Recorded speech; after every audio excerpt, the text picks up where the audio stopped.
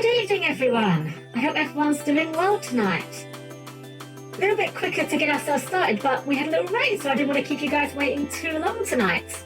Joe Schmo, thank you for bringing your community over. I really appreciate it.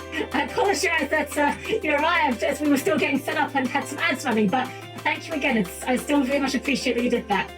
Hello again, of course, to Chris and Luminous and to Yomi and anyone else that might be lurking there tonight. I hope everyone's doing well tonight. I'm doing pretty good myself. I am slightly nervous. I've been doing homework for this game. I wanted to come into this game. Decline, how long will you be streaming? Because I'm going to a meeting soon and I really don't want to miss your stream. I'll probably go for a while. I never like to put an exact time on things, but usually probably, I would imagine probably at least 3 hours. That's normally what we go for, probably even a bit longer.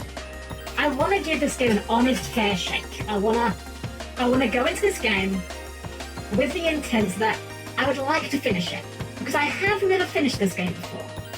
My last memories of this game were amazing, I'll be real. But I've heard some things about the Pixel Remaster that make it a little bit more playable, so hopefully we can do alright with it. I'll try my best to be there in the end, no problem. I'm going to be able to watch all of Alien Director's Cut. Ooh, very nice, awesome. I watched a couple of the Alien films. I have seen, what ones are they? I've seen Alien 2, 3 and Resurrection. They're okay, I didn't mind them. I said the other day that I'm not really big into horror. I don't really count Alien as horror for some reason. And I don't know why. I mean, it's got all the trappings of horror. You've got big scary monsters, and it's very dark and very spooky, and I don't know. Did I see a thing I posted this one? I'm not sure, Declan. I'll take a look at it. Have you pinged me again on it? Because I may have... Oh, wait, no, I know. You're talking about your deck list, right? I did see, yeah. I didn't get a close look at it, admittedly, but I'll take a look at it a bit closer later. I'm happy that you got a list for yourself, though. Charms definitely can be a pretty surprising strategy for people, so you might get some people off guard with that. But yeah, I'm going to be looking forward to give this a try. I've done my homework, and the bizarre thing about this game, from what my homework has taught me, is that every version of this game has different mechanics. There's some things that are similar, but some things are missing from some versions of the game, and some things are present in others, and I don't quite know exactly what every change is, but I'm going to be doing my best. I have a guilty pleasure for monster movies and cheesy horror. Well, I know that from your icon, Chris, yeah. I like cheesy horror. I can deal with cheesy horror. What kind of things? Well, I'll be going with that when we get into the game itself, because, oh boy, this game has a lot more mechanics going on with it than FF1 does, that's for sure. Or perhaps it's more accurate to say that I understand the mechanics of this one a lot more than I understood the mechanics in FF1. FF1 was fairly straightforward, but this one there's a lot more information you're given that you have to apply to really be successful. At least that's the impression that I get. It also seems like it might be possible to kind of inadvertently screw yourself in certain ways, depending on the version of the game you're playing, so it's gonna be a challenge. I know that FF2 is definitely seen as one of the black sheeps of the franchise, and I'm not immune to that opinion. I've definitely been among the people that have been saying FF2 is one of the bad ones. But the last time I played this game was probably... Oh goodness, how long ago was it now? Maybe 13 years ago? Maybe even more? A very long time, suffice it to say. My last time I played this was on the Game Boy version, the Game Boy Advance version, I should say. And I actually don't know how far I got in the game. I played it for what felt like quite a while, but the game was also very slow, so it might not have actually been that far in terms of actually making progress, for all I know. So we're gonna give it our best try. We're gonna go into this thinking, we're gonna pretend that we don't know anything about the game. We're gonna pretend Fantasy II, yeah, it's on the Game Boy Advance. So there's 4 major parts of this game that I know of. There is the original, which is the Famicom version, that was never released in English, though there are various English patches you can find for it. That one has, from what I've been able to tell, the hardest to deal with mechanics. There's a lot of things to account for in that version of the game. Then there is the Dawn of Souls version, which is the PlayStation 1 and the Game Boy Advance version. I believe they're basically the exact same version. Maybe there's some differences I'm not aware of, but I believe they're pretty much based on each other.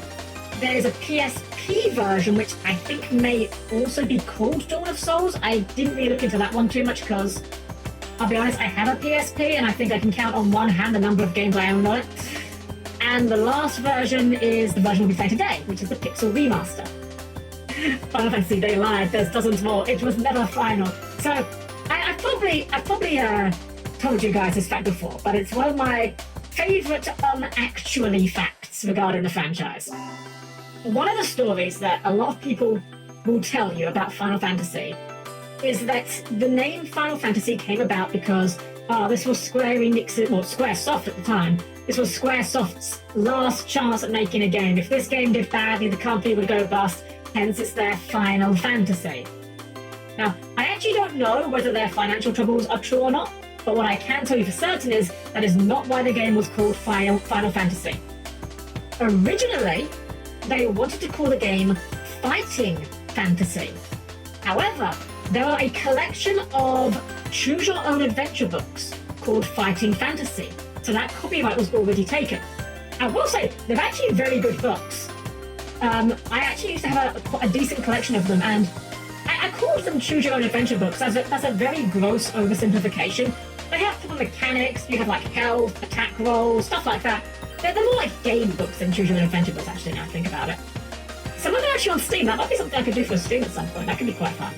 But regardless, Fighting Fantasy was already taken. The copyright was already taken.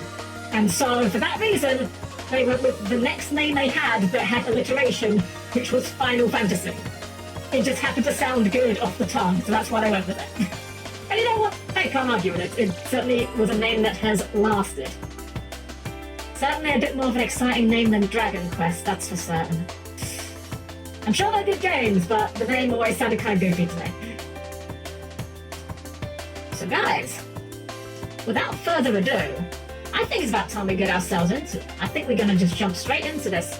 This game has a little bit more story than Final Fantasy I, which isn't really saying much. Final Fantasy I had basically no story to speak of. So there might be cutscenes in this version of the game. I'm actually not sure. I haven't looked into this specific version in terms of how it looks, how it feels. I just did a bit of homework on the mechanics so I knew what to be aware of.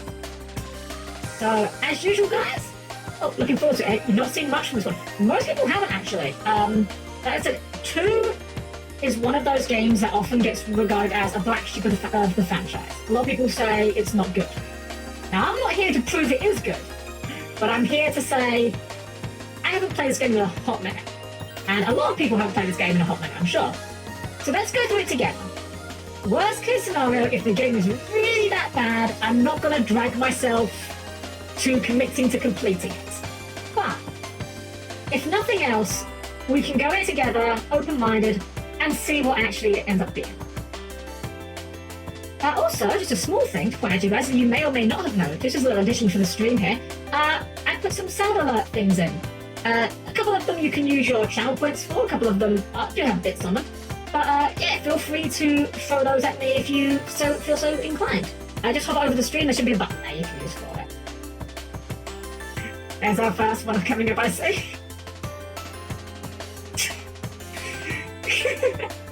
I just realised actually, I think I forgot to put the...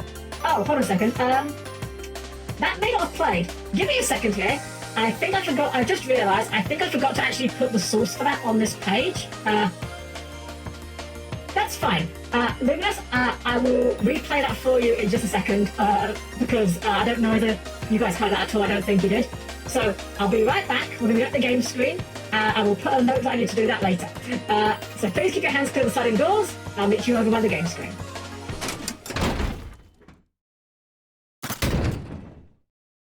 Okay, and... Oh, wait, hold on. Why is it not showing the game? Hold on. I thought I'd set this.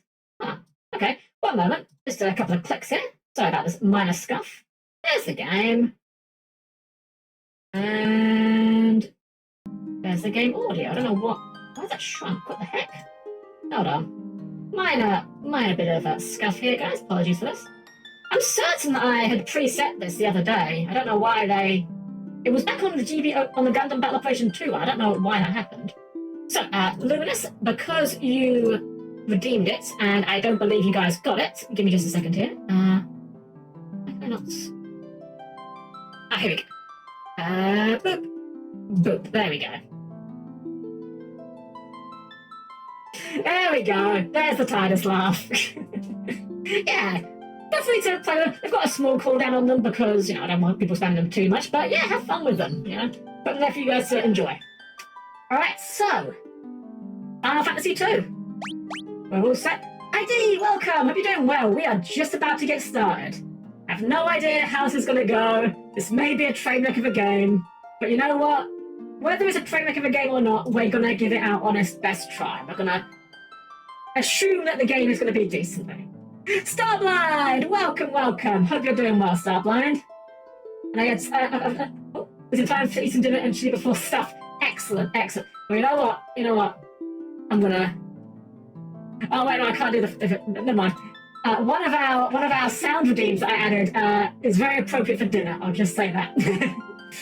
Alrighty, so guys, we're gonna jump in. This game does allow you to name the characters, but I'm actually gonna keep them unnamed.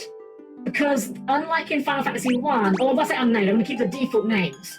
Because unlike Final Fantasy 1, in this game they actually do have something kind of resembling personality, I guess you could say that.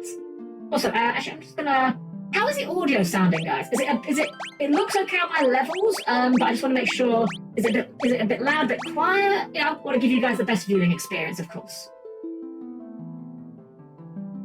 Audio seems decent so far. Excellent. Excellent. Yeah, if it gets a bit louder once we get into the game, do let me know, of course. As I said, some of my settings seem to have got a bit reverted at some point, so I'm a bit concerned about that, but hopefully we'll be okay. Audio's gone. Alright then, well, with that said, let us jump into it with Firion, Maria, Guy, and Leon. Long-lived peace. Oh, now we're getting proper cutscenes this time. Is at an end.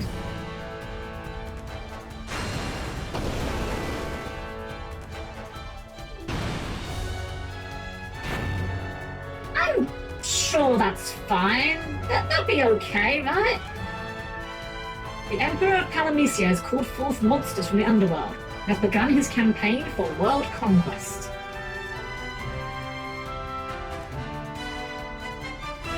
A rebel army arose in the Kingdom of Flynn to thwart the Emperor's plans. That was a very quick one. But the rebel's castle fell to an all-out assault by the Empire.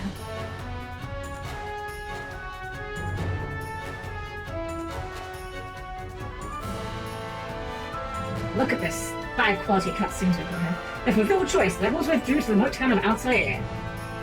I'm assuming it's Altair. Altair? Whatever. Hi Axel, hope you're doing well today. All of you from Flynn also found themselves fleeing. They had lost their parents at the hands of the Empire. But their escape wasn't over. These are some lightning fast subtitles, even that one was distracting. Oh hey! Right in the start of the game, we get a battle. Got 4 Black Knights, wow. How hard can this be? It's the first fight of the game, right? We'll just all attack. This should be pretty easy, right? Oh. Oh. Oh. Oh. Oh shoot, this game's really hard, guys. Wow. No, of course. This is... It would... You know what? Of course, Final Fantasy... No... Well, JRPG genre in general, known for its supposed-to-lose fights. We only got as far as Final Fantasy II. We only got as far as Final Fantasy II before we got our first supposed-to-lose fight. He will. I sense a strong life force within him. He should regain consciousness soon. We found them like this on escape from Fynn, fallen from terrible wounds. By the time we brought them over here, I feared it was already too late. His life is not in danger. His sigil will strengthen his life force. We should let him rest now. Of course. We'd best be off to the meeting. I imagine they're already waiting for us. If the Empire is allowed to complete the dreadnought they're building in Bafsk, their attack will begin in earnest. We cannot sit idly by and watch. We must act. Oh had more story in this one cutscene than the entire FF1. And it's kind of neat seeing the progression, you know, seeing things like the characters move about. It's kind of the closest you could have to acting back when these games were first made. Obviously, this version's a lot more polished than the NES version, but where am I? Leon! Maria! Guy! Where are you? Yeah, maybe I'm not actually silent protagonist. Leon, you're alive! I thought you'd... Might just be me, but I did not hear that sound. Oh, hold on a second then. Hold on. You didn't hear it? That's interesting. Why would you have not heard that? Did anyone else not hear the sound? Hold on. I want to make sure things are working properly. Let me redeem another one.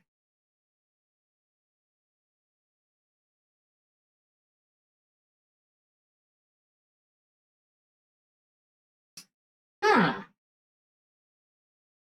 Did you guys hear that one? Ah, hold on. Why is that the case?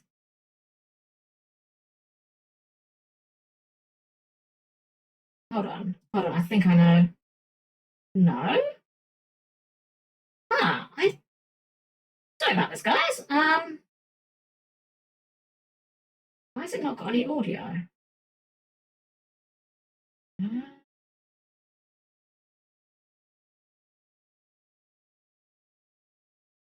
I'm hearing it on my end. That's the weird thing. Sorry about all this. Trying to figure out why it's not making any noise.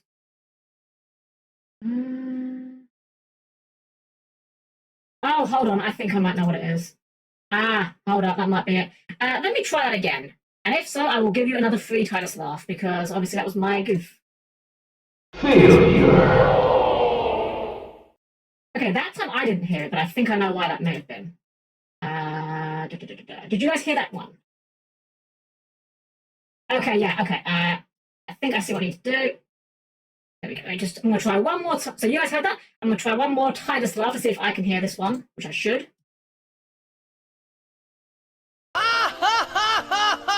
Alright, you guys should have heard that one, yeah?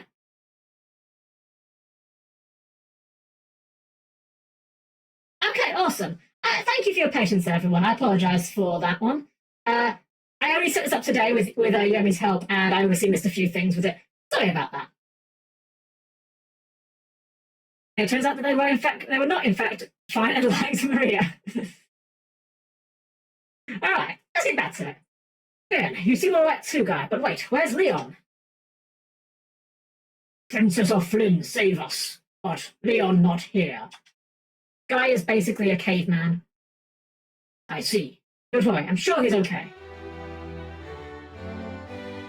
I will say, this game does not have much good music, but this theme playing now, I do like this theme. It's only like a very short theme, but it's good. So you've regained your strength. Very good. Your life force is strong indeed. It was you who saved us, wasn't it? Thank you. Forgive me, Your Highness, but there's something I must ask of you. Please, let us join the rebel army. I could never allow such a thing. You know nothing of battle. You would only be throwing your lives away. You should return to your homes. But we have no homes. Not anymore. The Imperials attacked, and our parents... I'm truly sorry, but that changes nothing. I cannot permit you to join our army. If you've nowhere else to go, you're welcome to stay here in Altair. If you know our password, you should be able to live here well enough. The password is Wild Rose. Remember it well. So this is one of the systems that this game, and only this game, has. The password system. You can learn certain key terms from NPCs and say them to other NPCs in order to get reactions. Neat idea in theory. Unfortunately, in practice, this is going to later devolve into just lots of say every word until you find the one they want to hear. But we will learn Wild Rose and then repeat it back to her. See what she says. The Wild Rose is the insignia of the Kingdom of Fynn. It represents our hope for a flourishing future of strength and beauty. But what will become of Fynn now? I've heard the Empire's captors suffer there in confinement even as we speak. Maria, your brother Leon is missing, is he not? It's possible he's being held in Fynn as well. But Fynn is far too dangerous to travel to now. The Emperor's beasts still stalk the streets. Gaining entrance to the city will not be easy. The man of my right is Minwo. The White Wizard who tended your wounds.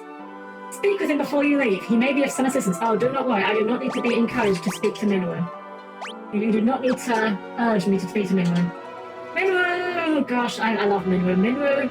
Alright, we're going to see more of Minwu later. I will gush about him then. I see your destiny clearly. The future it holds seems closely entwined with my own. Oh, I wish it was closely entwined with yours. Nothing. You begin by journeying to Finn. That is the first step towards realizing your fate. So, you're gonna love the princess here saying to us, yeah, you guys, you can't join our army. You definitely aren't allowed to join our army. But you know your brother, who you really want to find? Wouldn't it be, he's being held somewhere. You should probably go and, but not go there though. Is the music a bit loud or is it just me? I appreciate you saying that, Leon. Let me have a, I can turn things down a little bit. Let's turn this down. Yeah, this actually seems quite high. So I'll turn this down to about 50 or so. And let's turn the sound down. Oh wait, hold on. Oh, that's master volume. Oh, actually that's probably good enough then. Yeah, that should be doing it. Hello, Jazzy. Hope you're doing well today. Decline. I play the old fantasy games because I prefer the old turn-based battle system. Exactly. Zordon, I'm doing great. I hope you're as well. We are just getting ourselves started here. We have just been told that we're not allowed to join the Rebel Army. And we were also just told that our friend Maria, her brother, is probably being held in Finn. So we're being told, don't go there, basically.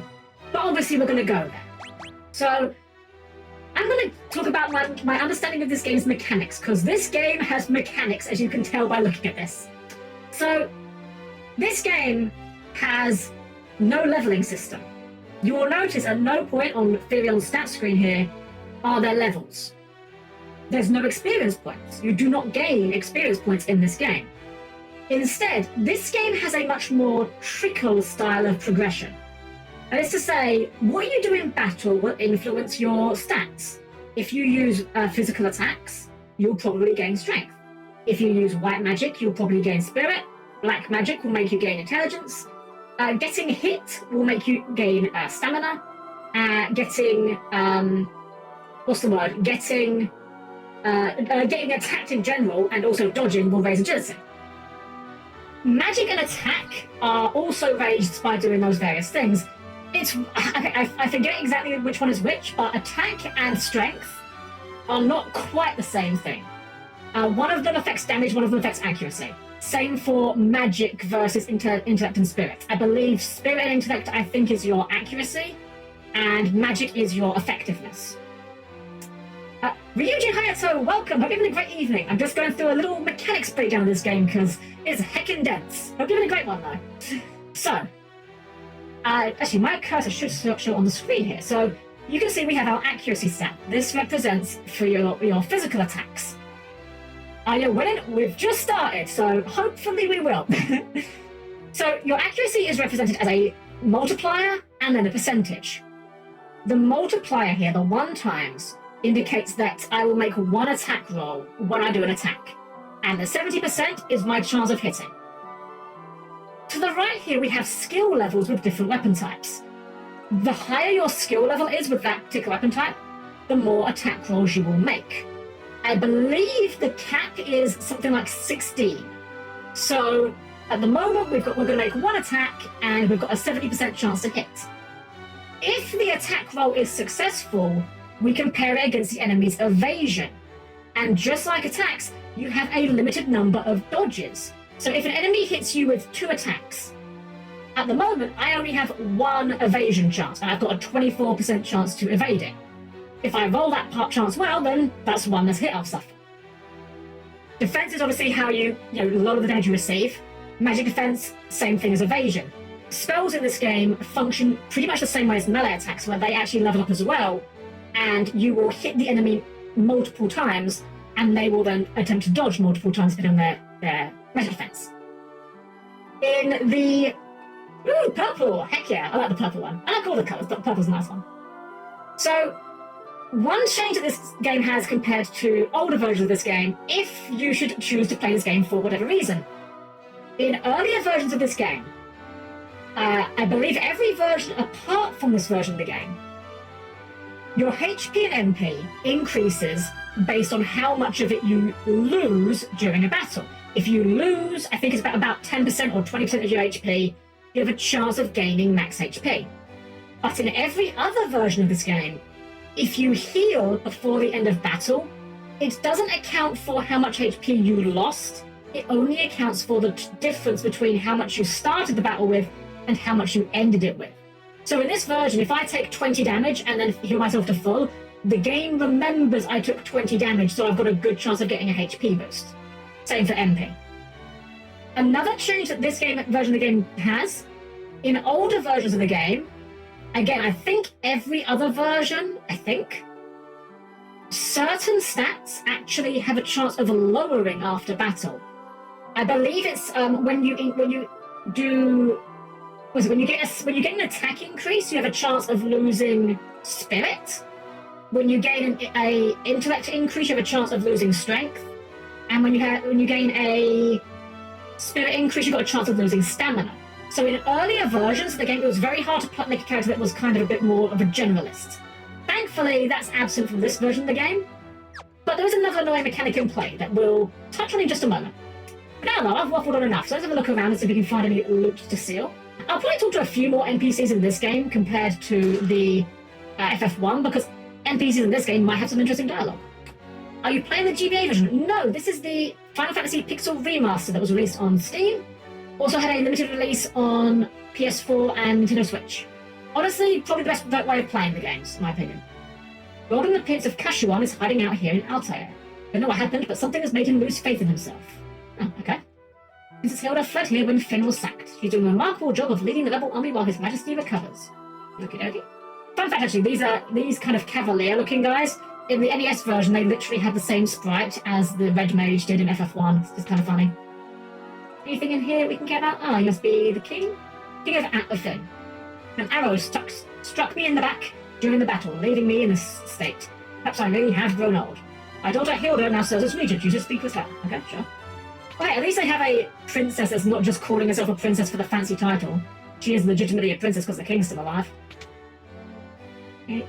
Is this good? Oh, okay. No one here. This looks conspicuous. Okay, no, can't interact with that. Just a green book for no reason. Alright, so I have done some homework on this game, as I said, guys, to try to prepare myself for going into this with the best mindset. And I watched the start of a Let's Play, and it helped me get an idea for how I'm going to try and build the characters. Because if we look at their stats, they're not all built the same. Firion here is an all-rounder. Maria starts with low strength and stamina, but high intellect and spirit, and agility rather. And Guy starts with high strength and stamina. So we're going to be making Guy into our main fighter, Maria into our black mage, and Firion into our kind of, I don't want to call him a white mage, but kind of our cleric. We're going to be going for a sort of hybrid attack, but also healer build. In terms of armor, so this is one of the mechanics of this game does absolutely nothing to explain to you. In this game, armor has spell failure. If you're familiar with old, I don't know if Dungeons & Dragons 5th edition does this, but in 3.5 and Pathfinder, arcane spellcasters have what's known as arcane spell failure. If they're wearing heavy armor, their spells may fail. This game has that. In this version of the game, every piece of equipment has a level of spell failure to it. And the way that that manifests is it lowers your effective intelligence and mind if you have them equipped. So that means putting shields on a caster is going to make them significantly worse at casting. Every single bit of gear has this spell failure to some degree. But some are better than others. This also counts for your weapons. Weapons also have spell failure. Oh, bye 19, you take care with your meeting you said to go to. So, with that in mind, in this game, from what I've gathered, defense is bad, evasion is good. So, I'm not actually too worried about the armor. I am worried about shields. I'm actually going to buy a first shield, and we're going to put shields on every character. Because, unless this has changed in this version of the game, we can unequip weapons and armor mid-battle. So if we need to cast a spell, we can just unequip the shield, cast a spell, and equip again next turn if we need it. We're going to be having Guy here, specialised in swords. There are a handful of different weapon types in this game, but they are definitely not all built equal. And for again, I've done limited research. I'm trying not to completely spoil the game for myself, but I also wanted to make sure I wasn't screwing myself with it. From my limited understanding, swords are pretty good through the whole game. We're going to be putting a javelin onto Firion, and we're going to be having Maria using staves. Because staves have significantly lower magic check penalty compared to everything else. And it actually raises our evasion slightly, which that's great. Put the javelin onto Firion, so we're not doing too badly now. Gotta say, you're really great at explaining the mechanics in a way it's easy to understand. Thank you! I definitely had some good sources to follow from. I'm gonna give a shout out to a YouTuber that I followed for years, and I used his video as a reference to help me understand the start of this game. A YouTuber by the name of H.C. Bailey. He's been doing Let's Plays for many, many years, and he has done, I think, every single mainline Final Fantasy game apart from the MMOs. And his Let's Play helped me get a good idea of how to start and how to build. Just like older fantasy games, we have the magic shop, but here the magic is a bit different. Rather than just learning spells, we can buy books, and you can use the books in battle to use a higher level version of the spell as a one-time thing. We're going to just buy a single fire tome for now, and we're going to use that to teach it to Maria, since she's going to be our black mage. So we're going to go out and we're going to do just a little bit of fighting first, just a little bit of tiny bit of grinding, also to help me refamiliarize myself with this particular version of the game. I say refamiliarize. I've actually never played this version of the game. I loaded this game up for the first time a couple of days ago just to make sure everything was working fine, and to install the Pixel font mod because the original font for this game is awful. But I've never actually played this version of the game, so we're just going to wander around a bit and see how long it takes to get our first random encounter. Also, world map in the top right there. That's an interesting looking world map. I wonder what that tiny little island in the south is. That's probably not important. Alright, first encounter, and it's a single goblin. Alright, well, this won't take long. So, magic in this game levels up as you use it. The magic MP cost is equal to the spell's level. Fire is level 1, so it will cost 1 MP. We're just going to kind of go ham. Actually, I want to test one thing. Okay, this game does let you unequip. Does that use my turn? Let me check that. Okay, yeah, so I can unequip my items mid-battle, and that can be used in order to improve my chances of spells. So I'm actually going to unequip my stuff from Maria right now because I want to have her use her fire. I'd like to get her fire to level 2 as soon as I can. Of course, everything here is made of absolute tissue paper. But you can see now, Guy has gained some levels of experience in sword and shield. There is a hidden mechanic in this game, which is enemies have a rank. And the rank is, I don't believe... Okay, yeah, so items do not re-equip between battles. Good to know. Yeah, the rank is never made public to you. It's a hidden information.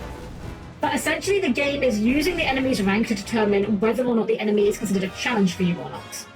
If you're fighting enemies that are significantly lower ranked than you, then you are not going to get experience from them. I say experience, you know, magic experience or weapon experience. And here you can see, this is how our progression works in this game. We cast a spell, we gain some intellect, we gain some magic, we gain some MP. Big stat boosts. This is going to show how the characters will be fit into their roles quite easily. And thankfully, unlike the other versions of this game, we have no risk of losing stats either. Meaning that we can build into things, but still have the flexibility to go attacking if we want to with Maria without risking her stats. There we go, we've got some levels up, so. Joe, welcome back. We're just getting started. I'm going through a little mechanics spiel. And we're just doing a little bit of early grinding just to get ourselves off the bat. Very nice to get an MP boost twice like that. That's huge. So yeah, we're just going to get ourselves... I'd like to try and get Maria's fire to level 2 before we go anywhere. And I'd like to get Firion a cure tome before we go anywhere. Unfortunately, I think every enemy here is like... I think they are about 8 HP or something. So they all die very quickly. Cooler Soup, my favourite game. Last Fiction 2 Electric Boogaloo. Welcome, welcome. Hope you're having a great evening. Oh, here's another hidden mechanic this game has. It's not apparent from this formation. This game has rows. like every fantasy game that has a front and back row, you can be in the front or the back row. The enemies also have rows. In this game, you are only able to melee attack the enemies in the first 2 rows. Any enemies behind them, you can only hit with spells or magic. There we go. Look, amazingly, just having level 2. Okay, you guys may have seen that. We got like nothing for our. We got no sword experience there. Those enemies, or spear experience, Ethereum. Those enemies are too weak for us to benefit from. I do want to get 5 to level 2 then before we go. Oh, I should. Yeah, no, I think okay, Maria is in the back row. So yeah, just standard stuff so far. Nothing too exciting. This game does have the, I believe, the auto retarget from the other Pixel Remaster as well, which is quite nice. 1 or 2 more of those should probably do us. Actually, can we do? Yeah, a couple more of those. Actually, how's the? Yeah, we'll buy the cure time after we're heading up. I have one very important question for you. Go ahead, Kula. More happy to answer any questions you may have.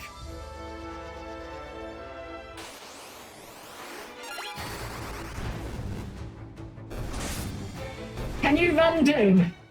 I can run Doom. Not on my model, but I can run Doom. I made a silly tweet about that actually, and it kind of was one of my most blowing up tweets. It caught me off guard. We'll actually just have everyone else guard so that we can just make sure that Maria gets the kill. So we can work on that fire. Lots of things can run. Anything can run. There we go. We got our level 2 on fire. Awesome. Okay. So another interesting quirk this game has is how the inns in this game work. The cost of an inn is based on how much HP and MP you're actually missing. Oh, thank you, Yo. Yeah, there's the 3 in question. Yeah. Thank you. Yeah, so depending on how much HP and MP you're missing, the inn will cost more or less gold to use. Which, it's not a good thing, it's not a bad thing, it's just a thing this game does. But now we've got some more money, we're going to buy a cure tome. I'm not too worried about getting other elemental tomes for Maria right this second. I could. Actually, you know what? Screw it. What else am I going to use these on? Is my on? Yeah, we'll get a Thunder, why not? We'll teach Filion Cure, and we'll teach Maria Thunder. Now, I believe that in this game, you actually have to kind of effectively roll to hit with your spells. Like your Cure spell here. Again, the more levels of Cure you have, the more your healing will do. But you can actually, I believe, I forget if you have to roll to hit or your allies actually roll to dodge it, but either way, there is some real jank to the magic in this, especially when it comes to the white magic. So, we have got our Cure spells. Now, again, this game's not doing a great job of teaching us where we need to go, but thankfully with my cursor, I can point where we're going to go. So we are here. We're going to work our way up. We're going to go around this little crescent island here. And this town here, this is where we're heading next. I remember a little bit at the start of this game, but my knowledge will definitely start falling apart very shortly. Right, more goblins, and you know what? We've got so much MP now, we can start using some thunder to work on that. Oh, I should probably have to figure out use Cure, that's fine. Yeah, because he's not going to be getting anything out of the spear use at this point, because they're so weak. Cosmic Key at least, that's nice. Every enemy in this game, I think, has like 8 drops as well, and they don't pull the gil when you get gil drops, so that's why there's like 8 gil. Thank you! Oh, cool, thank you for the follow as well! We're having a great evening tonight. Alright, yes, let's have Furion go for Cure, and we can actually go ahead and, what's the word? You can area cast in this game. I forget exactly how it impacts it, but it does make your magic less accurate. I forget what the exact multiplier is, but... Okay, go before we get a Cure. I'm curious, actually. Does casting Cure outside of battle count towards leveling up? Let's find out. Oh, it does! Oh, that's nice. There's one other thing about the whole, what's the word? Oh, ID! ID, thank you for your subscribe! Thank you, I really appreciate that. That seems like my alerts aren't making sound now. Hold on. Hold on. Did you guys hear the sound when ID subscribed? Because I didn't on my end, but I'm not sure if that's just because it's a bit quiet.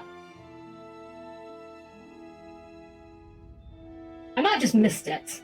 I'll pay attention if we get another one. Yeah, let me see it. That's audio properly. It's on monitor and output, so it should be coming out.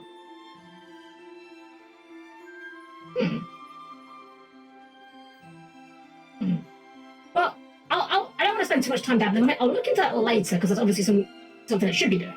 But thank you for subscribing. I really do appreciate it. So yeah, with what I was saying with casting outside of battle, the penalty to your intelligence or spirit stats that you get from heavy equipment only applies during combat. So outside of combat, your cure spell is guaranteed to hit at full effectiveness. Got a little step town here. This isn't really anything too significant, I believe. Village of Katreya. Then it's just over there across the lake. See, there's a little place we can stop and rest. We could buy some items here. I'm just gonna might as well rest up and spend 5 gil to recover the few MP we have spent. Why not?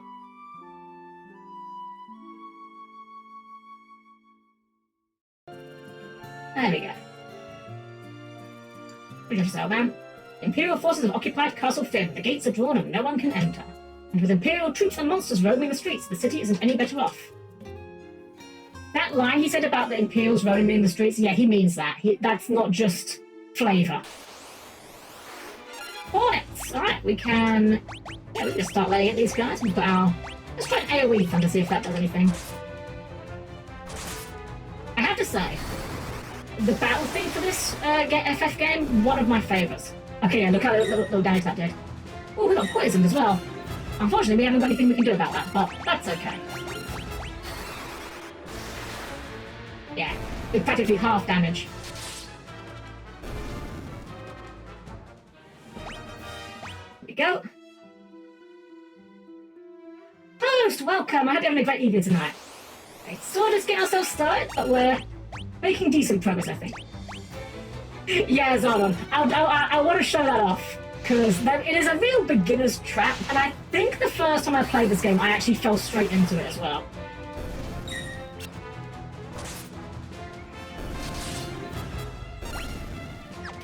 Let's cast Cure. If we can get some more Cure experience. What am I doing? Need to cast Thunder. Go and defend. So that we can get the other experience for it. Go. Very nice. So I'm going to be trying to make Maria into basically a dedicated caster for this run, I think. Goblin. Something Goblin D's nuts. What am I doing? I'm still in the FF1 mindset of just mashing A through the menus to attack. Okay, duty boost, nice. Alright, so here is the Imperial... Okay, I was going to say the Imperial occupied Finn, but Hornets wanted to jump scale us first. You know, it might be my recollection, but I remember the sprites for this enemy looking very different. I could be wrong, but I swear in the Game Boy Advance version, the Hornets were like standing on the ground. But they had a very weirdly humanoid physique. Could be wrong on that, that's my memory. We can't get into the castle. Actually, will they? Yeah. They're just, no, hard blocked off there. So I want to show this off, so I'm going to throw a quick save. I'm going to go into the town here. Oh, just as we've heard, the city is crawling with Imperial soldiers. You have to be careful. Make sure not to get too close. They mean that. And when they mean that... Well, first off, we have random encounters, including Hornets. Hi, Wyatt, I hope you're doing well. We're just getting ourselves into...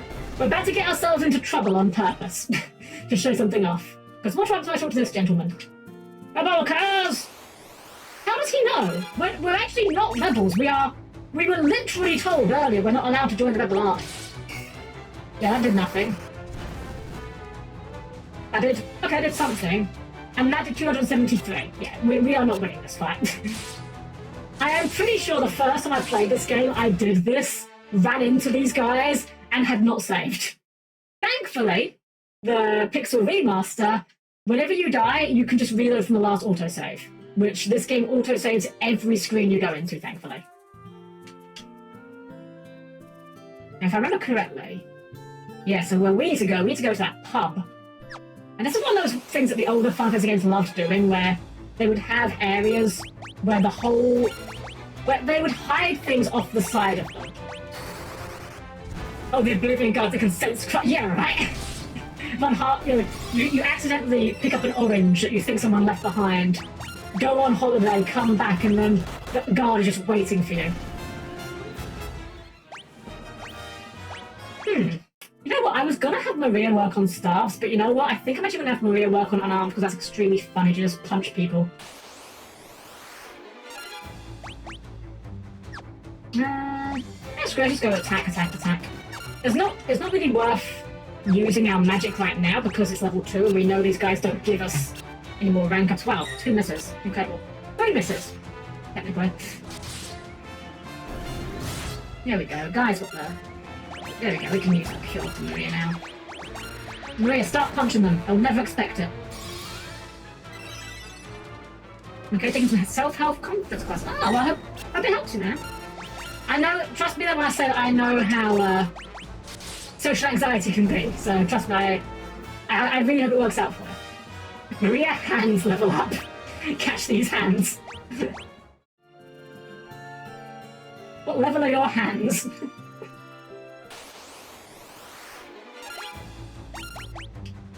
Right, so we actually were getting weapon XP from these guys, so they actually could goblins give us some. If I do, I'm gonna work on fire a bit more. Yeah, that's a lot of damage. He's doing tons of damage to these guys now.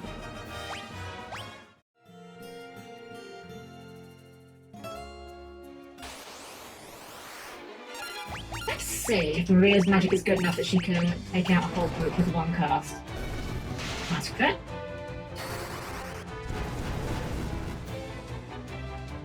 Oh yeah, there we go. There we go. Yeah, magic in this game, pretty good from what I understand. Alright, let's not talk to these guys. Because these guys will beat us up, but let's talk to this guy. Whoa, where do you think you're going? Customers aren't allowed behind the counter. These Imperials are as ill-bred as they come. Well, what if we say Wild Rose? Aha, you're with the rebels. You'll find there's a secret door in this wall. There's a wounded soldier back there. Go see if you can help him. What am I gonna do? I've had it with this place. You guys can take it from here. Don't let us down. He just left. This man just left. So this game loves its hidden passages, and I am gonna be real. I don't know where any of them are. I know there's lots of them in the dungeons, but I have no idea where any of them are. Why don't I just nick some potions from these chests? Are you going to turn me over to the Empire? At least have the decency to kill me first. I don't want them to take me alive. Ask Wild Rose. So you're rebel soldiers, are you? My name is Scott. I'm a Prince of... Oh my gosh. So just reading Scott, I'm just imagining it as Tom Scott. I am here in the rebel capital of Flynn. I'm going to get going well enough. I'm glad you enjoyed this one. Yeah, I did. Thank you for being here. I appreciate it, and thank you for your subscribe. I really appreciate it. You have yourself a great evening. Prince Scott, we were told you fell in battle. Thank goodness you're still alive. I am, but not for much longer. I'm afraid I must ask a favor of you. There's something you must tell my brother, Gordon. I'm sorry. I'm cracking up at this stupid thing I'm just thinking of right now. Scott's clearly on his last legs. Scott's going to be dying. But Gordon's alive! Maybe 2 of you get that reference, but I don't care. Tell him I know he has great strength. He must learn to have some more faith in himself. I also have a message for the kid. Scott the was!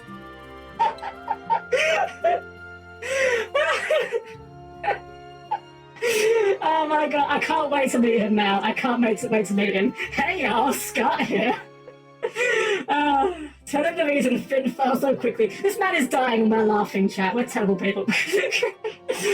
Atreus, welcome. Oh, we're just memeing this game already. Count Borgen betrayed us. He's been made a general in the Imperial Army. There's one more thing. Tell Hilda I love her. No, don't deliver that last message. The confessions of a dying man, they would only bring her pain.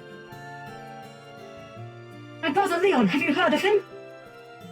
Maria, he's dying. Jeez, give him some space, jeez. I'm sorry, but I have not. I wish I could be of more help. Here, I wish to take my ring. I'm sure it will be of use. Maybe it's always talking, but I've grown extremely tired. Excuse me, I just need to rest, just for a little while.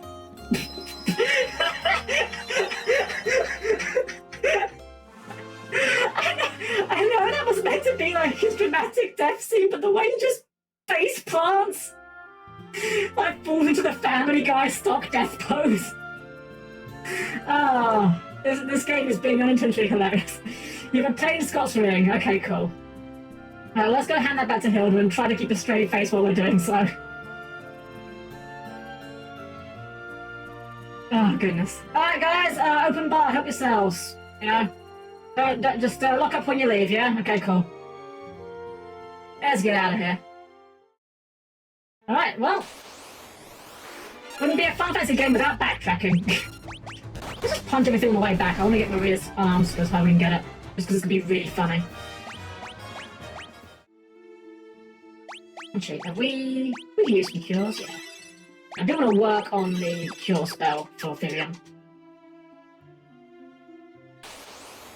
If we don't train the cure spell, we're going to need it later, and we're not going to be doing any healing at all with it, and then we'll be upset.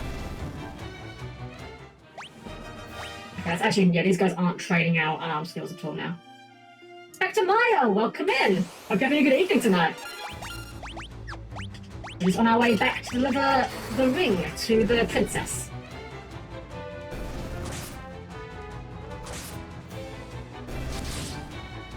There we go. Doing well, mate? Yeah, pretty well. Giving this game an honest, fair shake. I've not played it in a long time, and I want to see if it's as bad as I remember it being. So far, it's not doing too bad, but I will say, if I hadn't done some studying ahead of time, the mechanics of this game would definitely be a bit unintuitive, to say the least.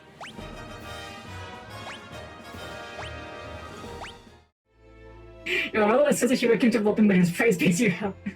I shouldn't have Gala as a sloth, especially since I didn't fill it in as I paid. Now I'm to struggle with it and pad out post-game. Oof. Well, you know, if you're having trouble, you could always bring about the darkest day. You know, for the sake of Galar's Pokedex, of course. I love to clown on that line, just it's... I can't believe someone wrote that line and someone else signed off on that line. I know Pokemon is a kid's game. I know that it's not exactly a game that's famous for its writing, but... You know, replace that with anything else, like, you know, I think it's about the time I start kicking puppies. For the sake of Galar's future, of course. It just doesn't work, you know? I'm just gonna stop by here, get a quick little top off on our HP and MP. Oops.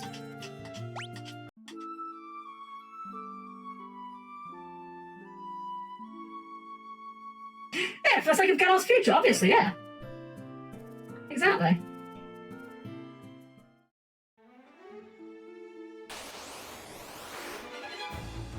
Question, Helm. Yes, what? What may I ask? What question do you have? I'm happy to answer.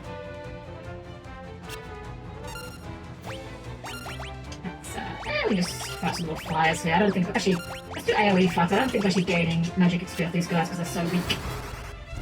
Pokemon Sword and Shield, I can't believe it's probably so irrelevant after they made Regieleki. I'm gonna be real. I don't mind Regieleki. I don't love it. I like it more than Regidrago.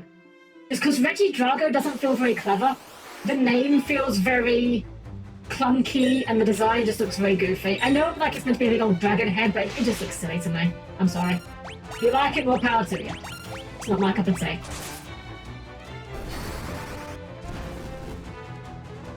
Destroy Galar from the ground up and build it into something better and grander like the Unova region or better. I love the Unova region.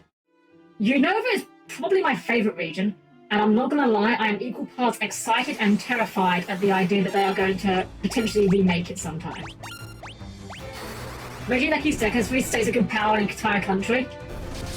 See, I would get mad about that being a plot hole, but I know for a fact that Pokedex entries are nonsense, because if we take Pokedex entries at their face value, Magcargo is about 3 times hotter than the surface of the sun. So it would just destroy everything around it. So I always take with a big handful of salt. So guys, we've made it back to the little town of Altair, but we're about to have an ad coming up very shortly. And obviously I'd rather us not interrupt the cutscenes with... Oh, is it... Oh, look, yeah. Is the little bit on your head hair or helmet? It's part of my head. I don't actually have a helmet on. This is my head. I'm a robot, so I don't have hair. Would you do any Pokemon playthroughs in the future? I'd certainly consider it. Guys, hate to rush, but we're about to get jump scared by the ad if I get distracted. So we'll take a little break. This is a good time if you want to get yourself a drink, snack. You all know the usual. Keep your hands clear of the closing doors. I'll be back with you all again very, very soon. And we'll hand the ring to Princess Hilda and see what she has to say about it. I'll be back with you guys shortly. Don't go anywhere.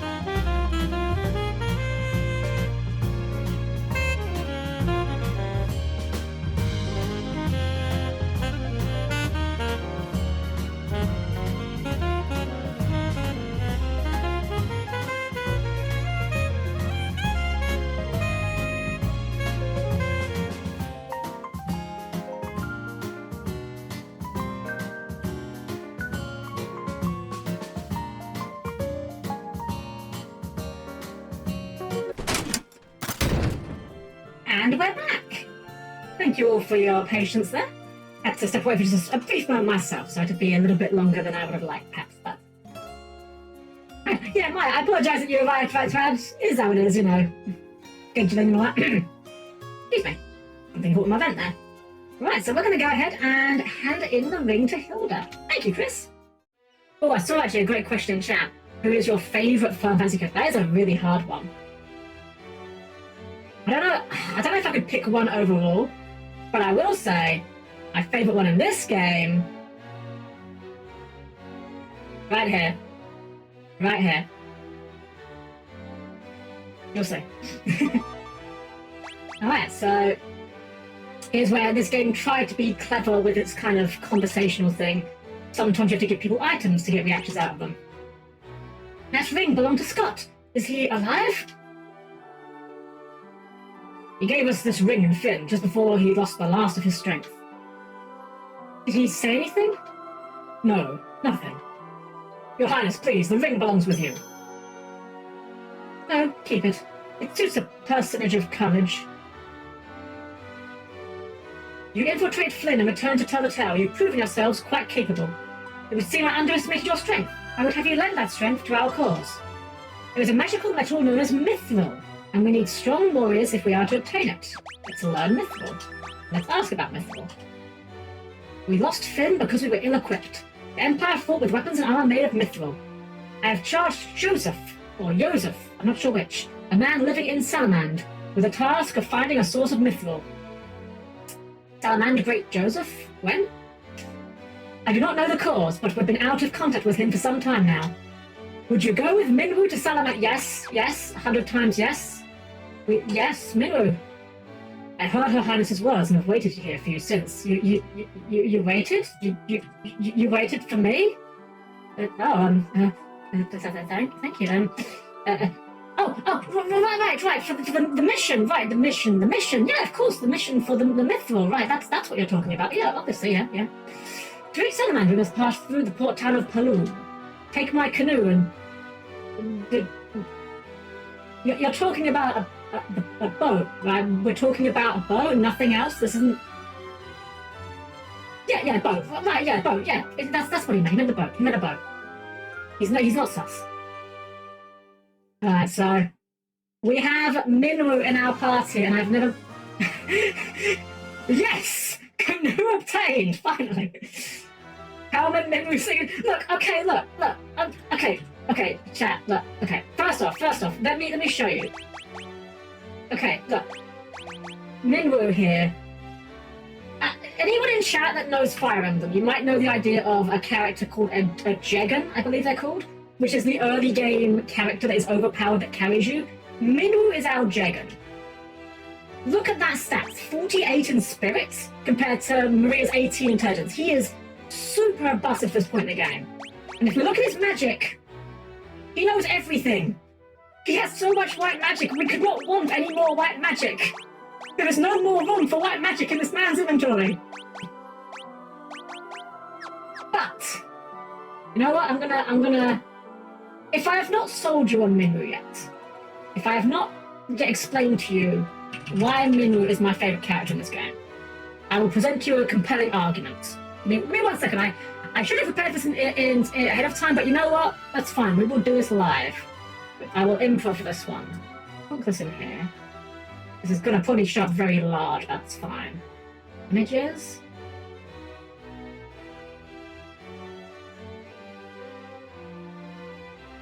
Hold on, chat. Hold on. I'm determined to sell you guys on Minwu. Okay. Look at him. Look at him. Just look at him. Look at those abs. Great cheese on those things. Also, I respect the heck out of the fact that Minwu here. He is the first white mage, canonical named white mage in the Final Fantasy franchise. This is the first specific individual in the franchise that we know as a white mage. And compare this to what white mages are nowadays, especially if you play Final Fantasy XIV. I like Final Fantasy XIV and I like the white mage class enough, but the white mage class in every other Final Fantasy game, pretty much going forward, has just become the girly girl healer class for girls. Minwoo, he ain't about that. He hasn't even got a weapon. He's just gonna punch you in the face. He doesn't need armor. His abs are his armor. He's an absolute king, and I adore him, and you can't take that away from me. So, that being said, Minwoo, yeah, he's gonna be doing pretty good for us. He's got a staff to begin with. And he actually has no weapon skills, which is kind of fine. I'm actually gonna give him a shield because that raises his evasion by a lot, and evasion is a lot better than defense. He's like if Charlie from Yu-Gi-Oh! Was a fun character but hotter. Exactly. And it's a crying shame that this game, because this game is the black sheep of the franchise, and because it's, you know, very old and very janky, it's a criminal thing that fewer people know about Minwoo. And even more of a criminal thing that no one's done gender bend Minwoo fan art. Or if they have, I haven't been able to find it yet. Anyways, the game has told us roughly where to go, or they hinted it. I do remember this part of the game at least. So where we're going to be going, which my cursor shows as well, I believe, need to go up over this river, and we're expected to go to this port where we can take a boat, but we can also just walk around here. So we're going to be doing that to try and get a bit more experience on the way around. Exo, welcome in. Hope you're doing well. You just missed me gushing about Minwoo, my husband. I mean, best right, mate. Exo coming in and sniping the first. You snooze, you lose. Alright, let's we'll just attack. We don't really need to do anything else with these. Yeah, no one else noticed. You got in there. Sneaky. Alright, there we go. So now we've got the canoe, we can go over the river. And unlike Final Fantasy I, in this game we can just canoe all day. In Final Fantasy I, the canoe encounters were actually some of the tougher ones in the game for the time when you got the canoe. In this game, there's just no canoe encounters. So we just have a little water park party here. I knew I didn't even look at channels. Ah, that's fair.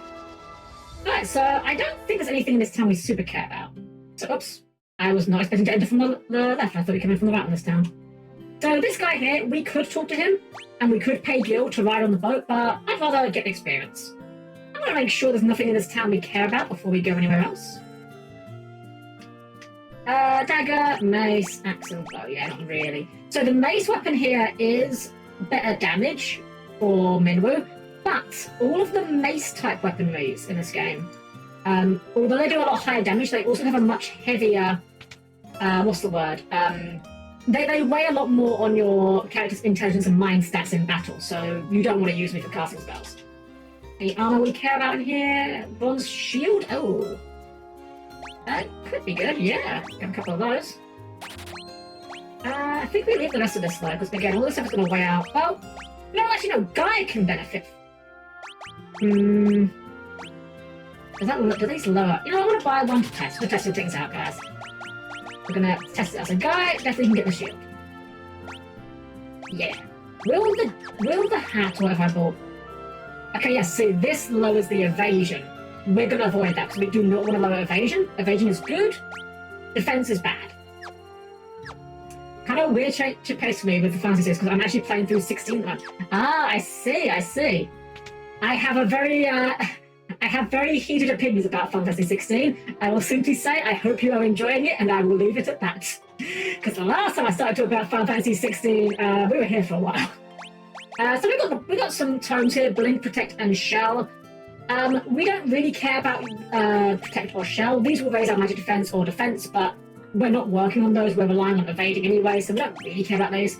Blink raises evasion. But my understanding is that it's kind of a win more kind of button where it doesn't really help us do anything we're not already doing better. So we're gonna do it on foot. We're gonna go around, enjoy the boss fights. Pace-wise, it's a bit all over the place. You're not wrong. I struggled to finish 16. But what I will say for 16 is it became a lot easier to finish when I started ignoring all the side quests apart from the ones that gave upgrades. Still didn't make me like the game, unfortunately, but it did make it more tolerable.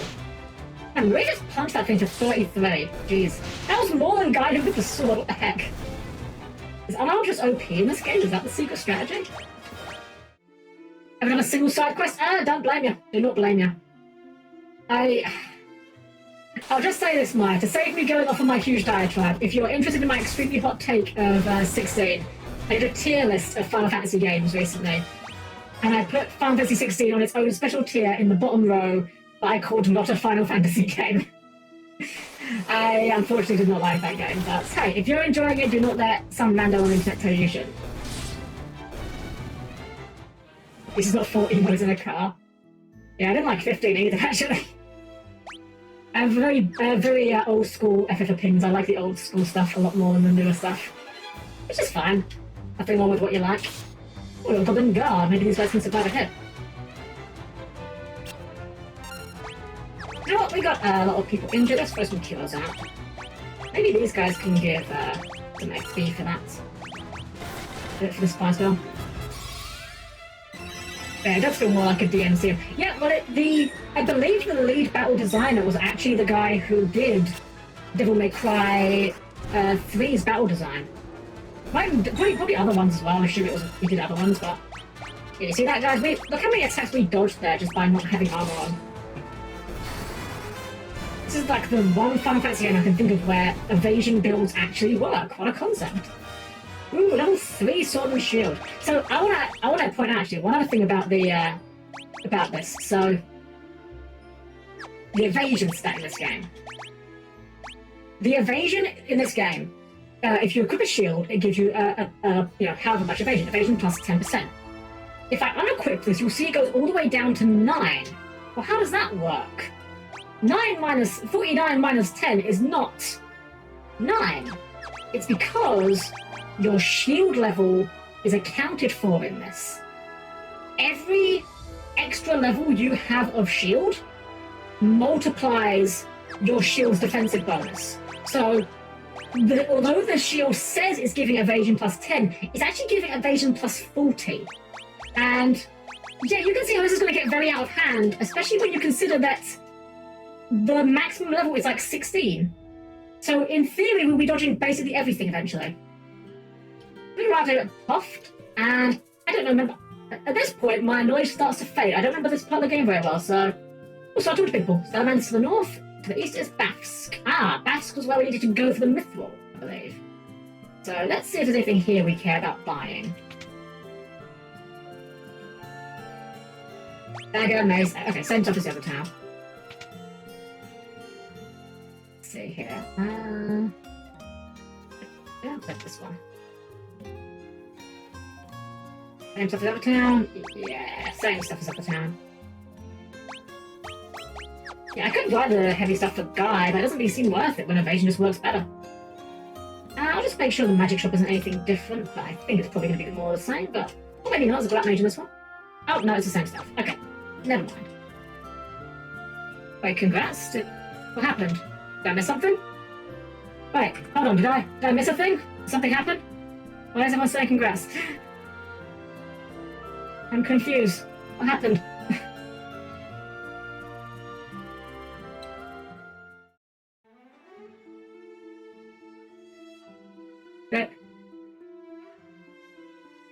Oh, dodging it! Oh, okay, that's fine. For a moment there, I thought something might have happened and my alerts were bugging out or something.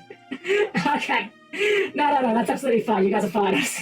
After the scuff earlier, I'm on extra alert for any potential scuff that may arise.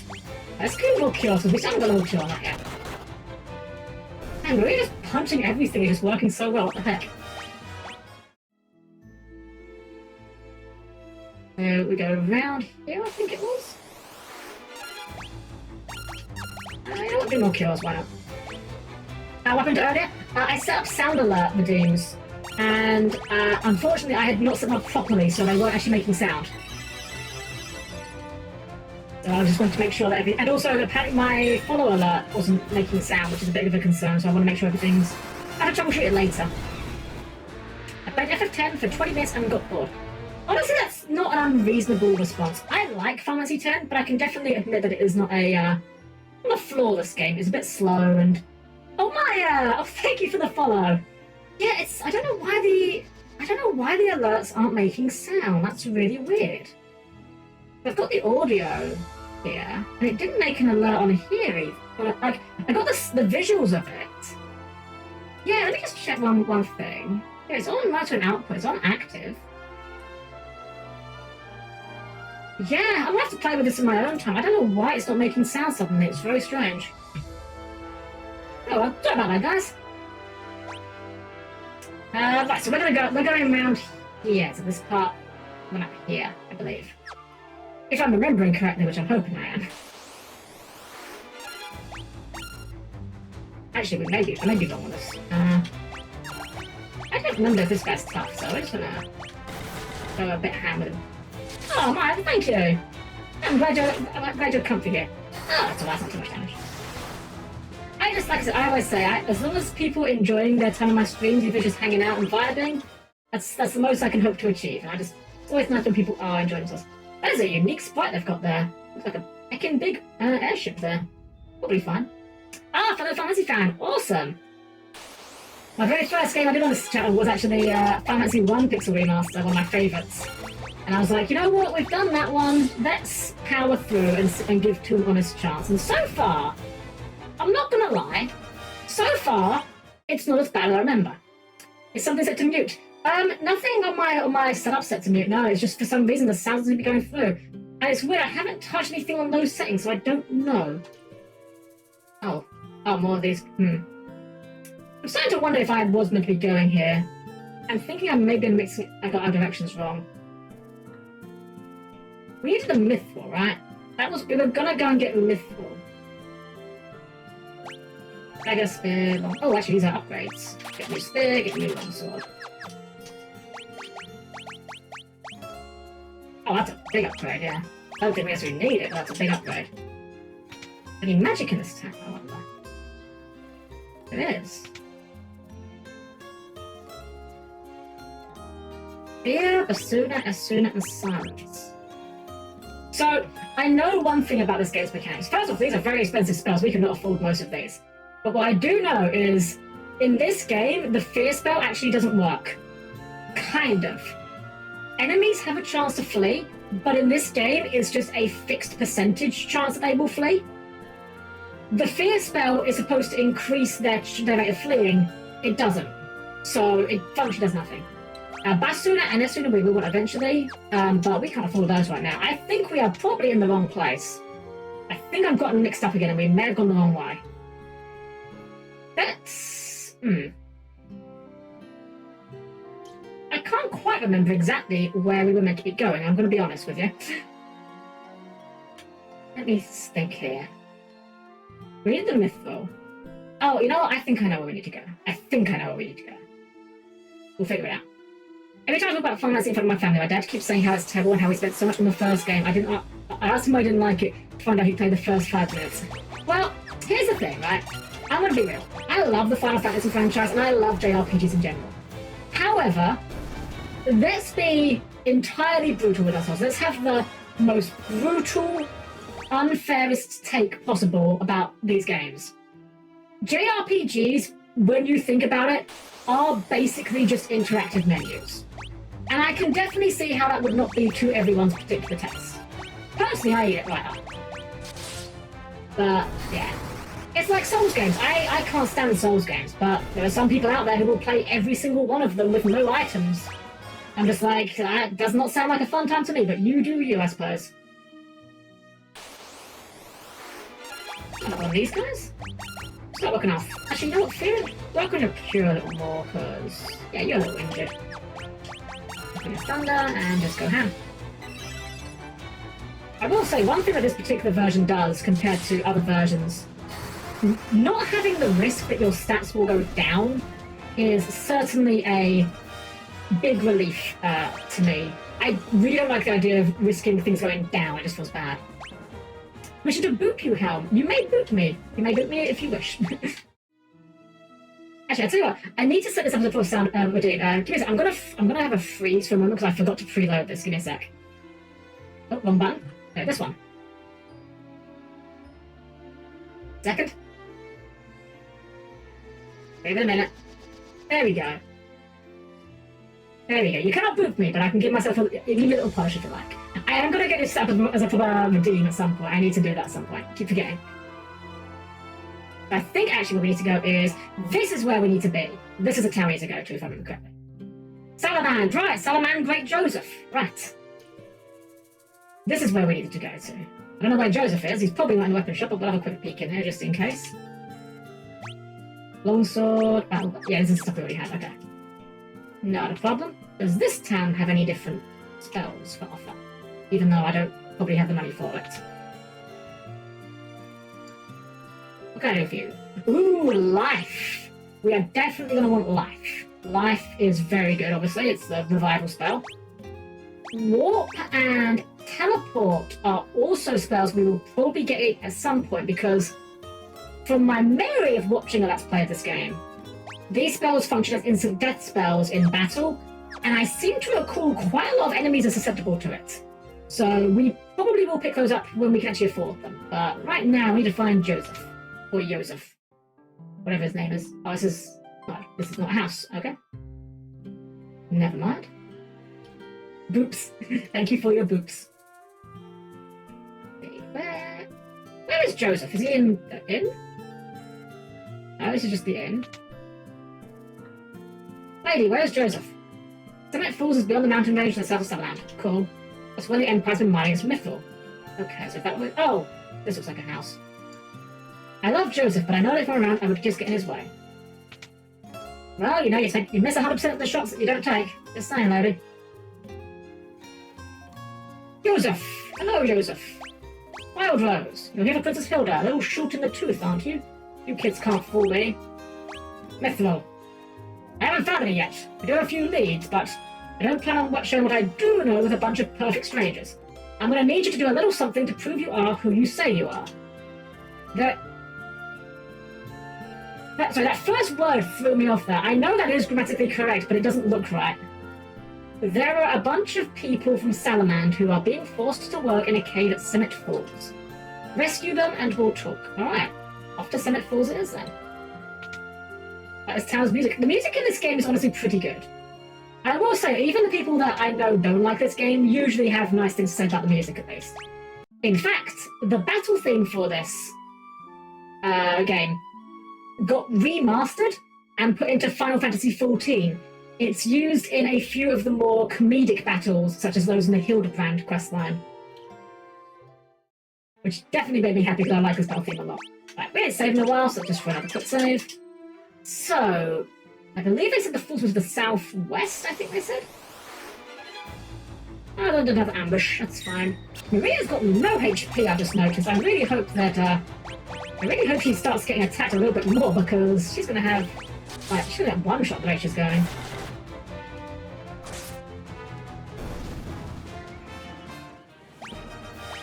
HP, more strength. Nice, nice, nice. I will say, although this leveling progression is weird because it's not objectively bad, but it's not as exciting to just get one bit of strength here or there, or, you know, one vitality here or there. It's less exciting than just being able to get a big level up. I probably haven't heard that battle theme since I'm currently stuck in the gold saucer. You're stuck in the gold saucer? How did you manage to get yourself stuck in the gold saucer? Or are you just kind of grinding for MGP at the moment? Hey, just my HP. Good, good, good. I think it's around... This isn't a pool, so... We can't go up the waterfall. Squint the map a little bit. Oh, I think I know it. Ah, grinding the million. Ooh, are you by any chance going for the Fenrir? That's a very nice mount. Agent Jet, thanks for the amazing stream. I hope you get some more. Joe, no problem. Thank you for being here. I hope you had a great time while you were here. You have a great evening. Thank you for bringing your community over. I really appreciate it. So, welcome to more Cure. Yeah, we don't want to let that fall behind too much.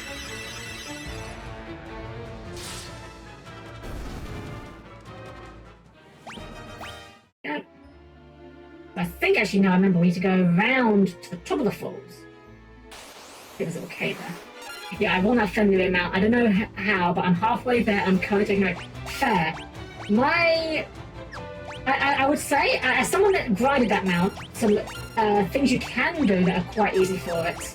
The fashion challenge, if you're able to do that every week, I believe that's worth like 40,000 or something. Also, it's not very exciting, admittedly, but if you go into the Lord of the Minion Hall and just do the tutorial 3 times every week, that's another like, I think it's like 15k or something just for doing that. Again, it's not that exciting, but the way you can do it. The way that you shouldn't do it is the way I did it. Because I've been playing 14 for quite a long time, and I was there when the gold saucer was first added to the game. And at the time, your options for earning MGP were, oh, anonymous gifter gifting a sub. Whoever you are, thank you so much. I really appreciate it. Whoever you are out there, hope you're having a great evening.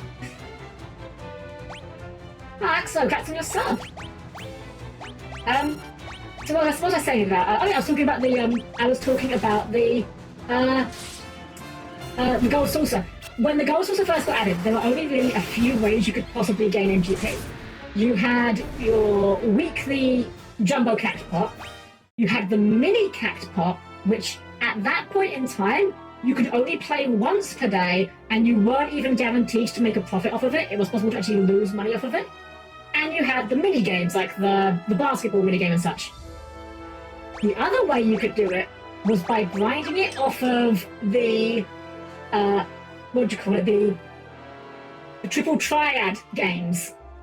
I stood and grinded for hours and hours and hours against one specific NPC in Mordona called the Indolent Imperial, just to get that mount. And I was happy with the mount. The grind was painful. Because if you I may pick up, you're gonna go for it. Heck of a game. It's very complicated, but it's rewarding once you learn it. Alright, so we're in our first real dungeon, and thanks to this version of the game, we can cheat tremendously to see where all the loot is. And so, don't feel bad for me, Maya. I brought it upon myself. At the time when I was playing, I was playing the game very hardcore. I still play the game, but I'm very casual about it these days. Sometimes play like 2 or 3 times a week, if even. And when I was playing very hardcore, I was obsessed with collecting mounts. Oh gosh, I remember the primals that have the horse drops, like Shiva and Ifrit and all that. I farmed every single one of those back in the day before undersized party was an option, and back before you could buy them with totems. And I remember grinding Shiva for absolutely ages. That one just did not want to drop for me. It was painful. I will say though, I can't complain too much because my very first clear for Ifrit Extreme, I got the Nightmare drop. And I rolled, like I won the drop. I was like, wow. We just got garlic, hello? Deals damage to the undead. Oh, that's really funny. Also this chest. 200 gil. Cool. All adds up. I'm not gonna lie, I don't know if it's because this version of the game has rebalanced things. I genuinely remember this game being a lot tougher than this. But then again, last time I played this I was a lot younger, a lot dumber, so maybe I just was a lot worse at video games at the time. Helm is definitely a great choice to show off Yu-Gi-Oh! Well, I don't know about a great choice of showing off Yu-Gi-Oh! I can show you how to play the game, but I can't teach you how to play the game well. I think if I was gonna give myself a title, it would be World's Okayest Yu-Gi-Oh! Player. Alright, level 3 Thunder. I should be doing tons of damage now. We can probably just go work on the unarmed strikes now, I'd imagine. Oh wait. That's a dead end. Let's try not to walk into dead ends on purpose. Silvio! Hello! How are you doing this evening? Hope you're doing well. We're working our way to get some mithril right now, and I'm not gonna lie. We're still early days, but so far I'm not disliking this game as much as I remember I did. I'm not gonna say I'm enjoying it as much as 1, but so far it's not been as bad as I thought it would be. Oh, these guys take too much damage, I see. Oh, you play as well, Maya, awesome! Yeah, I do, I've done a couple of Yu-Gi-Oh! Streams, I'm gonna be doing some more. Viewer duels I'm going to be doing later in the week, so if you would like to join for that, welcome to have you aboard. You know what, let's do some more curing. I'm going to keep that getting whoops.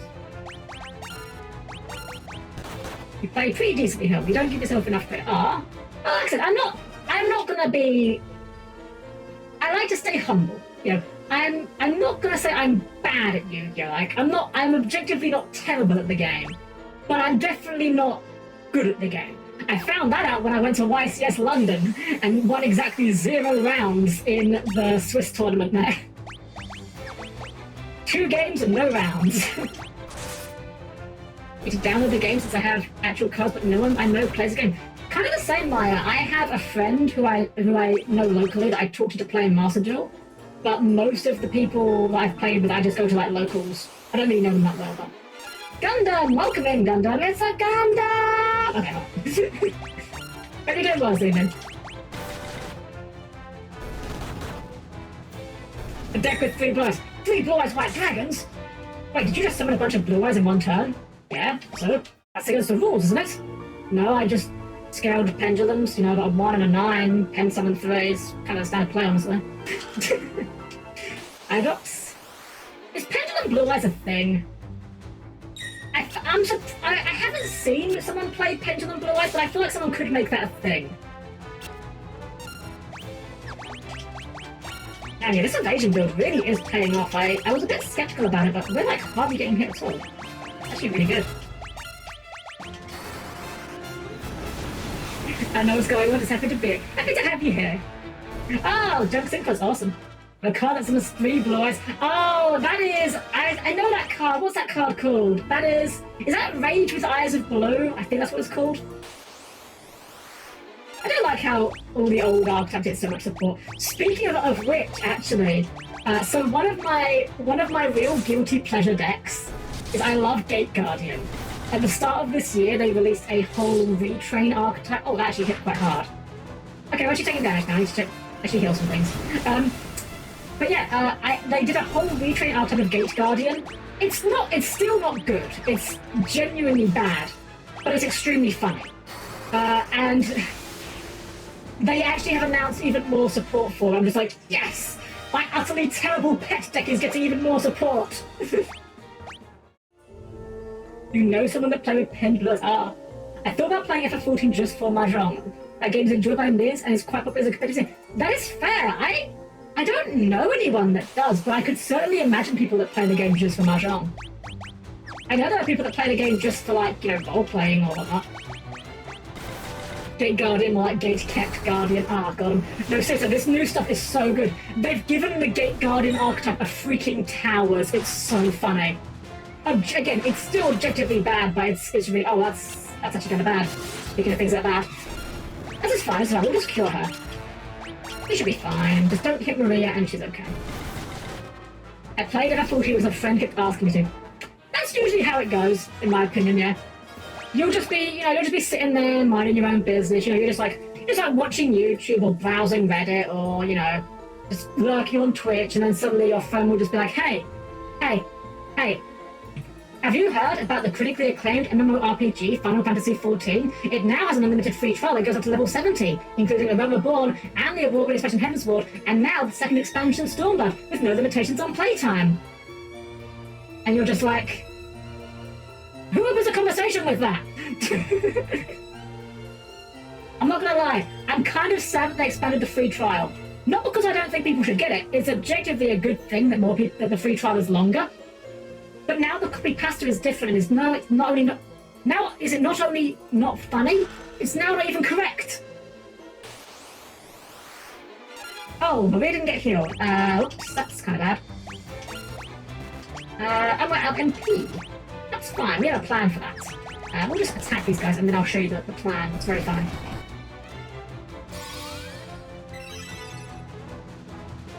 So if I find that FF14 won a Game of the Year, or even though it's been out for 10 years or so, I believe it's because they usually they count the expansions as separate games, I believe is why. Did you know that FF14 actually has a world record for most unique tracks in a video game? Because unlike the Game Awards, they treat it as one single, a single game. So we're just going to use Cure, chop out MP, but no HP there. Yeah, one more for Guy. Mingo's got tons of HP, he doesn't need HP right now. Okay, Oh, there's a chest over there. Going back for it, going back for it. It's probably nothing, but it's gonna bug me if I know it's there and I ignore it, it's gonna bother me. Like Cell making it arena in Dragon Ball Z Abridged. It doesn't bother me, it's fine, it's fine. It doesn't bother me, it bothers me a lot.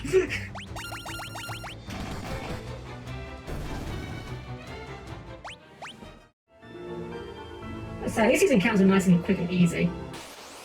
Even if they are a little bit too plentiful. Yes, they got that record. They have another one for music. I can't remember what it is though. I don't know if it's... I'm not sure if it's like the longest soundtrack or something. I can't remember at this point. Right, I didn't realise this was a water. I thought that was a hole. I just blitz through these guys.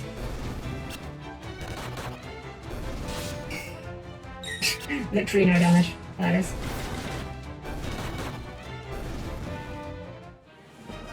Ooh, more hand level, more staff, and shield. Shield's very good. Good alert to get some stuff done, and no problem, Post! I will have a good evening fouling the fantasies. You enjoy your lurk? Thank you for being here. Alright, so yeah, we're just kind of murdering everything in this cave right now. Not gonna lie, I would not complain if the encounter rate here was a little bit lower, but yeah. I guess that is the curse of the JRPG with random encounters. Oh, balloon, hold on. Is this thing actually gonna explode on us, or... Okay, I get it, no, it just dies, sure. I don't know how I ended up at KuboCon this day. I can't believe my friend who plays FF kept this for me. I'm actually not familiar with KuboCon myself. I'm guessing, was that like a fan convention for it? I know there's like the fan fests. Admittedly, as I said, I don't keep much of a pulse on the community of this game anymore as I used to. I'm still big into 14, just not as much as I used to be. So from what I've been told, my homework suggests the trap rooms are still in this game. And when I say trap rooms, I'm going to walk into one on purpose. This is what I mean by trap rooms. You walk into a room, you are put in the middle of an empty room, and at least in the older versions of the game, I don't know if they still in this, but in the older versions of the game, the encounter rates in these rooms is absurdly high. The fan convention, apparently next year the voice actor for Zack is going, ooh, that's awesome. Unfortunately, where I am, we don't really get too many conventions, apart from the only ones I really go to are London's Comic-Con every year, but that's awesome though. I really want to go to America one year and go to an American convention, because from what I've seen, American conventions are just built very differently to ours. They look like a good time. Okay, green slime. I'm guessing these things are probably resistant to physical attack. Sure, that works.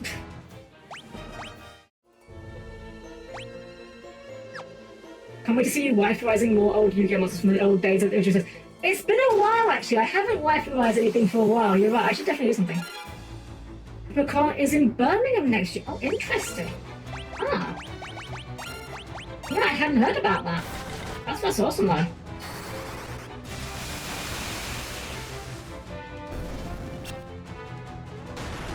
Ah, Sunflower. Enjoy your luck. Thank you for being here. Hope you're having a good evening tonight. Alright, so... we're running into a slight snag here, which is that Maria's about to run into MP. But I have a plan for this. You see, the plan is, Minwoo here has this spell, Swap. Exchanges HP and MP with the target. So when we're done here, we're just going to have Minwoo cast Swap on Maria.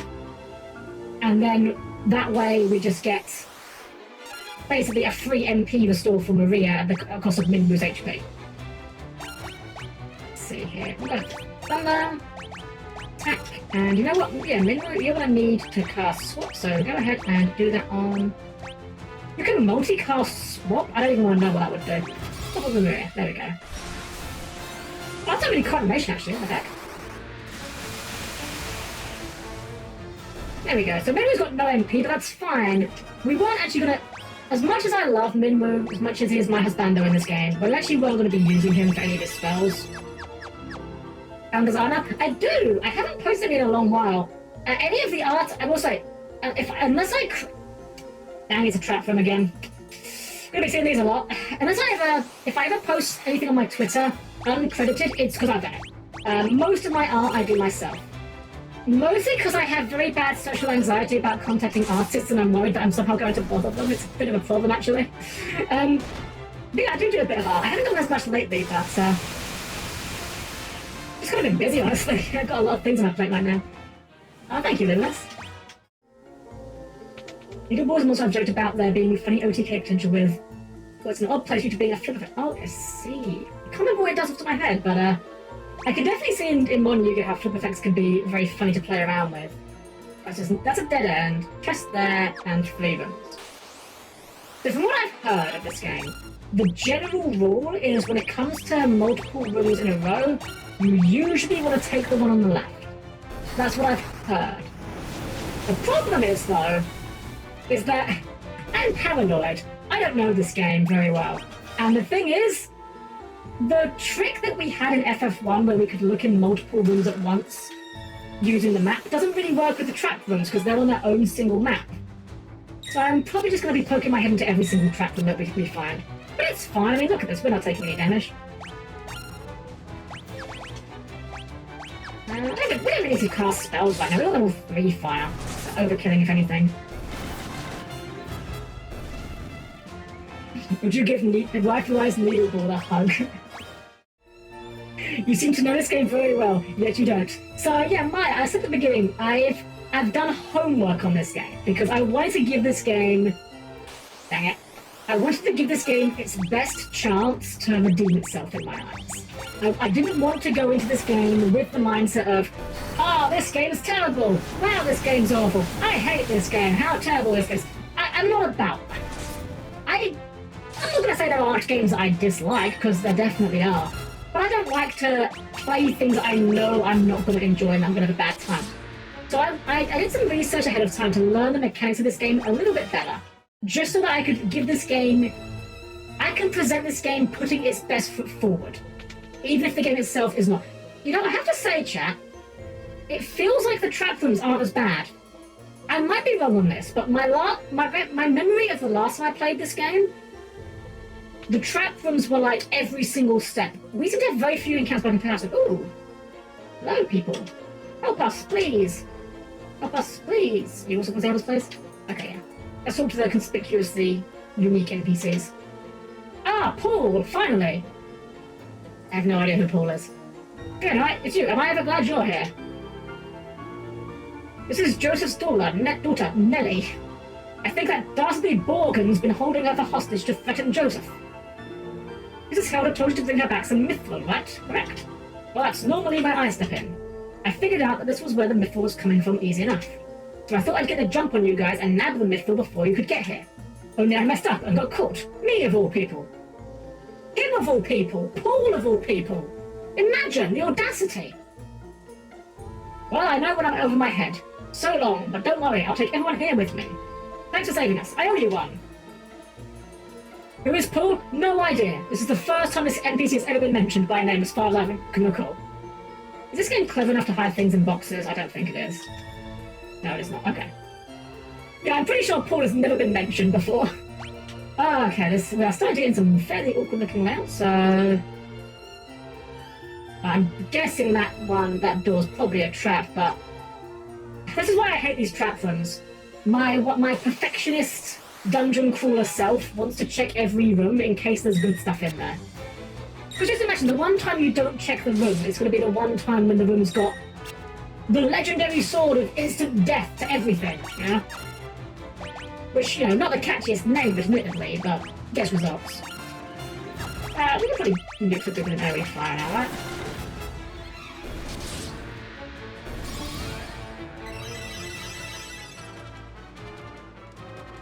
There we go, still not doing that much at this level, that's fine.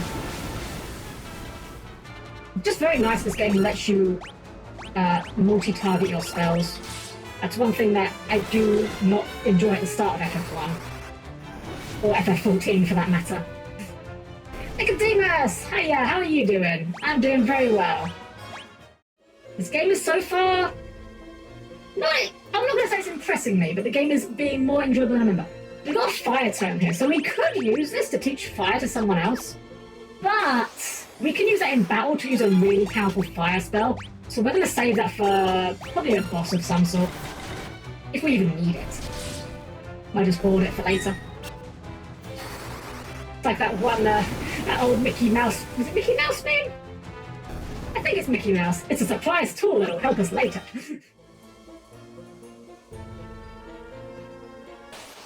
The thing that took a while to use in FF14 was the auto battle. Yeah, so Maya, out of interest, I hope you don't I hope you're not offended by me asking this, but I gather that you maybe are quite new to FF14. May I ask when you started playing? If I'm incorrect in that session, I do apologise.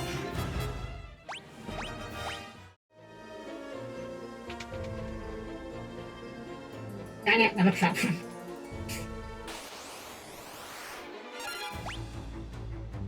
Mickey Mouse puppet. Yeah, that's the one. Yeah, you know the reference I'm making. Are you or two? Okay, so that would have put you at. That would have put you at like Endwalker, right? At the start of Endwalker, or maybe the very end of Shadowbringers. So, one thing that FF14, because I'm old school FF14. I've been playing since Realm Reborn, and that's not a flex. Just things have changed a lot over there. And one of the changes that I got on a one. Huh? One of the changes that took me a while to get used to. In the earlier versions of FF14, the auto-attack system worked a little bit differently. That is to say, you had to be actually physically looking at an enemy in order to auto-attack them. Oh. I see. So these guys are just immune to everything. Okay, that's fine. That's fine. Oh god, I was trying to save a little bit of MP, that's fine. But yeah. So you had to look at enemies in order to actually auto-attack them. Because of this, there is actually a dedicated function in FF14 that is just look at target. That just makes you face your target. It's not very important because in modern FF14, every action you do automatically makes you face a target anyway. But back then, when facing the enemy was important for getting your auto-attacks off, it was kind of important. And I still have in the habit of just mashing that button every single time I'm not facing the enemy. I'm like, I've got to face the enemy. I mustn't miss my auto attacks. Wait, I book the voice in it is a flip, pay 2,000 LP to do 1,000 damage. I could see some shenanigans with that with certain cards. I could see something with like, what is that card? What are the DD? Okay, I thought it was going to be... I paused there because I thought that sort of structure was going to do a lot more damage than it did. We're fine. We're fine. Oh, Nicodemus, no problem. No problem at all. What I was saying, yeah, I think one of the DDD cards or one of the Dark Contract cards has an effect that makes you not pay life points for activating effects, so you could certainly do some shenanigans with that. Yeah, it's just... Maybe it's getting a little low, actually. I kind of... You know what? We're not going to lie. Screw it. We don't need to fight these guys right now. We are not in danger from any of these enemies currently, I don't think. Yeah, look at that. 1 damage. Okay, that's going to do a little bit more than 1 damage. But still, we're fine. Got potions as well. With 14, I was a bit skeptical since it was an MMO. I didn't know the free trial in it. Yeah, it's honestly... Like, I'm not just saying this because I love the game. The free trial is honestly such a good thing. Like, I've met people that play FF14 that have only played the free trial, and I'm just like, that's completely fair. You've got literally 3 games worth of content to play through for free. Absolutely exhaust the heck out of that before you do anything. Okay. This seems like a mini-boss. Let's for a quick save here. Okay, rebels. Never thought I'd have to deal with your kind down here. Well, if you think you're getting mithril, you'd be right. My mithril blade straight through your heart. Ah! He got him! He got us! Yeah, it's literally 3 games worth of content, Chris, because you get the base game of Realm Reborn, and you get currently you get the first 2 expansions. Like, it's an absurdly good free trial, honestly. Alright, well, I don't think we should be scared of this guy. We're just gonna go ham. Oh god, don't tell me it's Paul again! Oh. This guy seems to resist our physical attacks. Does not resist magic, though. Okay. Well, you know, that's fine. If that's all he's gonna do, then let's just see if we can just... Ow. Wait up. Let's see how much HP this guy's got. Decent amount. We've done about 170 to him, so he's got a decent amount of HP. We found a challenging enemy, guys. Oh wow, that actually was a lot of damage. Okay. Well, hey, we have cure spells for just this occasion. What am I doing? Never mind, second here. I could throw that firebook at him, but I feel like he can't have that much more HP, right? How much HP does this guy have? We've gone from one-shotting enemies to this guy having... like... How much HP are we up to? Like 200 plus 140? So, 100%. So he's done about like...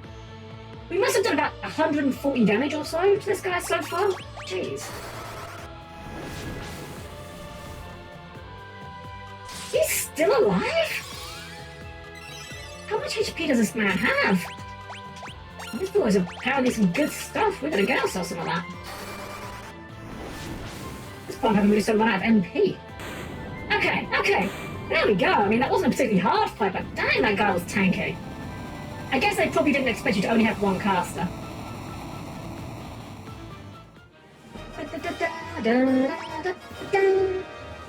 Alright, lots of good stat boost off of that at least. Thank you. 20 into that now. Lots of... And we get a Mithril Helm, which is a thing. Like, that's probably really good defensively. But it lowers our evasion. And I want to keep our evasion high. I feel like evasion's better than not having evasion. We get some Mithril in the chest. Heck yeah.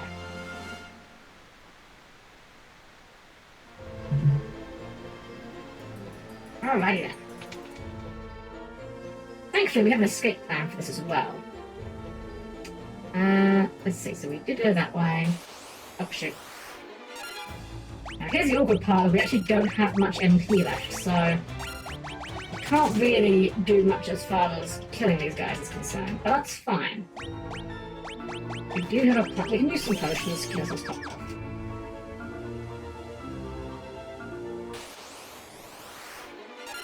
Yeah, I'm just going to run from everything. I don't think we need to fight anything here. I think we've proven by this point these random encounters aren't really giving us much value at this point, so... we'll be spending more on heals at the end of this than we're making from the fights. Look at that, they're doing like single-digit damage and we've not even got any armor on. Why even bother equipping armor if everything hits like a wet noodle?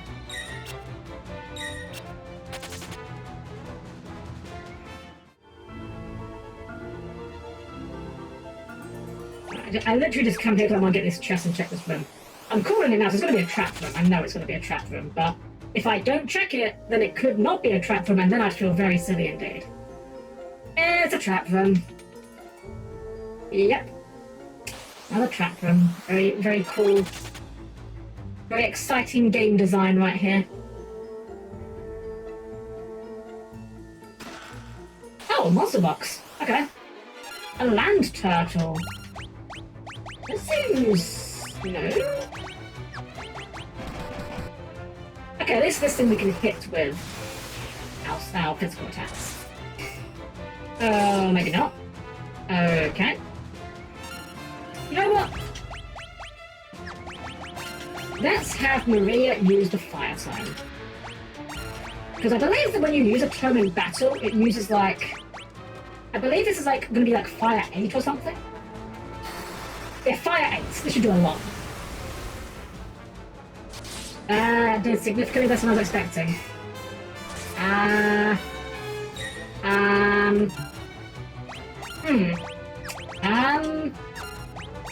We're gonna be in trouble here, chap.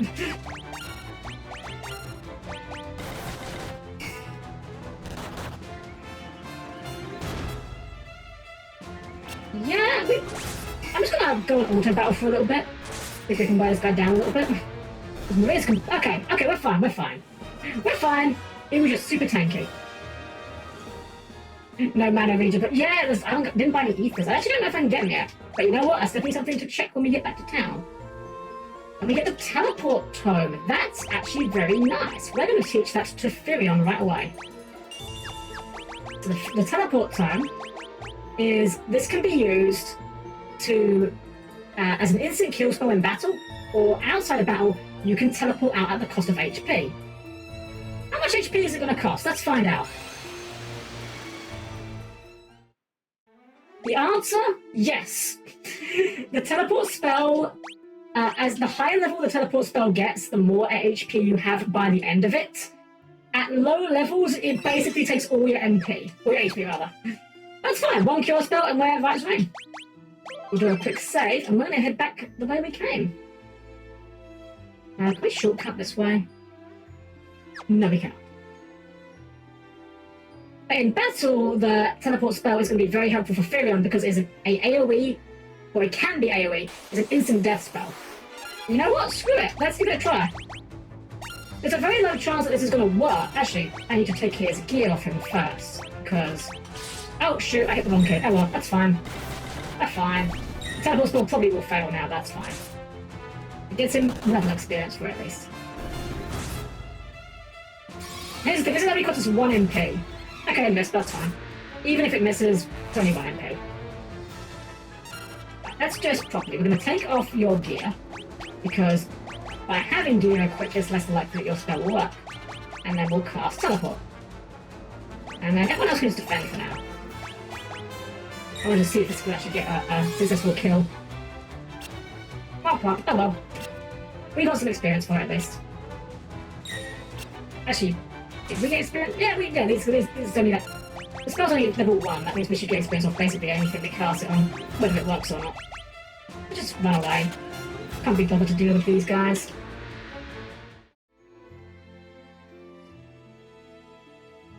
Let me just check if it did. Ah, so it didn't get it. Maybe it does only gain it if you successfully do it then. Yep.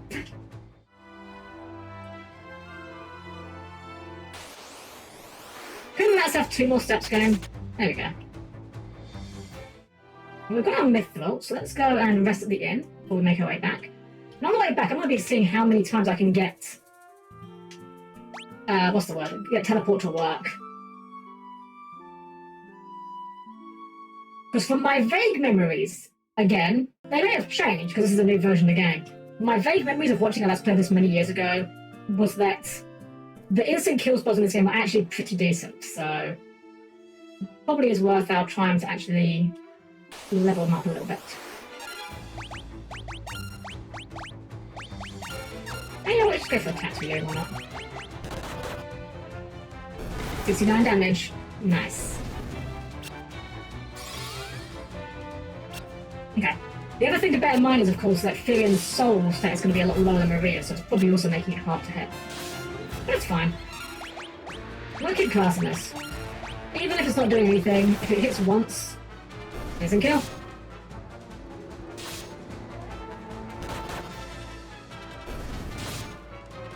I suppose kill is a bit of a strong word, it's kind of just instant problem solve. I probably should have defended. That's fine. Oh, I can go around this way. Get back. It's kind of fun, actually. If you look, we've actually explored quite a lot of the whole map already.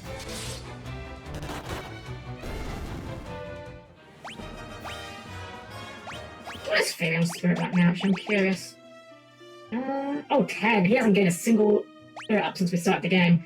Meanwhile, Maria's had 5. So, yeah, he's a little bit behind. That's alright. We didn't really have any good options to cast in battle besides Cure, so... It is what it is. Turbo through these encounters real quick. Come on, what? If they've nerfed this version of the game and it turns out the instant kills are really bad, I'm going to be upset, just because this is the one thing I did know about this game's strategy going into it. Hey, there we go! Successful teleport. I must go now, my planet needs me. Still don't get a level up, but we do get a level up, or speed up for that. So again, every time teleport levels up, it increases the MP cost, but it will also increase the number of times it attempts to work on a target. So let's say that the accuracy for it is 20%. It will roll that oh, there we go. Another work. It will roll that 20% chance twice. Which I think one more will do it. Makes you think of a surprisingly decent way to put a party in D&D. Just have the big bad evil guy teleport them somewhere. Honestly, yeah, very good way of doing it. Of course, the problem then is that players get to roll their saves, and you're going to have that one guy in the party that passes the saving throw while everyone else fails it, or vice versa. Right. You did that to us? Why did you do that to us? I don't remember. Oh, wait, that's it. You know what, I'm going to have Beelan alone go for this one. I want to get another teleport on. I'm just going to defend until you teleport away. There you go. I took a lot less time than I thought. Level up on teleport, very nice, very, very nice. That's gonna hugely increase its consistency. The rest of the inn. Wait, you guys? Oh, potion shop. Okay. Ah, no ether slide. Lazarus did that to you, send you all to a snowy area. That was when we did a Christmas holiday themed game, Miss Tester and stuff. Oh, right, yes! I do remember now. Oh, wow, echoes are expensive in this game. Let's save that for a little bit later.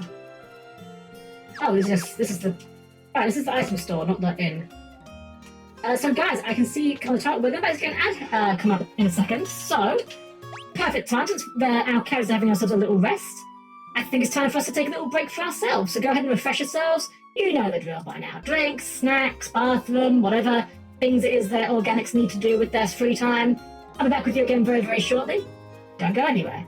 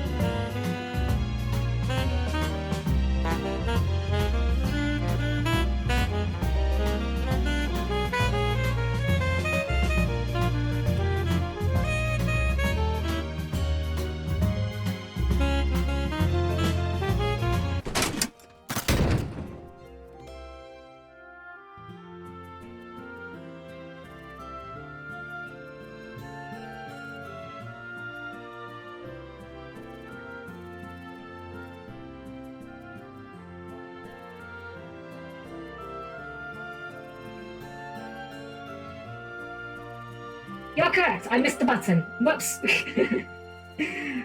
As I was saying, welcome back, everyone. I see what Yomi was doing with the poll there. Well, I guess I have to click the last one because I'm cute, so there. I'm assuming it's Yomi. Alright, let's get our way back and work on more. You know what? We got level 2 teleport now. Let's try AoE in this, see if we can get us to stick. Oh, Maria just beats everything up. Muscle Mage, the best kind. Oh god, that's fine. You know, I should probably actually single target until it gets higher level because that's going to make it more likely to work. It seems to only gain experience when it's actually hitting. There we go. So from what I heard in the older versions of this game, the base chance of success for the instant death warping spells is like 50%. So if you imagine that every level is a coin flip, we got level 2 with teleport, so we're essentially flipping 2 coins and killing an enemy if we get any heads. That's kind of absurd. Let's just work on these guys. It's gonna take a little bit longer since we're just ending, but it's free real estate. Oh, come on.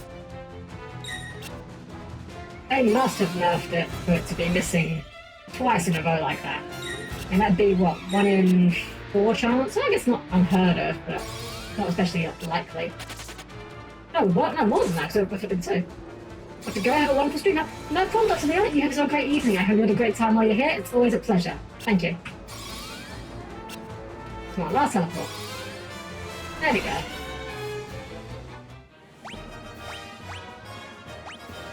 And because of that poison, we actually got some more XP out of the deal. Teleport is nearly halfway at level 3. That's not too bad. Have to farm it a little bit as we go, but as long as we do it as we go, we should be okay. And we fled to say, yeah, right?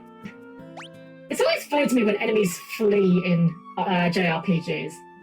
Like, there are certain things that it feels like only players are allowed to do, like fleeing or healing. Like, player heals, no one bats an eye. Enemy heals is like, how dare? Well, let's go and hand this mithril into Hilda and see what she has to say. See what she has to say for herself.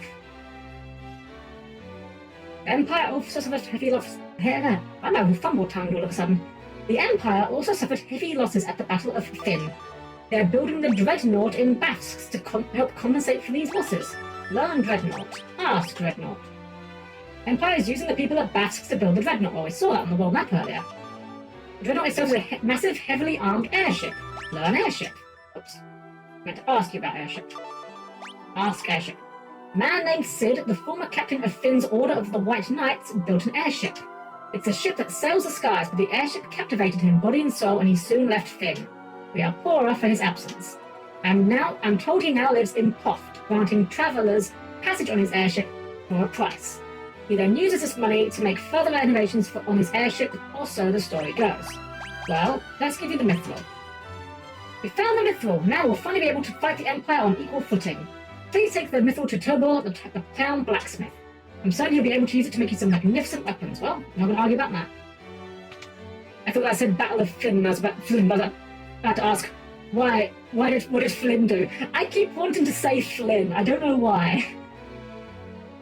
I keep reading it as Flynn, even though it's Finn. I don't know if that's like a different translation or something of the game, but it just rolls a lot more naturally off the tongue. You must be the blacksmith. What could you want with me? I'm just an old man. Well, here, have some mithril, old man. Your favourite. Oh, that's mithril! I'll make him Scottish, just because why not? I've been waiting for a chance to work this metal for as long as I can remember. Alright, leave the rest to me. Swords, armour, you name it, I'll start crafting. Been too long since I let my hammer ring. With apologies to anyone remotely Scottish. The poll has spoken, absolutely. Oh, you guys, you goobers. You can buy the equipment I made over at the shop counter. This'll keep my hands full, I'll tell you that. Alright, so let's see what we've got. Oh, that's cute, he's got a little handling sprite. Aha, we got some mithril stuff. Heck yeah, mithril spear, mithril sword. Awesome. What do you have to give?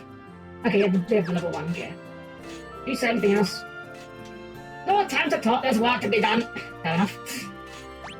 Let me give them... Oh, right, we took your stuff off. Let's do this. Actually, we'll keep you off the spear for now, because we want to work on your teleport. But we will give Guy a mithril sword. I wonder if that means it's got new armor available. Can we get a mithril shield? That'd be pretty exciting if we can. We can! Let's go, let's go. I have 3 mithril shields. We'll give you one if we need it, Furion, but... Oh, no, offhand. Mithril shield, there we go. And we'll give you... Minnow. DJ, look at this! Minnow has an 80... Wait, you've got an armor on. Minnow has a 91% evasion right now. Wait, Guy, yeah, Guy, you shouldn't be even wearing armor. What the heck? Get that off. Guy, take off your clothes. Blowing up, wait. Maria, take the clothes off. I know it sounds sus, but we need your evasion higher. Thank you, Furion. Evasion is better than armor. Should make a Scottish accent. I could do something like that. I mean, my accents, the accents I am capable of doing are by no means good. If you guys enjoy them, maybe it's something I could do down the line. Oh, we actually don't need healing. Yeah, look at that. Because we are full of HP and MP, it costs nothing to rest if we wanted to. What do we do now? I guess we ask Hilda what we're doing? Because she said give it to the blacksmith, but she didn't really say what to do next, so... See what she has to say for herself. The Dark Knight, overseeing the Dreadnought's construction, was most capable.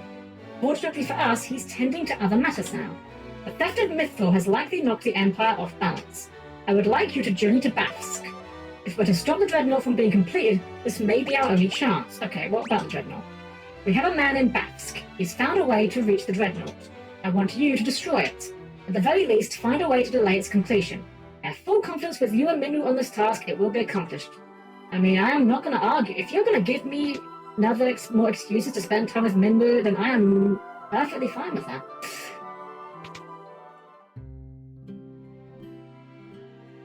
Alright, so we actually went to Bafsk by accident on the first time, so we're going to take the same trip back. We're going to be backtracking through the backtracking. Hey, gives us a chance to work on our teleport spell a bit more, I suppose, so that's something. There we go. Once we get teleport to, I think it's level 3, we'll start just going back to the attacks for the time being. Well, actually, it's got a decent amount of MP, actually, yeah, it's probably okay. I don't need this town here, we can just get to Bafsk on foot, so we're going to do that. Okay, I want to work on teleport, but this still takes every teleport always. Actually... No, we are going to do it. We are going to teleport this away. I'm sorry this is the most exciting gameplay, guys, but I want to make sure teleport is worth using. Unfortunately, this is what I have to do, I guess. They must have lowered this hit rate, though. There's no way to... Well, I was going to say there's no way to the coin flip, but it could just be we're getting extraordinarily unlucky. I'm not exactly the luckiest individual, so I could certainly see that happening.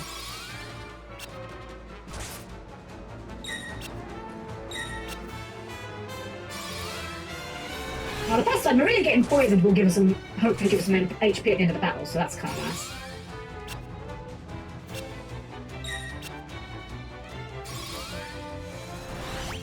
Alright, we're going to actually use Furion to heal Maria before we end the battle, I think. Oh, the poison actually wore off. Neat. Yeah, just defend everyone else. We'll heal Maria, because that will give him a better chance of gaining MP at the end of the battle. Oh, I did not mean to do that twice. I know, it kind of worked out. And we'll go for a teleport. Oh, no, there we go. The shoes that make you jump out. Ooh! That's also terrible, so I'm basically in the same... Yeah. Unlucky people seem to end up flocking together somehow. Are we actually... Okay, one more teleport should get to level 3. That's good. We want to talk about someone who has great luck. Yomi, my best friend. Yomi has absurd luck or awful luck. No middle ground. In some things, Yomi has terrible luck. And then when it comes to gacha games, Yomi has the best luck you've ever seen. We used to both play Fate Grand Order, and I remember one of the events in that game, Yomi was trying to pull the 4-star craft essence, basically an item in the game. and in the process of trying to get that, pulled 4 copies of the 5-star character. It was absurd. Alright, so we've got to level 3, so I'm going to put Furion back on his spear, back on his shield. Yeah, look at that evasion, but 81% evasion, that's ridiculous. He's basically, you know what? I almost want to give Maria a shield as well, but... that is worth it. I mean, she's got way worse evasion than everyone else, but... she's in the back row, she'll be fine. How on earth do you understand Fate? That's the neat part, you don't! I mean, yeah, Fate is like an incredibly complex series to get into, and that's actually kind of part of what made me drop off on it. In Fate Grand Order, oops. Oh wait, I can suck my character. You know what? We're playing as Minwu, hell yeah. In Fate Grand Order, I got to a point where I started realizing that a lot of the dialogue was devolving into the magical version of technobabble. Like they were just saying these words that just sounded made up to justify what was going on. Also, I just want to tune, we've killed 300 monsters already. I've never played this game before, so I haven't got any achievements till today. It's kind of funny how quickly this racks up.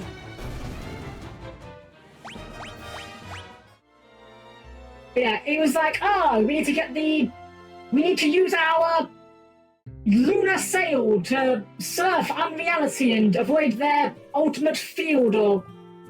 I'm making half these terms up, but that's honestly what it felt like. They were just saying words and using it to justify what was going on, without really explaining what any of them meant or was actually doing. I like Fate as a whole, but it's definitely kind of almost reached critical mass for, like, jargon.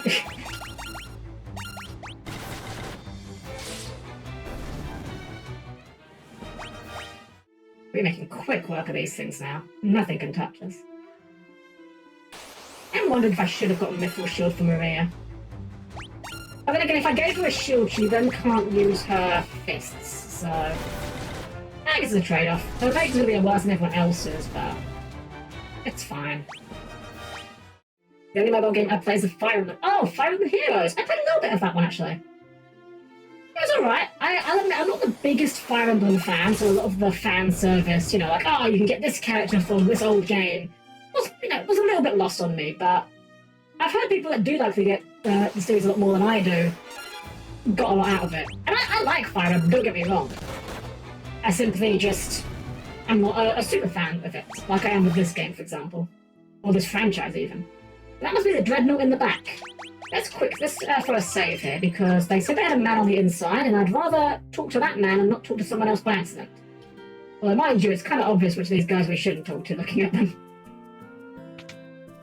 Let's see if there's anything in here we can buy. Fear, Basuna, Asuna, and Sun. So, we definitely want to get Asuna. And I don't know if we want Basuna, but I'm going to go anyway. Keeps them close to Furion. It's not bad. It's actually what got me to buy my first Fire Emblem game. Oh, it's interesting. It's interesting that you'd play what is essentially the fan service game first, but I can definitely see it. So where's our man on the inside? Are you our man on the inside? No. Okay. Oh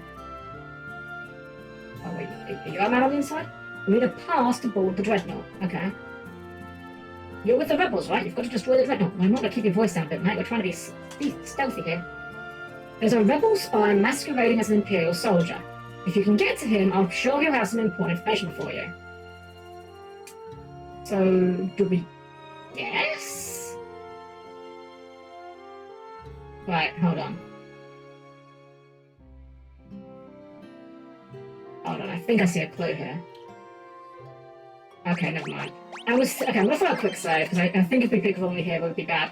I was thinking that maybe this guy over here, because he's kind of doing the shuffle walk in place, maybe that's the clue, but... I don't feel like working at all with that buffoon Borgin in charge. The thought of doing anything for his precious glory makes me sick to my stomach. Okay, well at least I didn't jump us this time, so... Let's try the other guy. Look, maybe these guys like the slackers or something. General Borgen took command of something. I'm tripping all of my words tonight. General Borgen took command of things in Bafsk a short while ago. To be fair, with names like Bafsk, they're not exactly making this easy on me. Things have gotten much easier than they were under the Dark Knight. It's hard to believe a bumbling idiot like Borgen could become a general in the Imperial Army. Oops, you didn't hear that. Are you by any chance our friend? Aha, you're one of us. I had to be careful about what I did while the Dark Knight here was looking over my shoulder. But the great General Borgen is anything but. He's just a domineering blowhard. Okay, what about the Dreadnought? So you're the one that they've sent to destroy the Dreadnought. Don't worry, I'm on your side. The entrance to the sewers up ahead is a back way leading to the Dreadnought. Be careful. Higadoi Renon. I hope I didn't butcher that too badly. Thank you for the follow. I hope you're doing great tonight. They see us talking, they may start to get suspicious, so I'm out of here. Good luck. Alright, hey dude. So I'm guessing we just go this way. Oh. Alright, new music. Cool.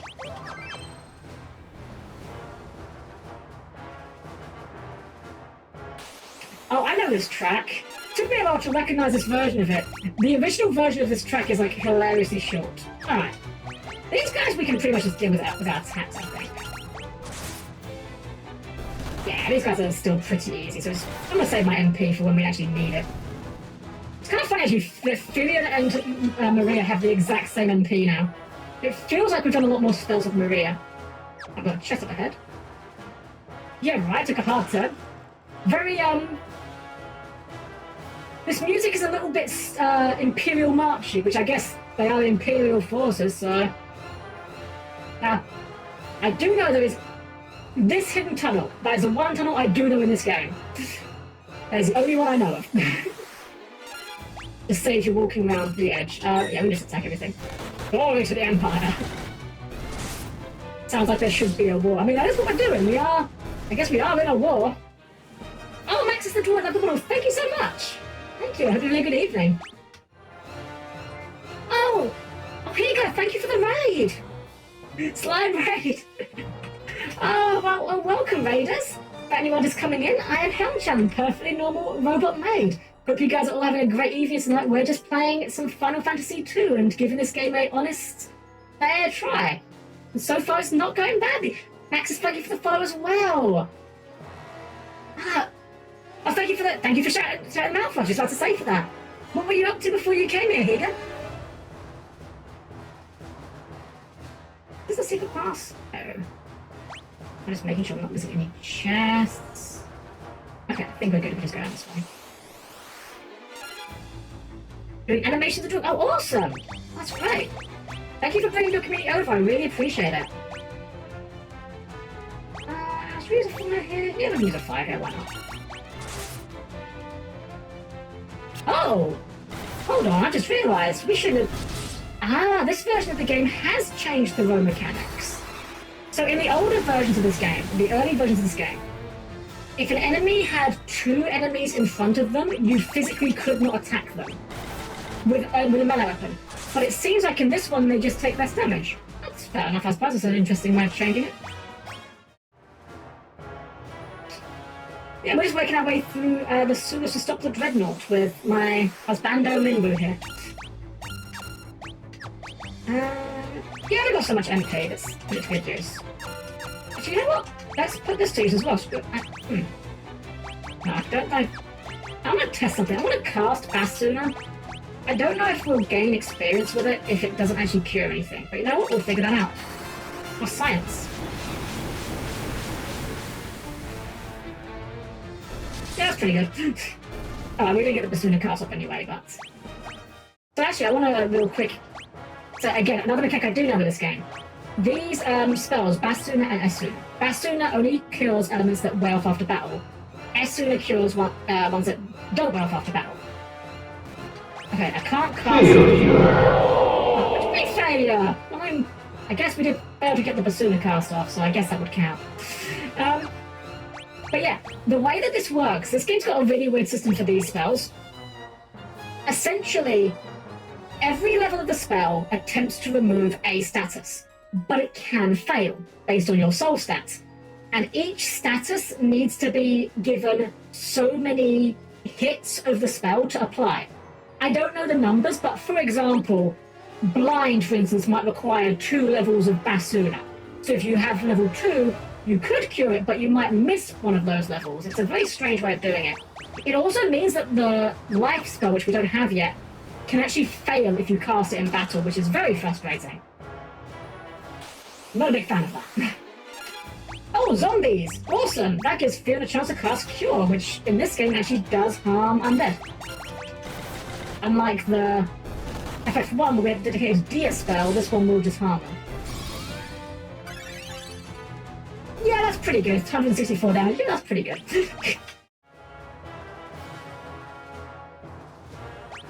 Alright, let's peek at the walls. Look at this. Look at this design. Look at this. Sneaky dead end off to the left. Sneaky dead end all the way at the end of this winding path. Scroll up a little bit. Okay, not too many dead ends here, but I'm so used to the like 3,000 damage against chaos seeing the 50 hurts myself. How do you think I feel coming off the back of playing Fantasy 14 earlier? FF14 I'm routinely doing like several tens of thousands of damage, and now it's just like 12. I think it's afford to go off. We've got 3 levels of it now, so surely one of them will hit, right? Surely one. Oh, I still have my weapons on field, didn't I? I should take those off. That's gonna make this miss, probably. Yeah. It was 16 you're thinking of Starblind. 14 is the critically acclaimed MMORPG, Final Fantasy XIV. There's a free trial up to level 70, including A Realm Reborn, the first expansion Heavensward, and the second expansion Stormblood, with no limitations on playtime. I just love how it's a straight path just to annoy anyone who didn't look at the map. Well, the thing you gotta consider, Maya, is back in the NES version of this game, there was no map. You just had to deal with it. Just extra dead ends just to waste your time. Game design. I love that you know that by heart. Because I am made of memes. Most of my humour is made of very ancient memes, and I have a lot of them brought to heart. In fact, actually, hey, my teleport. Don't feel compelled to use them by any means, but my sound redeems I just added, my sound alerts, several of those are, actually not several, but some of those are very old memes.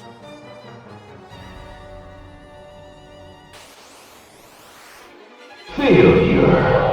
That wasn't a failure! Good old Titus. I love the Titus laugh, it's so good. Straight up Meme Lord. Heck yeah, I am. I have 12 levels in Meme Lord. Don't ask how you level up Meme Lord. You don't want to know. Let's see. We'll go for, I'm gonna try I want to see how long it takes to get AoE teleported. We've got L5 level 4, so let's go for F1 level 4. Oh, Mr. Faces, thank you for the follow! Sorry, I didn't know to notice it there. I apologise, my alerts have not been making sound for my follows tonight, and I don't know why, but thank you for the follow, I really appreciate it. I'm having a great time tonight.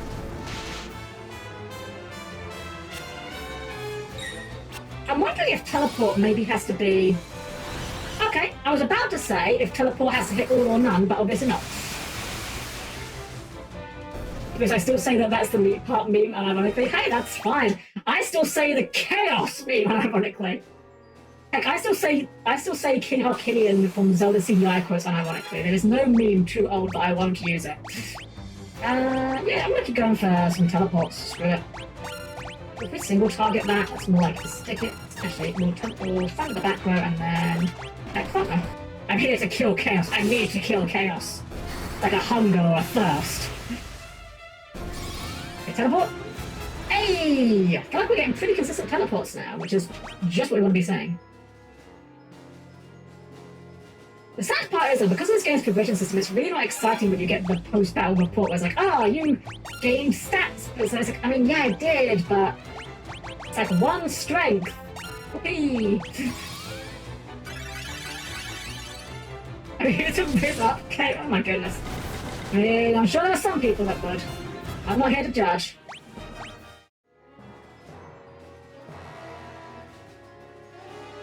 Maybe Garland, though.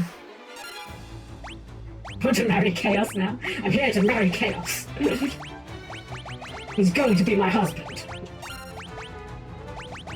What am I doing? Maybe it doesn't cast spells. It's very funny how Guy starts with 10 MP, and because he's just not casting spells, he's just always going to have that 10 MP.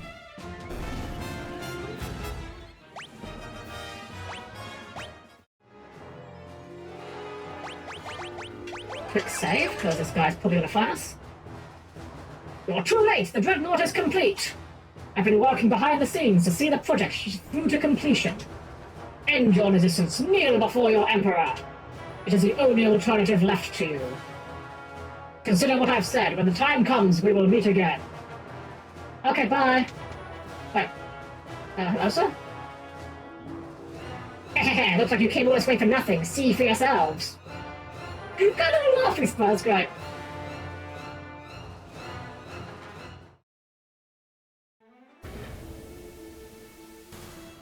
Okay, the Steam release was pretty cool. I'm always a sucker for like startup sequences of Steam releases like that. There's a heckin' chunk of an airship, that's for sure. Oh.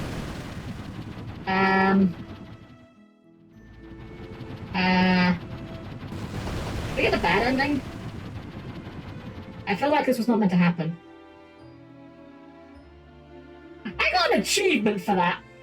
The Empire destroyed numerous towns with the Dreadnought. That is the Empire, the achievement description right there.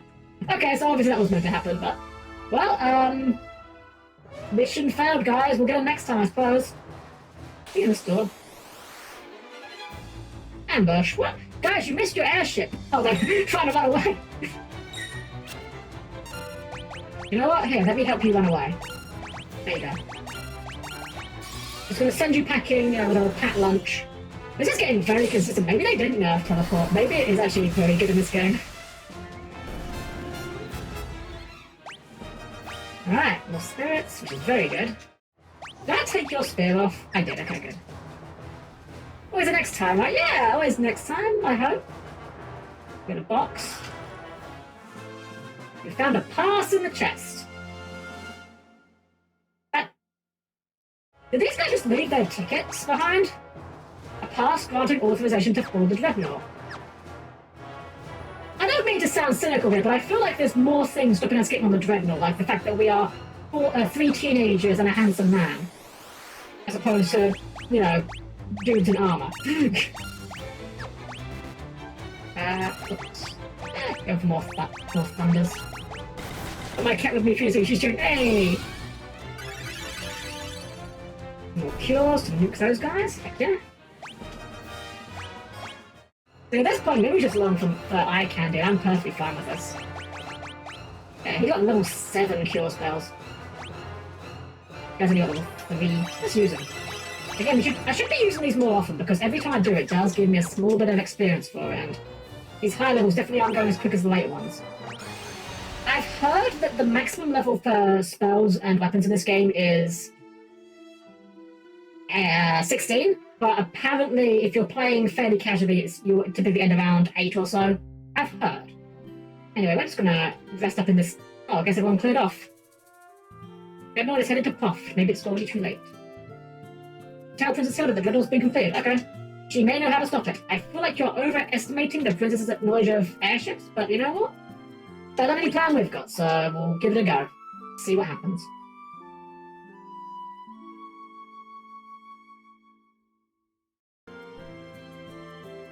I forget, did we buy spells here? I think we did. This was like the Basuna shop, right? Yeah. I don't think size is going to be useful, so we'll just leave that. I don't know. I always find status effect spells in games to be a really bad prospect. Like, I could cast a spell on this guy to stop him from doing things, or I can just kill him. That seems like a better option. Alright, Maria and... You know what? You use the Fem guy. I'll let Maria and Firion fight over the magic XP at this point. Just gain HP from teleporting a guy away, that's how that works, right? Python, same deal. We'll slowly work on Thunder and Teleport.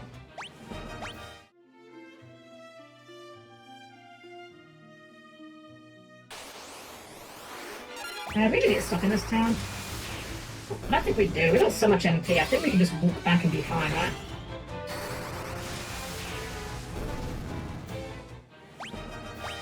We even gaining teleport XP actually? Not to tell. But we can use Cure to get a bit of that experience at least. Not hard to tell when you're leveling up once you get to these levels, I've realised. Well, I know you do get less experience for enemies that are below your rank, but I don't know if there's a point where it just stops giving you experience, or if it's just greatly diminishing returns. I mean, yeah, these guys are clearly below our pay grade right now.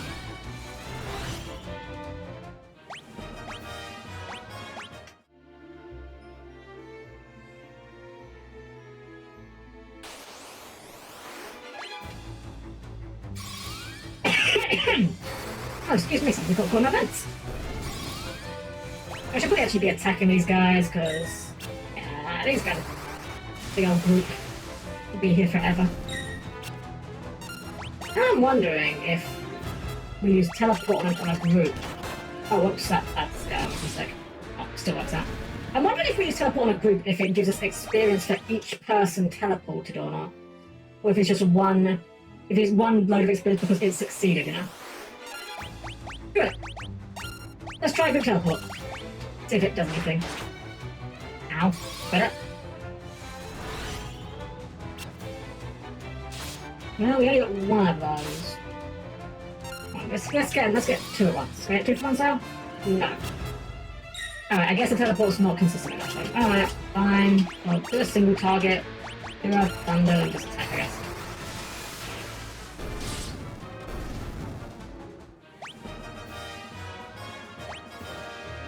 Not bad. I just put oil helm. Not a bad idea. I will make sure to do that during our next scheduled break to take care of myself. So we're going back to Hilda. I gotta say, funnily enough, so far my biggest gripes with this game aren't actually in the battle system, which is where I remembered the gripes being. More just in the fact that we've been going back and forth over this same stretch of land like 4 times now. And the enemies have not changed. They're the exact same enemies. I suppose when you look at the map, we have kind of been over most of the northern continent at this point, so...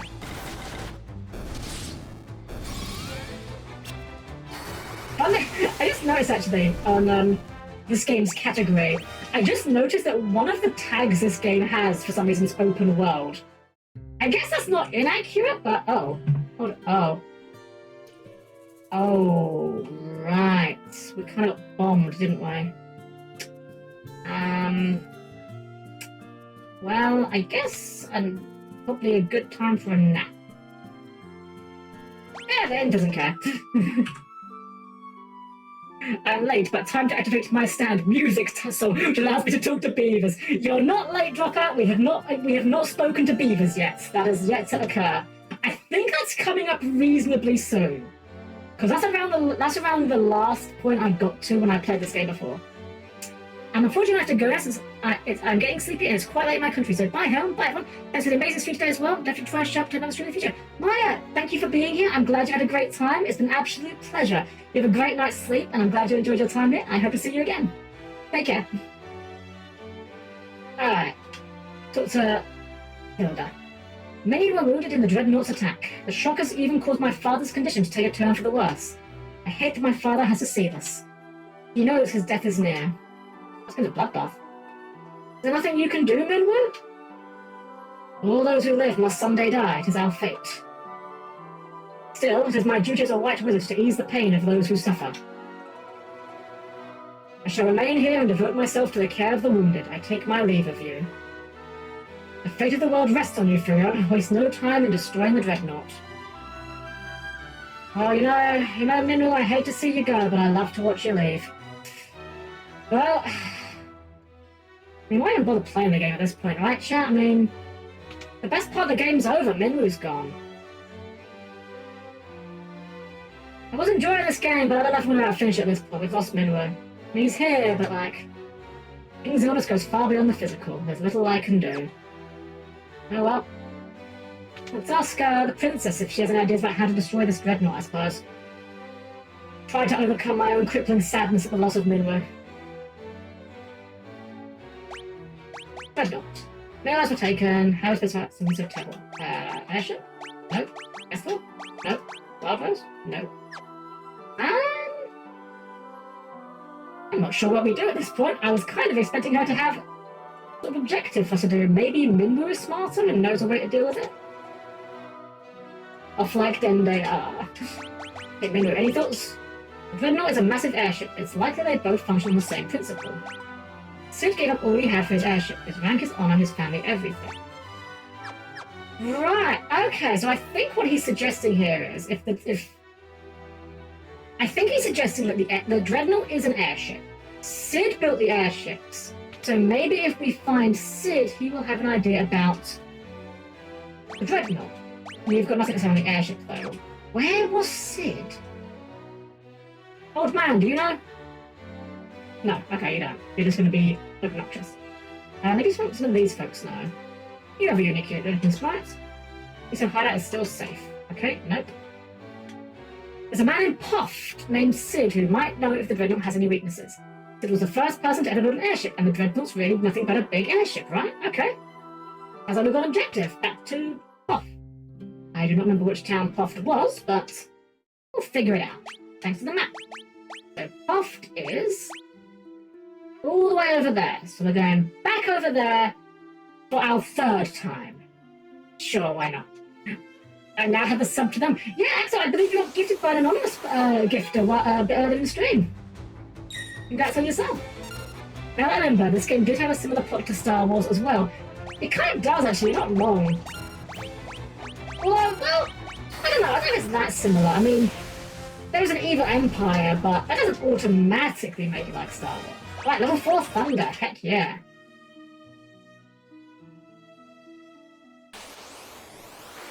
Teleport, that's still on 3? Still on 3. Teleport it is then. And yes, you can attack. When did the siblings kiss? No! Oh gosh.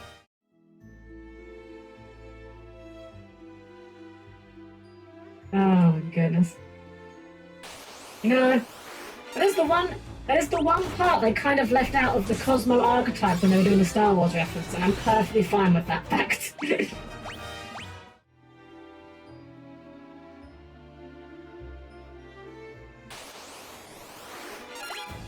Well, as long as we can teleport one of every battle or so, then we should probably make enough to get level 4 soon. Sorry, Helm, I'm filled with curse magic. You're fine, you're fine. Let me just see. It is nearly on 4. I mean, it seems to work pretty consistently on single targets, so let's maybe try that instead.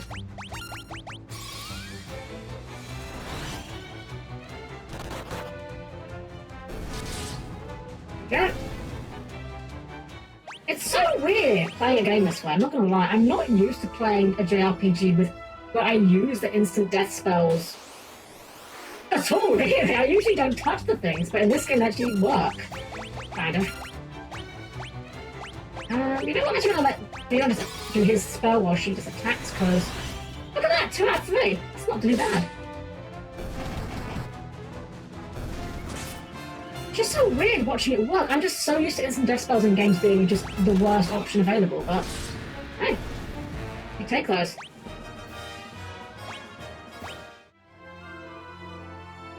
So I don't think WOO had siblings to guess, just like Star Wars didn't have Vader crushed by a house.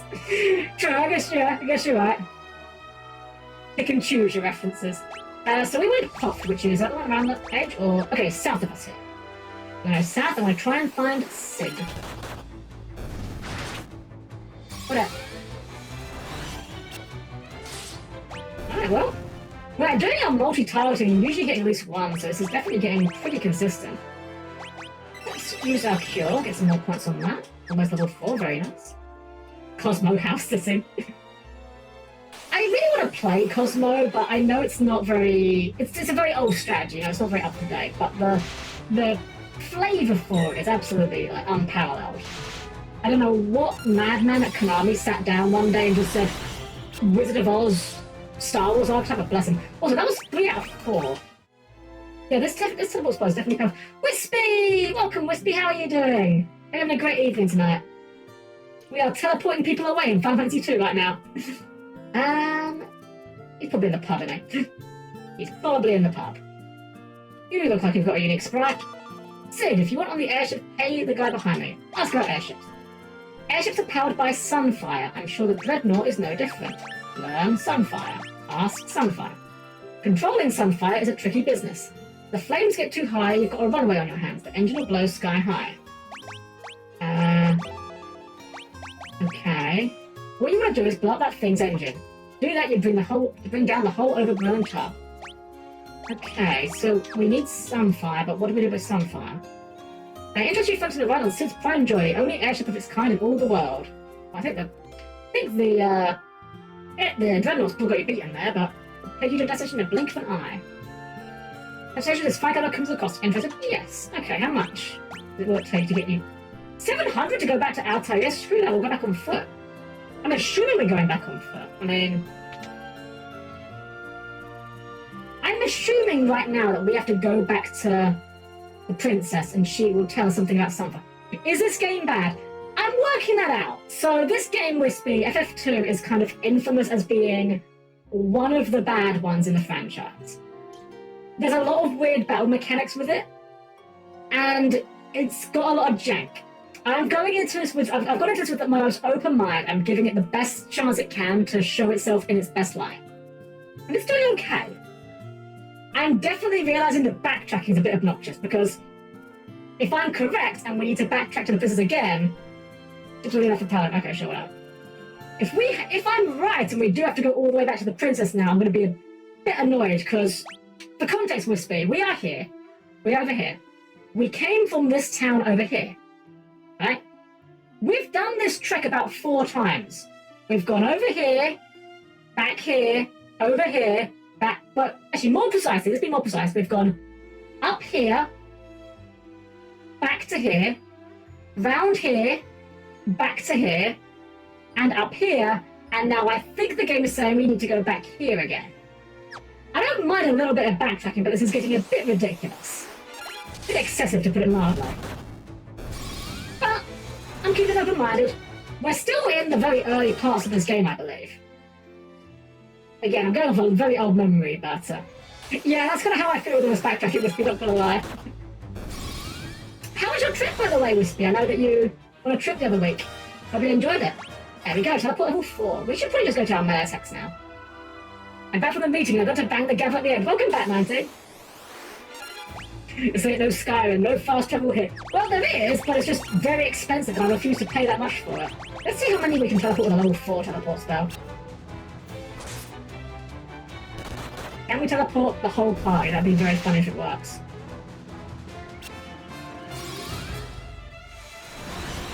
No, if we get half of them, that's pretty good. So my understanding is, again, that every level of teleport basically rolls the dice. And if any of those dice rolls pass, the enemy just dies. Got a little sick on the trip of getting back. Oh, well, take care of yourself, Wispy. I'm glad you had a great time. This is a dead end. I'm going the wrong way. I'm going to go around this cliff. We're just going to go for attacks at this point. Actually, I need to get Firon back on his spear if I'm doing that. Yeah, Mythal Spear and Mythal Shield. There we go. Look at that evasion. Heck yeah.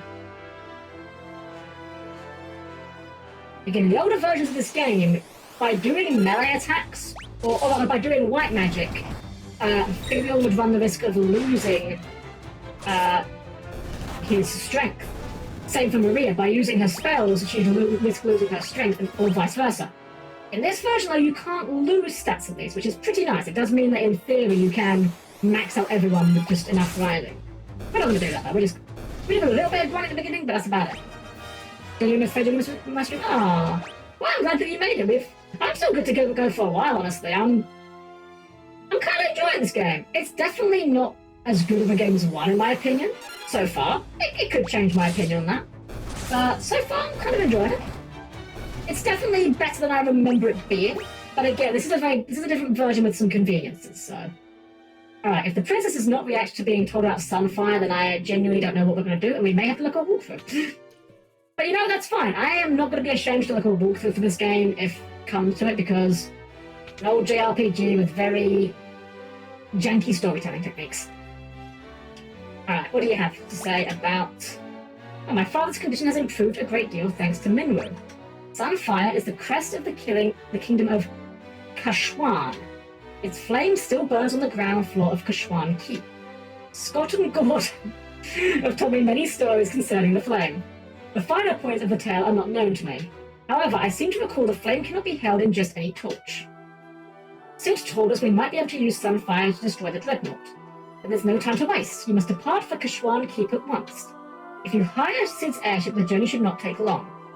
That leaves only one question. What can you use to bring the sunfire back? Do you have an answer to that? No, you're just telling me the same thing again. Okay, same cutscene. I guess maybe Sid might know? But again, annoying thing here. We had to come back here to talk to the princess, just for the princess to say, oh, go and talk to Sid and get him to bring you there. Do you know anything about Sunfire? Every 3 years, they celebrate a festival of the flame in Kashwan. During the festival, Sunfire is moved to Eagle's torch while its brazier is cleansed. Wait, hold on, why couldn't I ask about that? I learned that. Why can't I learn Eagle's torch? Hello, game? Game is bug? That seems important, right? Like, that seems like something we should be able to learn about. Alright, well, maybe we learn it from someone else, I guess. I feel like that was a bug. I feel like that name was either not meant to be in green or we were meant to learn it. Hopefully it doesn't screw us. You know what? I'm just going to throw every term at the princess before we leave, just to make sure. Oh, wait, I wonder, actually. I wonder if the blacksmith will react to it. Let's ask her about other things. Airship, no. Dreadnought. Mithril, no. Wildrobe, okay. I wonder if the blacksmith will react to the sunfire. Like, he's a blacksmith, right? Blacksmiths surely would know what metals can hold sunfire, right? That seems reasonable. Okay, no, you just won't talk to us. Alright. Well, we're going to talk to Sid and hope that we can figure out where we're going there, because I'm exhausting my leads. How's our stats doing? Let's just use our cures. See you later, Luminous. Enjoy your luck. I've been a great time here. Alright, we're just going to go for auto attacks, I think. This guy's trying to flee from us even.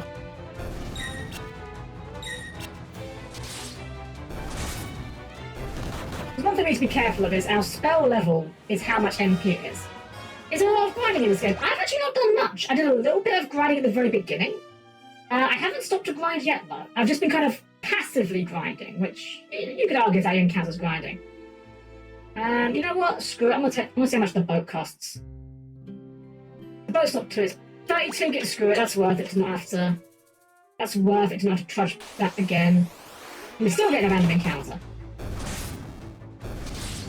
We are single-handedly exterminating every goblin in the land. Right, hop on the boat. I'm not controlling this. This is all scripted. We don't own the boat. We're just borrowing it, or renting it rather.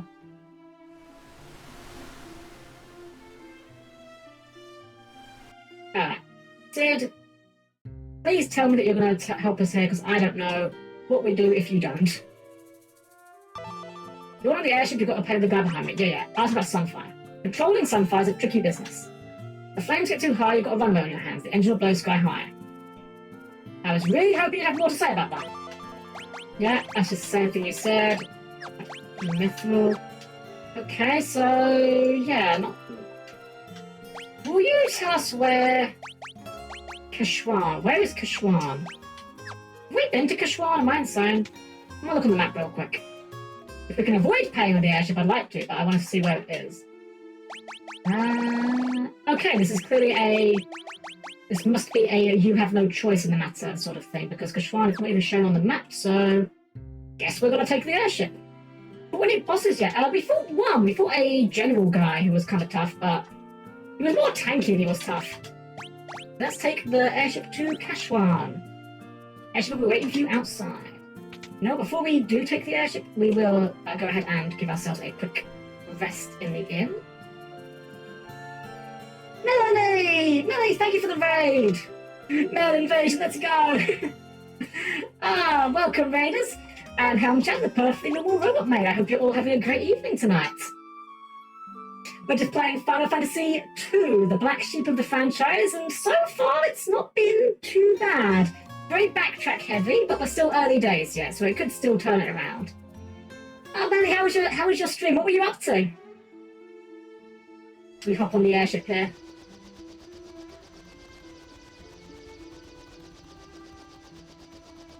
Where are we going? I have no idea where this is taking us.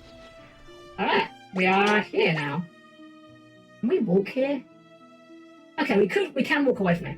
Oh, alien isolation, right, yeah, I remember you saying now, yeah. I hope it wasn't too scary. So I have to go along to data fish. Oh, awesome! Wait, is this a dungeon? Oh, this is a... I think we're in a dungeon. And it saved us. You scream loud. I hope I fun with it.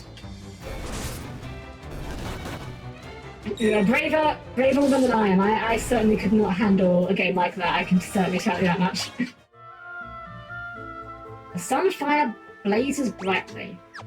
But how do we get it? So I'm guessing maybe we're gonna find something. Okay, maybe we find Eagle's torch in here. Maybe the door is locked.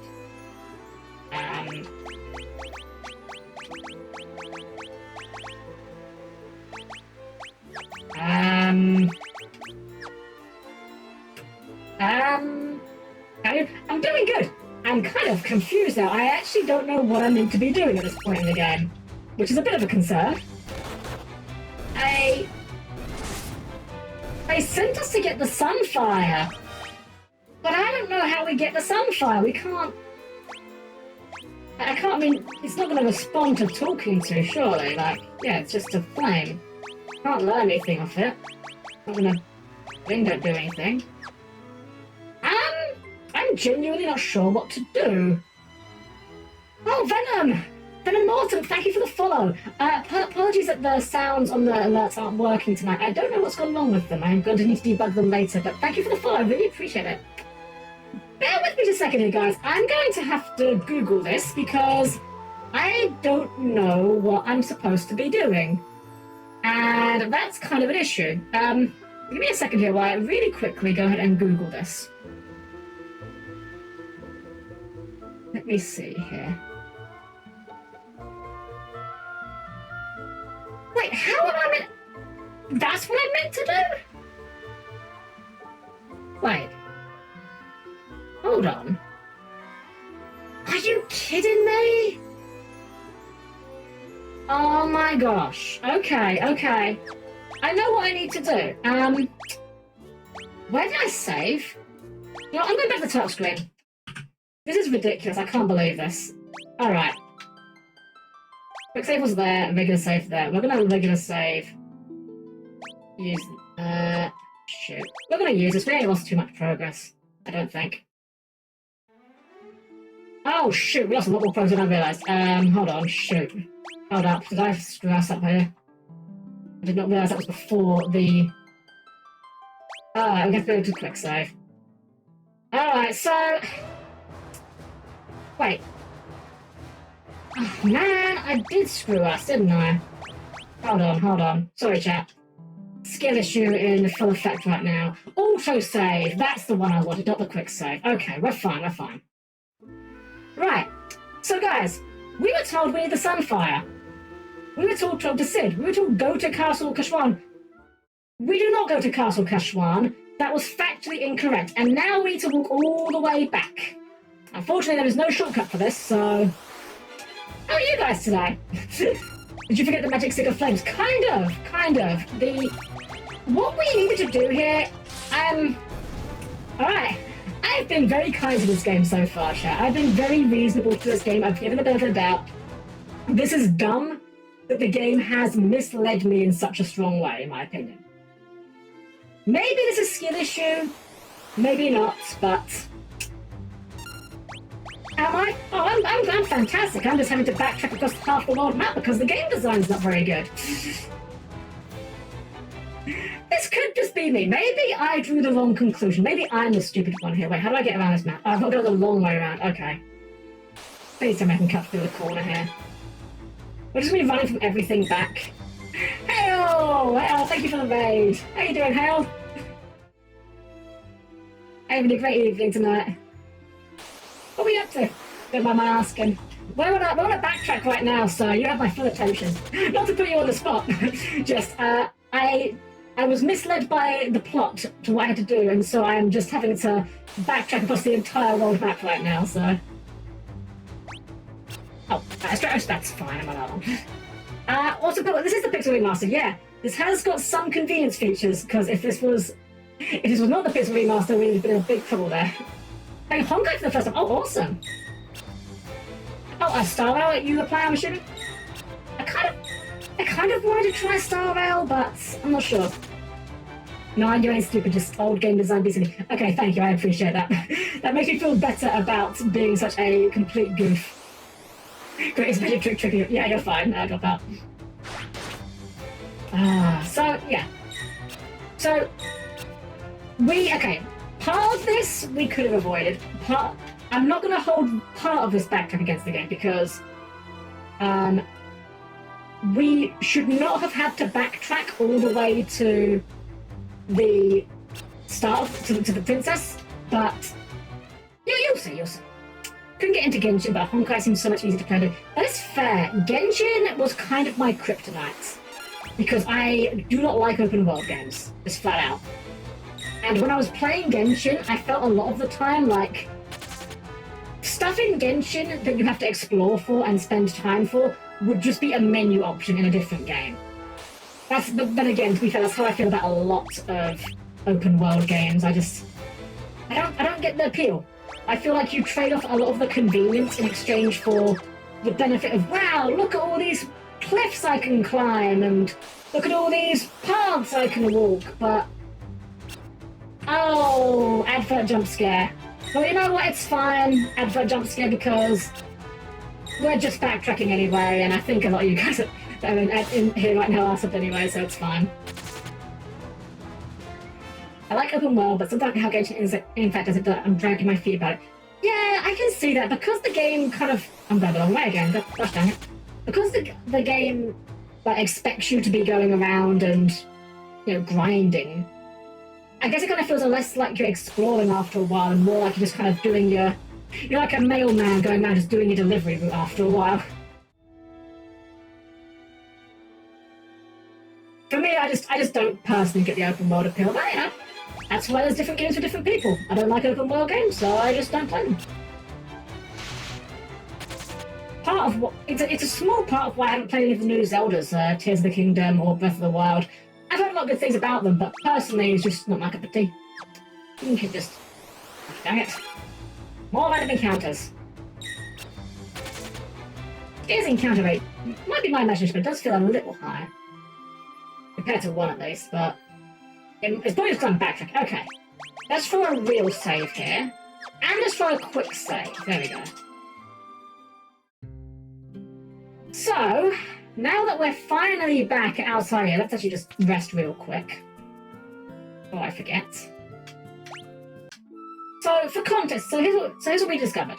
We talked to Sid to discover that Sunfire would probably be the key to dealing with the airship.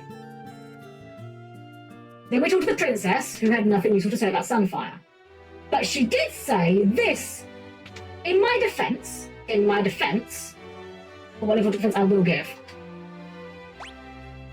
The princess said that she doesn't know much about it, and that you must depart for Kashwan Keep at once. If you hire Sid's airship, the journey shouldn't take long. So this to me implies, oh, go to Sid, get the airship. Well, no, you would think that. You absolute buffoon, you complete dunderhead. Why would you think that is the idea? No. What you need to do is go here and talk to the dying king. And ask him about the Sunfire. Obviously. Scott sealed the gates of Kashwan's Keep to protect the Sunfire in the event they were defeated in battle. You will need the Goddess's Bell to break the seal, so now we can learn the Goddess's Bell and ask about it. The whereabouts of the bell are known only to the Kashwan royal family. Minwo, do you know about it? Gordon would know where the bell is kept, but I have not seen him lately.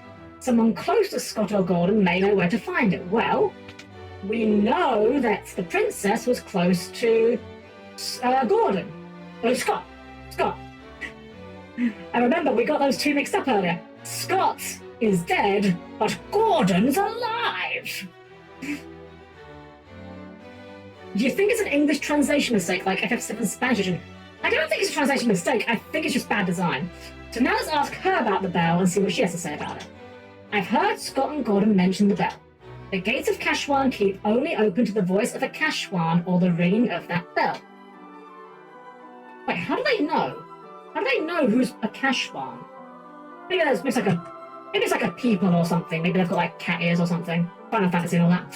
The bell rests deep within a cavern on the snow plains. It will not be easy to retrieve. So it is your intention to enter the snow cavern. Very well. If only Gordon were here, there'd be no need for you to risk such danger. But he isn't, so you must. There is nothing I can do but pray for your success. You could offer us help. You know, you've got some soldiers here. Maybe Minwu could come along. I mean, the king's dying. Let's be honest. We know he's not long for this world. I mean, us three were in danger. No, okay. So Joseph knows the snow plains like the back of his hand. You should seek his counsel. So now we need to backtrack yet again to Joseph, who we've already spoken to once about the mithril. I'm starting to see where the cracks are forming in this game, chat. I'm not gonna lie. This is an egregious amount of backtracking. This is like, if we cut out every instance of backtracking that let's see, how long have we been streaming tonight? We've been streaming for 3 hours and 13 minutes, apparently. About 5 minutes of that was our pre-stream waiting room, and then we had about 15 minutes of chatter before we started. So probably about less than 3 hours of this stream has been actually playing the game. Maybe what, 2 hours and 45, 2 hours 50. I reckon if we cut out all the backtracking, then we probably would be like an hour of gameplay tops. Let's just start beating things up a bit, I guess. It's given quite a lot of backtracking and information grinding. I'm definitely realising this. I'm definitely realising there's a lot more backtracking than I remember in this game.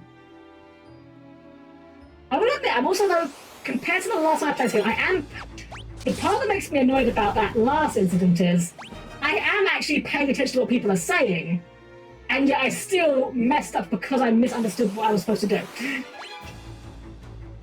S plus tier game, much better than FF14 that has a free file to level something. It's level 70's dropout. Level 70, including A Realm Reborn, the award-winning expansion Heavensward, and the second expansion Stormblood, with no limitations on playtime. I should make that a silly redeem and make Helm do the entire FF14 copy pasta. Okay, well at least this backtracking wasn't too long. And then we get another random encounter. Alright. Let's take off your... we'll keep it on for now, actually. Keep it until we get to the ice cavern that we have to go to. The funniest part here is I have done this part of the game before. We've not yet got to the point where I stopped playing this game for the first time.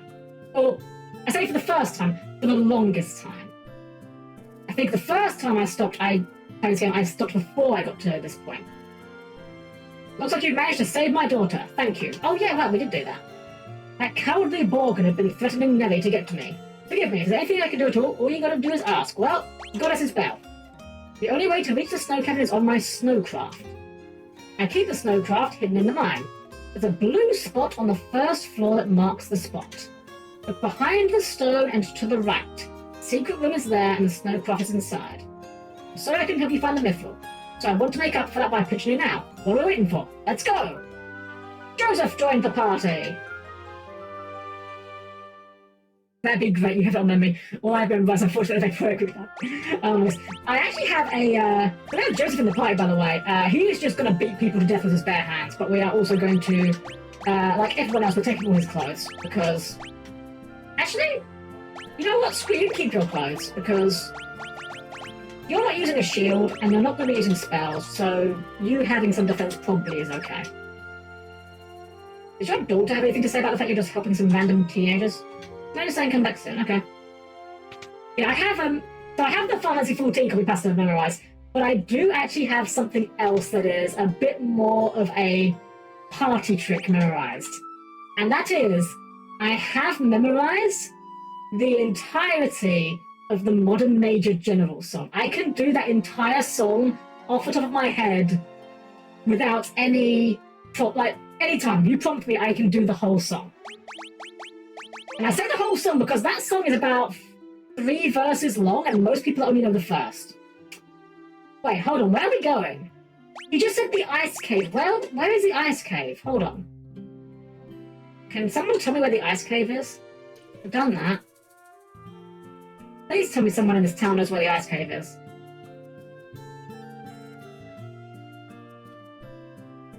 There are 6 NPCs in this town that share 2 lines of dialogue, aren't there?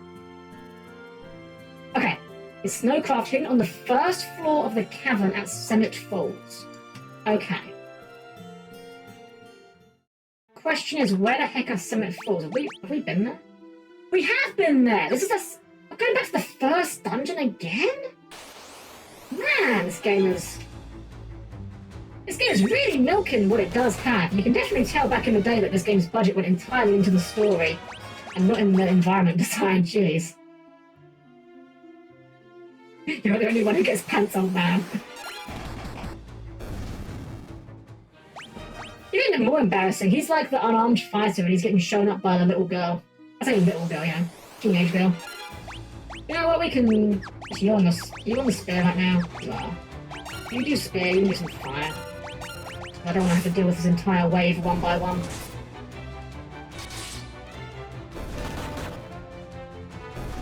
Okay, that's actually some respectful damage off of Joseph there. It's very depressing that wasn't... Even at level 4, the AoE spell was still doing, like, less than 50 damage. Oh well. Right, if this is not the right place, I'm going to scream. This would be a great Capcom mental, don't even need to raise HP like they did in RE3 Nemesis. I'm not familiar. I'll be honest, I've never played a Resident Evil game. The closest I got to it was I watched Gura playing through... What was it called? Village. The one with Lady Dimitrescu. But I love when older games pad out their gameplay. Like, yeah, right? This game, like, definitely I'm feeling it. Oof. It'd be funny to... I'm not going to do it because it would require more time than I'm willing to invest in something so goofy. But it'd be funny to see, like, a supercut of this stream where we just cut out all the backtracking. Alright. So, behind the wall... Wait. This is what he said, right?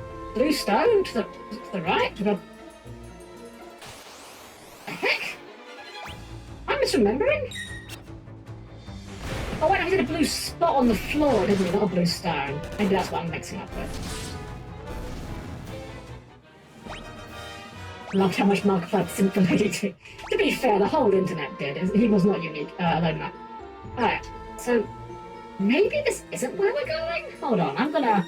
Bear with me, chat. I'm gonna consult the walkthrough again because I want to make sure that I'm not doing something stupid.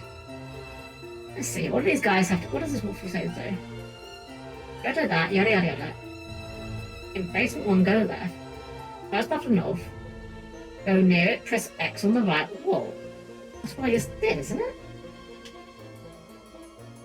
Oh, there, okay. Alright. And was the right idea just... Excuse me? Oh, okay. For a moment there I thought they were implying he just punched that wall out. Joseph shows a small rock jutting out of the wall and a passage appears. The Snowcraft is in here, okay. Want to get in a decent video with all the background? Yeah, right? Alright. Oh, what do you say? In JP, RE3 Nemesis is less HP, 800. In NA, they raised it to 900, but so you couldn't beat the game in one sitting. And they don't compensate you on ammo, making you to plan and make every shot. Oh, that is obnoxious. Game video's 2 minutes long, right? Retrieve the Snowcraft from the chest. I was not expecting it to be something we got out of the chest, I'm not gonna lie, but sure. Now where do we go? Because he hasn't told us what we're doing with the Snowcraft and that we need it.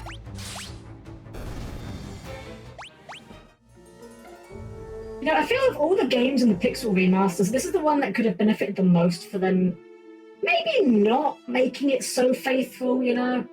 I don't think people would have complained if they had a bit more of a, hey, you should probably go here next. But I'm going to use my common sense and conclude that because it's a Snowcraft and the top of this area looks snowy, we probably need to go up there. I'm just guessing. All Nemesis beatdown runs in NA are really impossible, so speedrunners use JP for it. It's always interesting when you get those weird version differences, but that is an absurd change. I saw a hilarious video recently about someone running... I forget which Resident Evil game it is, I think it may have been 2, where they ran the whole game without walking, because it turns out every time Leon raises and lowers his gun, he inches forward like a tiny amount. Alright, we're on the snowcraft, so I'm feeling like we're in the right position now. I feel like things are happening. So presumably we'll find a cave along here. Now we're gonna find some random cats. When I read the name Snowman, this was not what I expected, I'm not gonna lie. But I'm sure they will die to fire all the same. Or just being hit by a sword, that also works. Snowcraft, so we use it in the desert, right? Yeah, exactly. Well, I mean, technically speaking, tundras are technically deserts under the strictest definition of the word. You know, we're actually going to take off Firion's equipment because I want him to potentially use... I'm assuming that these guys are going to start leveling up our level 4, so... I'm assuming that at this point... I don't know why I'm looking at the map, I want to see it on the map. I'm assuming this would be worth our time to actually use our new stuff on. Well, our good stuff rather. Teleport and fire. Yeah, his foot moves and pulls the background forward by 3 pixels. Exactly, yeah. Just enough to put you in more danger than money. It's so funny. I remember when... I think it was Resident Evil 5 came out? I think it's 5, the one that was like in Africa. I remember... Oh, well, I actually missed. I remember at that time, it was around the time that Left 4 Dead, the first one, came out. And I remember me and my friends were memeing very hard. And I remember my friends were really Resident Evil fans at the time. Because in the Left 4 Dead trailer, you've got the scene where the tank is approaching them. And, the tank's approaching them, and Lewis is like backing up with his gun. He goes, "Run or shoot! Run or shoot!" And Bill just goes, "Both!" And it kind of felt like a low-key little jab at Resident Evil to us. Probably wasn't, but it felt that way. RE6, RE5 was Chris. Oh, okay. Yeah, as I'm not very familiar with Resident Evil. The only ones I know which is I know which one is 4, because one of my friends loves that game.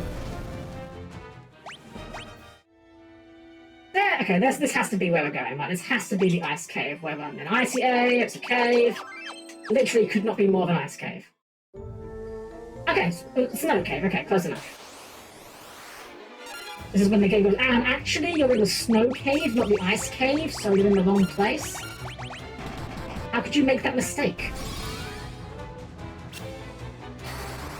Still missing the teleport, that's fine. Just keep working on it. Oh,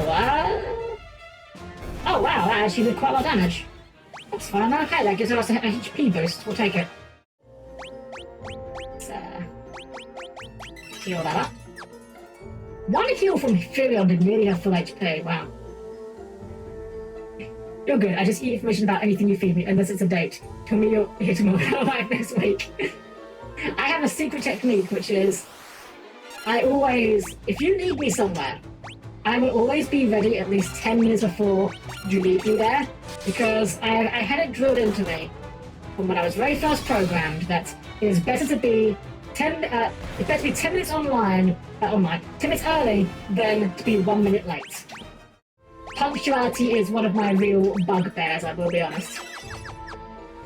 I don't mind sort of like a little bit late, but it always irks me when it's like, okay, we've all agreed, we're gonna meet up here at, okay, that's my FF14 days, when we used to have our static, where you'd have like, you know, we would raid at fixed times every day of the week. Every week. It was Friday and Sunday, we would raid 2 hours. Same times every time. No surprises with this. And yet, one of our members, I shan't name names, but one of our members would consistently arrive about 5 minutes late. And halfway through, we'd always say, okay, we'll take a quick break, you know, we'll take a 5-minute, 10-minute break at most, just to refresh ourselves, and they would always be gone at least 15 minutes. And it's just like, it's not like it's a surprise that we're doing this. It's not like this is something you have to plan around on the fly. You know we do this every week. It shouldn't be a surprise to you. Oh, we just got an achievement for defeating 500 monsters. Always one person late. Yep, I feel you every week. Yep, Kuroiski, you get it, yep. Do you raid as well by any chance? Or you just experience that with other meetings? Either way, welcome aboard. We're going to be a great evening tonight.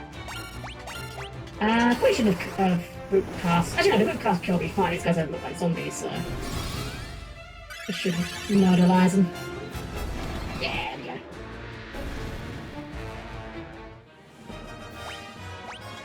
we go. Not bad. Look at that strat. It's a punctual, nerdy made helmet a jack of all trades, eh? You do, yes, and you know exactly what I'm talking about.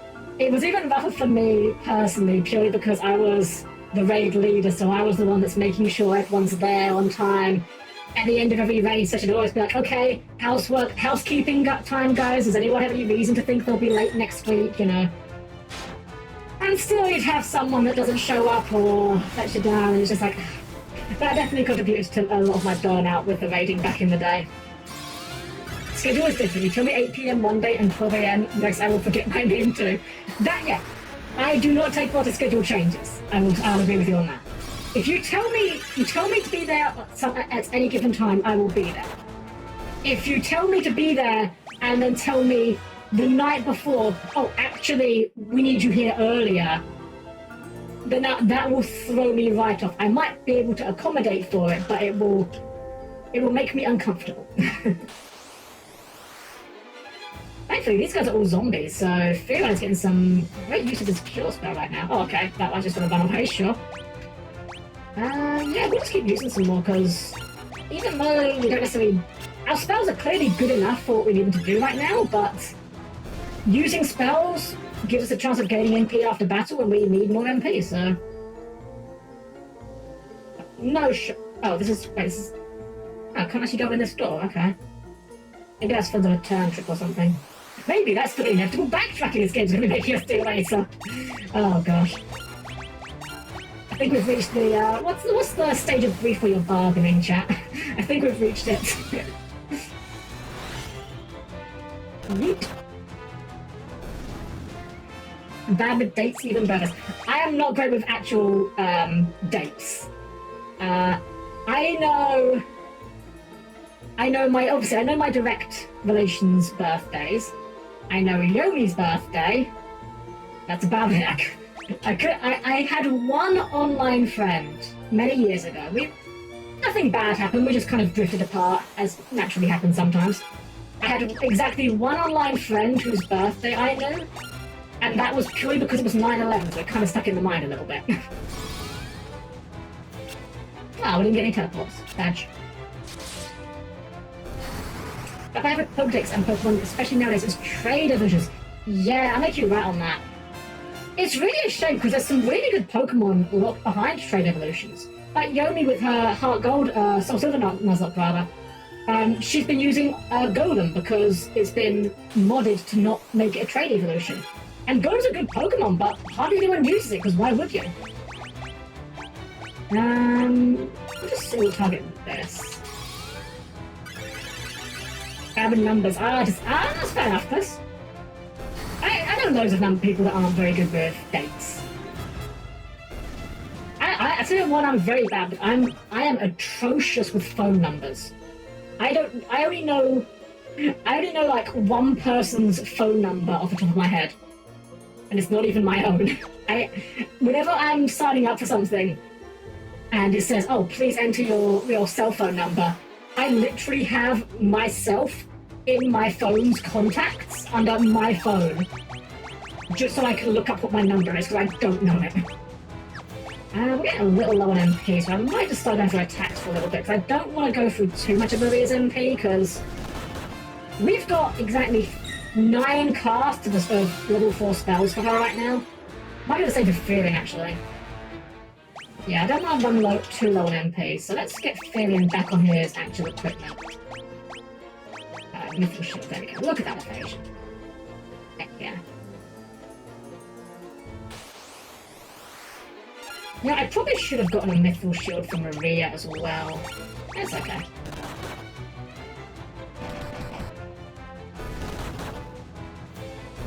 I will say, for anyone in chat, actually, if you're playing Scarlet and Violet, there's a very, very funny bug in Scarlet and Violet at the moment. I don't know if it'll get patched out or if it's been patched out. It's involving the DLC. And it involves... Oh, listen, new monster, dual heads. Fair enough, I mean, yeah, it's got 2 heads, does what it says on the tin, sure. But yeah, involving the dual DLC, there's a new Pokemon called something like Okie Dokie or something. Oh, okay, fair enough. Still a very funny bug. This new Pokemon, Okie Dokie, whatever its name is, like a dog Pokemon. If it uses the move Knockoff, its animation doesn't play out properly. It's like, for its animation, it will like take a step forward, do the attack, and then hop back. But because Knockoff is such a short animation, it actually doesn't play the full animation. It only plays the back step part of the animation. And what this means is, if you use Knockoff multiple times in a battle, Okie Dokie will just move further and further and further back until he's like really far behind you. He still has it. That's amazing. It's a harmless bug, but it's extremely goofy. I do love it. HP for Guy. Okay, I feel like our HP is a lot higher than the point in the game that we are in. Like, I feel like when we were playing... Wait, there's 2... Up or down? I guess we'll try up. I feel like I'm about to wander into some sort of trick here.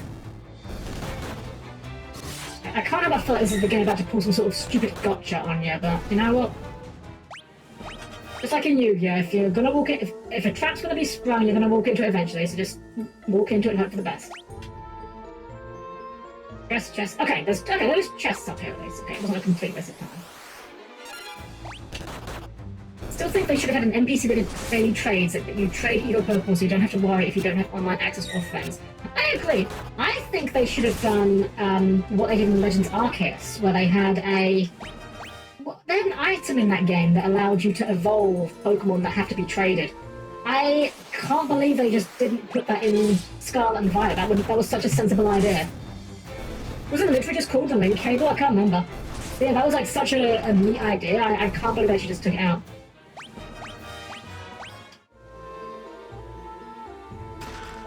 Battle Axe. Unfortunately, has an axe, so I'm not be using that.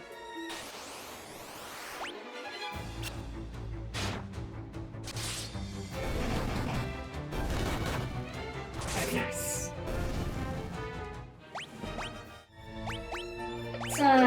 Oh yeah, hold on. Restores a small amount of... Well, how much is a small amount? Well, that fully healed you. Alright, well, I guess a small amount of HP is more than I think it is. I took it out because that element... Pokemon Arceus wasn't really designed to have good trading features. I mean, you're right, but it doesn't change the fact it was a good idea. Oh, we just got an achievement. I don't know why it took so long to pop out right now, but we just got an achievement for collecting 10% of the loot from chests. And we got some monsters. Yumigo was such a disappointment design for its fan version. Yeah, it's... Okay, I get that it's a cool, like... The concept of it was funny, it was fine. The actual look of it, like, looks so bad. It really does. I am not one of these people that will sit here and say, old Pokemon were so good. All the Pokemon these days are so bad. Like, they're all terrible. I'm not in that school of thought. Old Pokemon has some great designs. New Pokemon has some great designs. Gimme Go ain't one of them. Gimme Go is. What's the other one? What's the evolution called again? Gimme Gold or something? I can't remember its name all of a sudden.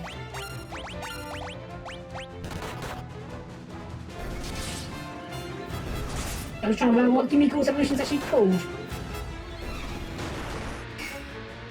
Golden Go! That's it! Thank you, Stratos. Yeah, Golden Go. Like, I get what they're going for, but the design just doesn't work.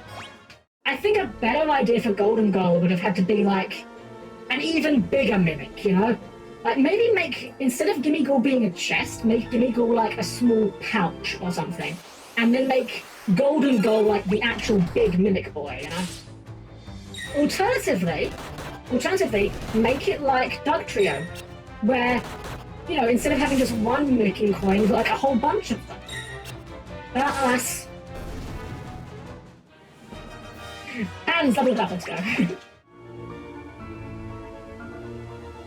Yeah, Game Freak really have been making game decisions as of late. It's very funny, I was saying to someone recently how I remember when the Pokemon Scarlet and Violet trailer first came out.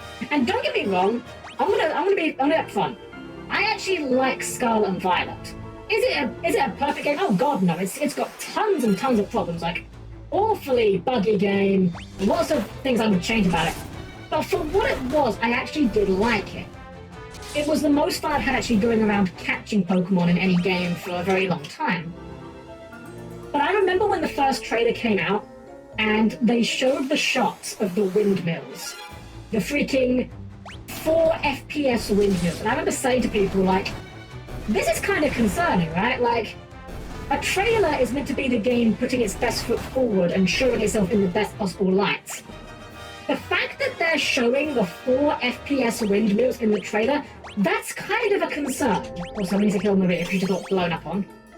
Okay, so it's about half their health. That's not bad, actually. And sure enough, people say, oh, it's just an early trailer, it's not going to be that bad in the finished game, it'll be fine, and no, sure enough, it's actually kind of worse in the finished game. Well, people hate the gist of Trubbish, but like grammar. I like Trubbish. It is ugly. I'm not going to say it's pretty, but I like it. I like the concept. I think it's a successful execution of the concept. I don't really care for Grimer that much, to be honest, but it's because they underclock the CPU so it doesn't burn your lap. Is that actually true? I genuinely don't know enough about switches and how they're programmed, but if that's actually true, that's absolutely hilariously inept, because it's like, look at how good games like Xenoblade Chronicles look, and yet they managed to do it. I know one thing I'd heard about it was that apparently Pokemon Scarlet and Violet never cull the skybox and the ocean. So the entire ocean is always being rendered at all times, which I know that's actually not as big of a deal as it sounds depending on how they programmed it, but it's still not good coding practice. Xenoblade also retail. True, to be clear, I was talking about the new one, the one that is on the Switch. Was it 3, I think it is? Let's just chuck some more potions. We should probably buy some potions when we get to town next. Okay, so it's just like 100, okay. 3 or 2, okay, yeah, fair enough. I never played those games, admittedly. As much as I like JRPGs, I watched a little bit of the start of a Let's Play of them, and it just didn't seem like my particular kind of cup of tea. So when it comes to JRPGs, there are certain flavors of it that you like, you know? Favorite types of races or enemies in RPGs/games? I'll go first. Okay, yeah, you go first. We're talking about generally. Elementals, Mimic, and Skeletons. Good choices. I do like a Mimic. A good Mimic can be a lot of fun. Looking like enemy ones. Oh, I'm going Mythril Spear. Minotaurs are pretty good. Minotaurs are quite underrated, I think, yeah. I have a character who's a half Minotaur. I feel like I'm missing... I feel like there's one I'm failing to find in my head right now that when I think of it will be like, oh yeah, duh, I love this. It's not coming to me right this second. It's a trap run. Well, I will say, one thing I do quite like as a... It's not necessarily a type of enemy, but it's kind of a trope. I do always like having rival characters. You know, characters that play by the same sort of rules as you do, but maybe they're a little bit better, so you have to try and beat them up. I always say even though it's not an RPG, my favourite example of the rival character is Virgil from Devil May Cry 3. I think he does that job perfectly. And we've got 2 doors again. Don't like that. Don't like that. Hold on, these doors are going up. Did we come up? We did. Let's pick up real quick. So let's look at this. Okay, we see no doors here. This does not help us. Okay, fair enough. I guess we're just gonna pick a door and hope for the best. We'll start going left. Hope for the best. People have overclocked their Switch to work like a PC, but the Switches heat up so bad they can cause 3rd-degree burns. Yikes! Oh my goodness. 8 out of under the football equipment spells can be tough. Yes, under a very cool one for certain. I'm just annoyed. I feel like there's some sort of like trope or monster that I'm thinking of that I just can't put my finger on. But when I think about like, oh yeah, this thing. I guess one trope I do quite like is the multi-part boss, where the boss has, say, both of its arms are separate enemies and you can destroy them separately. That's quite a fun trope. Can be quite... Ooh, we got a Mithril Shield. Okay. Okay. I may regret this, but I said I should have got a Mithril Shield. Everybody has spare Mithril Shield. It's fine. I'm actually going to... Actually, wait. I'm going to give you... Hold on. Menuing failed. I'm actually... Might be a bit late in the game to be working on this, but I think I am going to give... I'm going to give Maria a... I'll give her a Mithril Mace, and I'm going to give her a Mithril Shield to raise her evasion a little bit. Reason being, we're currently just using our melee attacks to save an MP. Even though we haven't been training her staff, so it's going to be very bad. We can't use unarmed strikes while we are using a shield. So this is an okay idea. It's a fun question. If you were a robot maid, what monster or creature would you want to be a robot of? Ooh, there's a fun one. A lot of potential ideas for that. I mean, Minotaur would be quite fun again. I don't know that. I was about to say I don't know that I've ever seen a robot Minotaur. I've seen a cyborg Minotaur, where you have like a robot arm. Another Minotaur can be quite good. Or oh wait, no. Actually, no. I know exactly what I would want to be. I would want to be a robot angel, because robot feathery wings, like the Wing Zero, are one of my favourite things. Like metallic wings that look like they're feathered, but actually they're metal. That is one of my favourite things. I do like goblins. I do have a lot of fun with goblins. Robot goblins, I've tried drawing them before. Weren't that fun to draw? It was hard to get across both the robot and the goblin convincingly. Exactly, yes, exactly like the Wing Gunny from Endless Waltz. Exactly like that. Or, it's not quite the same, but in Blaze Blue, you have New 13 and also like Lambda 11. They also have like the blade. They were more like freestanding hovering blades, but similar sort of deal. Oh, look at that, they got them almost instantly there. The only good goblin is one that never crawls out of its hole. Actually, did you know there actually is, in Pathfinder they have multiple kinds of goblins? They actually have, you have your regular bog standard garden variety goblin. Then you have monkey goblins, which are just goblins that have monkey tails. They're kind of funny. There's also goblin dogs, which aren't actually goblins. They are more dog than they are goblin. And there are goblin snakes, which are snakes that have goblin heads. There's also one called, I think they're called Grindylow, and they're basically goblins, but they have octopus tentacles instead of legs.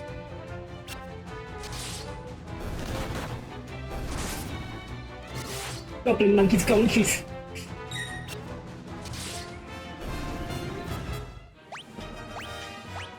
I think you can actually play as goblin monkeys as well. Goblin tours. Oh, monsters, shit. Oh, okay, just these guys. We can deal with these guys. These aren't scary.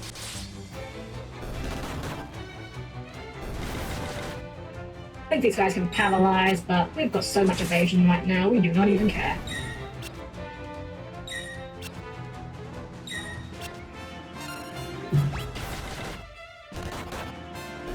Have a goblins? You mean like, have a goblins, these nuts? I'm assuming that's what you're going for. I don't know. The Ancient Sword. Okay, I've heard of this item. Okay, yeah. So while I was researching this game, working out what I wanted to do with this game. No, like, have a nice day. Sure, Yomi, sure. Okay, while I was Googling this game, one of the things I found was that the Ancient Sword here is really good. I didn't know, full disclosure, I did not look up where everything good in this game was, but I did look up what are good things I should be using. For example, for all the weapon types in this game, I found out that the general consensus is bows aren't very good, Axes aren't very good. Daggers are okay, but you don't find many of them near the end of the game, so it's not worth investing into. But one of the things I found while researching was that the Ancient Sword is very good, because this has a chance of, on hit, inflicting the Curse status, which I actually don't know exactly what it does. I think it just, like, lowers all your stats. Jack, welcome! Ancient Sword, one of a couple of near broken from the games. Yeah, I had heard that. Actually, I've done some research in this game, but there's definitely a lot about it I don't know. But I will say, the game, at least this version, has been more enjoyable so far than I thought it would be. Despite all of the ridiculous amounts of backtracking. Oh, well, I actually missed that. What the heck? How did you miss that guy? He's like 4 levels. What the heck? Why is going missing? Well, that works, sure. What is your accuracy, guy? You have 34% accuracy and you missed on 8 consecutive hits. If I wasn't streaming right now, I would Success! If I went stream right now, guy, I would be going and mathematically working out how bad you were just then. Because that has to be... Guys, it is time. It is time for the most important scene in the game. This game's had a pretty decent story so far, guys, but this will completely change how you look at this game. Snook! Snook, snook, cheat! Guy, speak beaver. I mean, what do I say to this? I don't think... Can I top this? How can this be topped? Final Fantasy peaked at Final Fantasy II with its storytelling, guys. Guy speak beaver. What more can I say? In all seriousness, I don't question that Guy can speak to beavers. This is something that I find myself thinking in a lot of media when someone has a weird power or whatever, or even in real life when someone has like a weird party trick they can do, like, oh, I don't know, my elbow can bend backwards or something. I don't question that you're able to do that. I question how you found out you were able to do that and what you were doing at the time. Ask about the bell. Secret passage in wall to right. Monster guard bell. Bell in wall. Anything else you can ask? I'm assuming probably not. Okay, so secret passage in wall to right. Oh, that's nice. It actually marked it on the map. You see the letter L clears on the stream, but there's a little tiny arrow here marking the hidden passage. That's nice of them to do so. You know what? We're going to throw a quick save because I really don't want to. 2 things we're going to do. We're going to throw a quick save. We're going to unequip Maria's gear because we don't want that weighing down her intellect for her spells. And I think we'll take off Philion's gear as well because I think we're going to want him to be able to do good healing. Yeah, this should be okay. Where Beaver Warrior came from. Oh wait, there's actually a lot of walking to go still. Never mind, let's put back on my gear. Spit. Kill. I just assumed that the monster would be like right behind the wall for some reason. There we go. Yeah, we don't want to waste our MP getting there. Already pretty low on it as it is. We found the ethers in a shop, but they're like 1,000 a pop, and I'm not about spending that much right now. Right, I'm not sure what I will be spending that on, but, you know.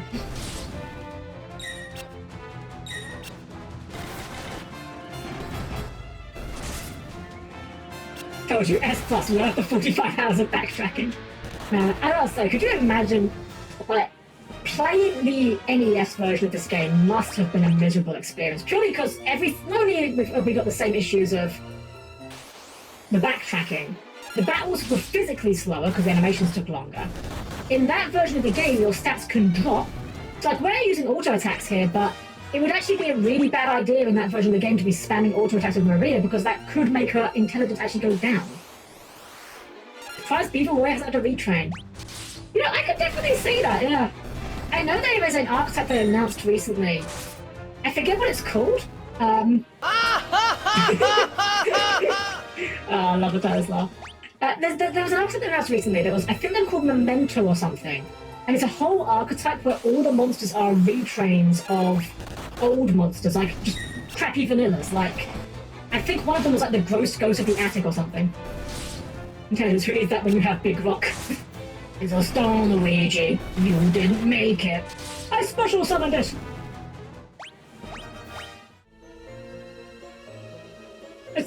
It's even immune from targeting, but not immune from destruction.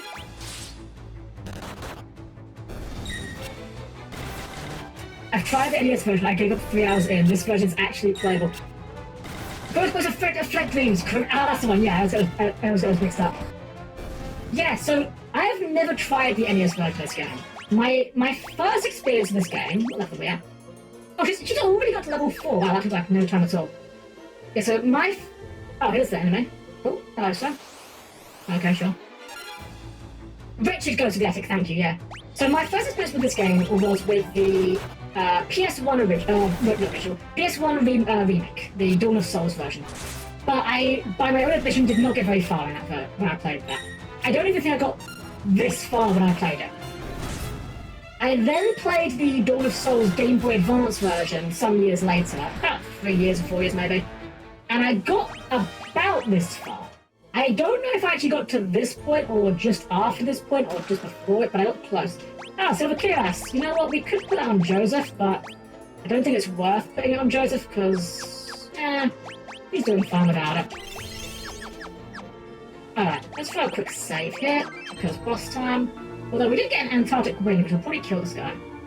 I said, Adamantoids guarding the bell. Stay on your toes. Did we not fight one of these already? Was that not what we found in the other cave? Oh no, that one was like land turtle. Alright, well, I'm assuming you're immune to teleport. I'm gonna cast it anyway, because if it does work, that'll be very funny. And I'm gonna assume that this will do a lot of damage to you, because Adamantoids are usually weak to ice, right? Pretty weak to getting punched as well, apparently, jeez. Guy, why are you missing so much? Am I stupid? Wow, yeah.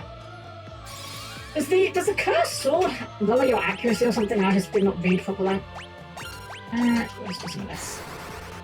They finally made Yes! I was saying earlier, they finally made more Gate Guardian support, and it's... Oh, okay. That's nice and easy.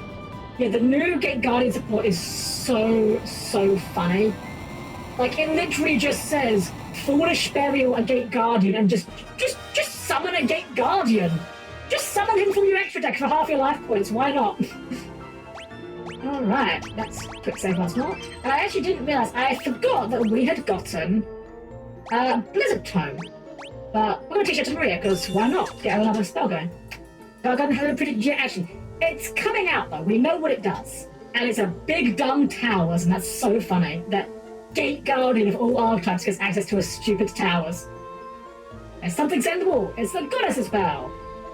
Yeah, it is, yeah. It has, you know what? Give me a second. I will throw you a link to it because, while I don't normally like to stop mid-stream to link things, this is so funny, it definitely warrants it. Where are you? Here we go. Here we go. Here is a link with the details of it on YG Organization. Yes, it's coming in the OCG. That makes me think that they're probably going to print the new Gate Guardian stuff in the OCG soon as well, because the new Gate Guardian stuff, as far as I know, is not out in the OCG yet. So that's part of why we probably don't get the Master Duel. So I'm hoping Dark Guardian will bring out Gate Guardian as well, and that will mean we'll finally get a Master Duel. Better late than never, I suppose. Anyway, something set in the wall is the Goddess's Bell. Ding, you obtain the Goddess's Bell. Huzzah!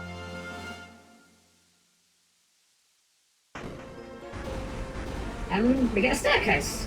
That's very kind of them.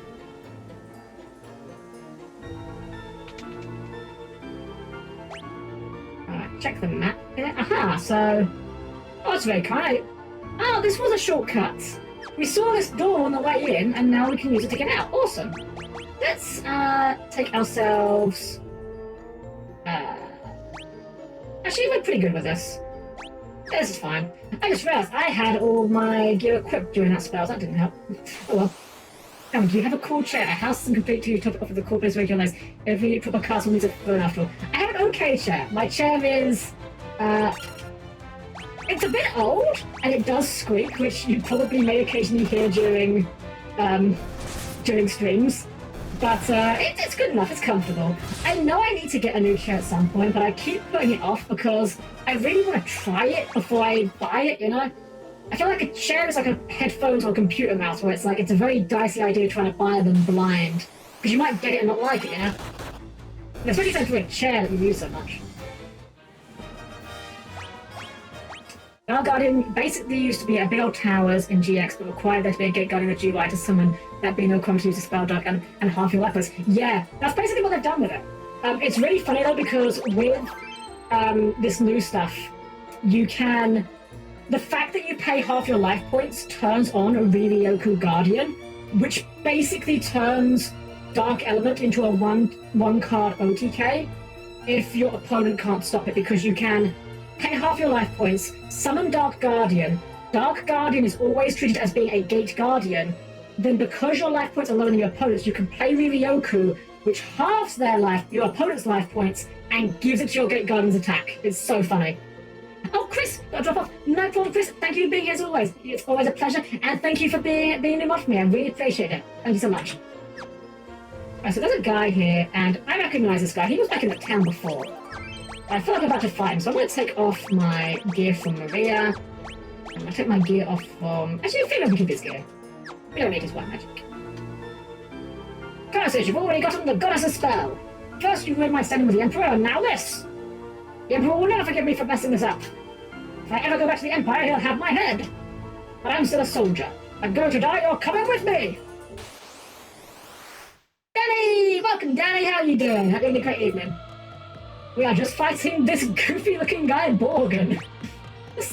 Again, I love it's one of the things I love with these old games, where they've got the sprites for the players are very cubified, and the sprites for the enemies aren't. This man is like 15 feet tall. Let's give him some fire and just pummel him. Big Guardian Dynamorphy about to go hard. Shoot, you know, you might be on... Okay, so I guess it's like a gag fight. You know, Zoro, you might be onto something there. Did Dynamorphia lock you into dinosaurs at any point? Because if they don't, that could be a genuine brew. I may have to cook on that. Well, he did. Wow, just walk around him. I may have lost, but don't think that you've won. I've booby-trapped this cave. It's a little parting gift from me to you. I'll be waiting for you in hell, Unga! Wow, they actually dropped the capital H hell. Huh. And he dies.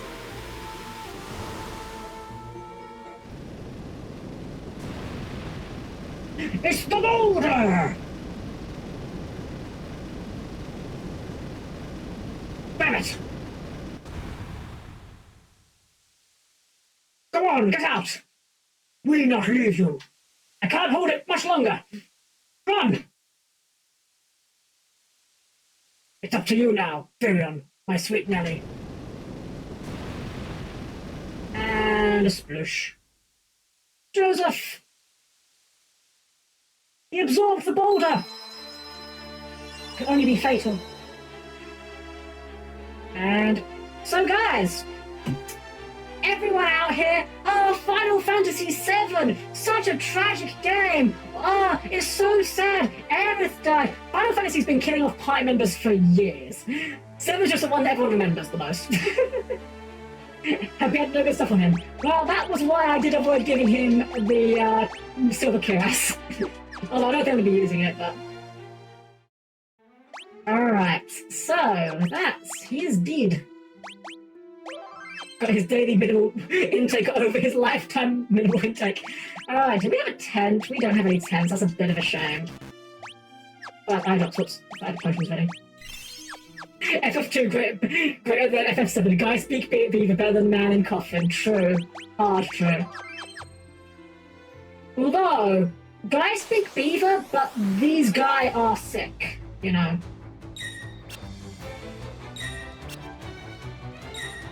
Almost forgot. Aside from the trap one-on-one fight, all they have left is the effect monster defense wall. Take the spear and cloth armor. Boom, instant touch. No, no, Jack, do not curse me with this. Do not curse me with another crafting system. Okay, hot take, possibly. Maybe this isn't a hot take. Personally, I am of the opinion crafting systems in games are only ever busy work. I will happily take the immersion break of just finding loot in dungeons or off random enemies over the inconvenience of having to gather 50 toenail clippings from a Yeti just to make a potion or whatever. Minecraft has a lot to answer for, I'll just say that. Even though Minecraft wasn't even close to being the first game to do it. You heard it here first, Helm hates Minecraft. No! Alright, I'm gonna say, this is okay, I stand by this statement. And this is a statement that always gets people upset. Minecraft, the way that most people play it, I genuinely do not count Minecraft as a game, the way most people play it. And let me explain myself here. When I say the way most people play it, I mean the creative mode, or just building a base. If you're playing Minecraft with the goal of specifically going to beat the end dragon or whatever, then yeah, I will agree with you that it's a game in that case. If you're just playing Minecraft to mess around, to build a base, you're not playing a game. You're playing with a toy. But let me equally be clear, there's nothing wrong with that. I have Digimon toys. I have virtual pet Digimon that I play with. Those are toys. I'm not going to pretend they're not toys. But the amount of times people get bent out of shape about calling Minecraft a toy, even though I don't mean as an insult, it's kind of weird. I agree and disagree. It's weird, right? Like, it's... Like, don't get me wrong. I love it. It's a slightly facetious way. Oh, I just realised. Hold on. I just realised, yeah, his accuracy does go down the toilet. Let's get him back on the Mithril sword. That would explain it. But yeah, here's the thing. There's nothing wrong with that. Lego is a toy. And there's nothing shameful about playing with Lego. Lego is great. Yeah, kind of fun is great. Have you seen, there is a mod. It is the most glorious thing I've ever seen, which is it's an FF10 mod that makes Tidus, actually, it remakes the entire soundtrack with Tidus's laughter. So every single note is Tidus laughing in pitch. The worst part is it actually sounds alright. Not great, but alright. Sap spell. I don't think we want that. We do want to grab the warp tome for Maria, though. I'm going to teach the life spell to Firion. I'm going to teach the warp spell to Maria. Annoyingly, if I was smart, I would have bought the life spell on the way out, because I could have used it to instant kill those undead enemies, but that's fine. So we've got the goddess's spell, so in theory...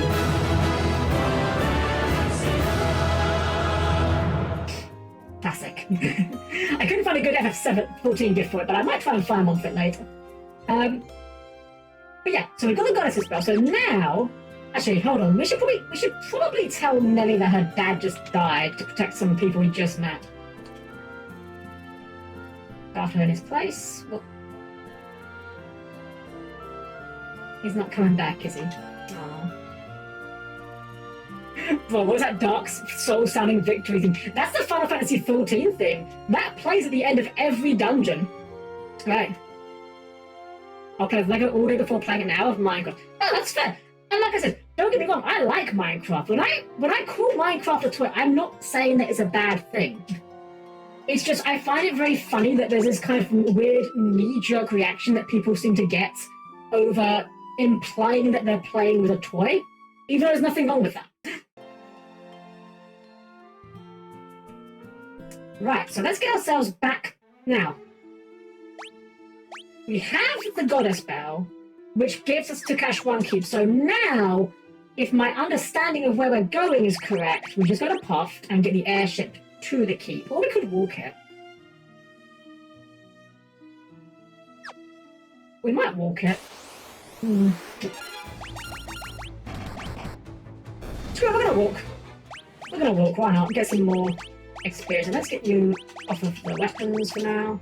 You already are, and we'll because we need to get Maria to level up her ice spell a little bit, so we'll use Gary's mod over Minecraft for creating things. I never really dabbled in Gary's mod too much. I don't like anything against it, of course. Like, you know, it's a perfectly fine thing for what it is. Just I kind of missed the boat on it a little bit, I think. Actually, I tell a lie. I do own Gary's mod. I used Gary's mod, of all things, when I was at university.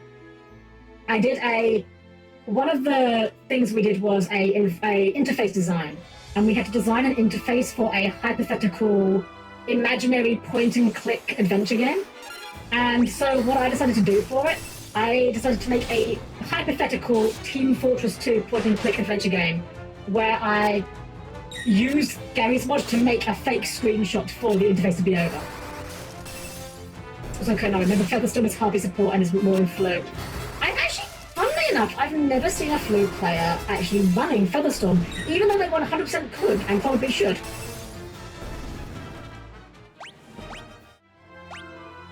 I suppose it's a bit less valuable in Flu though, because I can't really search it, right? Unless they're going to do something really jank like run Hysteric Sign just for a searchable Featherstorm, but why would you do that? Even with this level 1 spell, I'm still absolutely coasting these guys. You know what, we're going to stop here. I'm going to stop in this and restock because, oh, good, this should get us lots of Blizzard experience. Let's auto-battle for a bit while she mops these up to 1 by 1. Imagine being a student and putting your blood, sweat, and tears into a project and you get beat out by Helm's Gary's mod 35-minute meme. It was not a 35-minute meme project. No. So the Gary's mod was just a screenshot. The actual main thing, the actual project was an interface, but to design a point-and-click interface. That took me a good couple hours. That was actually one of the ones I did very well on, actually, with that Simon. They do, but you have to get lucky and draw it versus in-perm plus in-artifact trap. Yeah, that's fair. I guess I suppose when I think about it, like, if I was playing Flu, although Featherstorm's a great card, I feel like I'd rather run in-perm for the hand trap utility of it. But...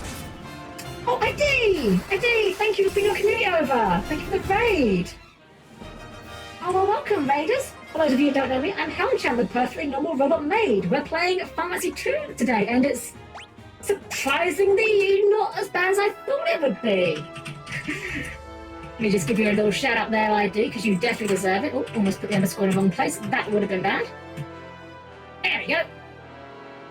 Welcome. Let me just snooze out ads so that you guys don't come into it. I told you. Look, okay. I said it's better than I thought it would be. I didn't say it's good. We've had to backtrack from oops, that's the wrong window. We've had to backtrack from here. We've gone from here to here, back here, up here, back here, over here, back here, up here, and there's... I'm not sure. I might deign to bump it up to a B minus, but I'm loath to do so far. I know we're still relatively early in. I'd have to relook at the actual... I'd have to look at my tier list again and remind myself what I would be putting it above if I did bump it up to B minus. It's good, it's not the term. It's functioning as intended is the best I can possibly give it. It is certainly functioning as intended. I will say, this particular version as well does have some improvements in some manners, such as in this version you cannot lose stats in battle. So that's one thing at least. Actually, let's work out a little bit more. Oh, Zen and Hellhounds, thank you for the follow. I do apologise, I missed Hellhound there. For some reason, my alert redeems, my alerts seem to have gone completely silent for reasons I cannot work out. I may have to ask Tech Debbie for some help on that one when I'm done with the stream tonight, maybe. Because I haven't actually touched anything on those, so I don't know why they've suddenly gone silent, but here's what it is.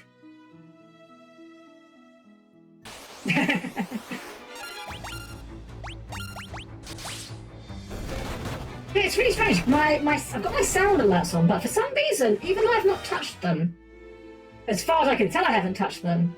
My actual Stream Elements alerts seem to not be making any noise anymore, so I'm not sure what's going on with that.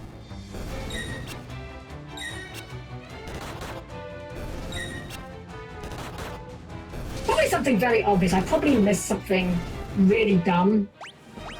It like a one-button push that I just accidentally toggled off by accident. How are we doing? Let's get some more healing, just because that works on cure. And... Danny! Oh my gosh, Danny! Thank you for your sub, and thank you for helping us meet our sub goal. Oh my gosh, thank you, Danny. I really appreciate that. Thank you so much.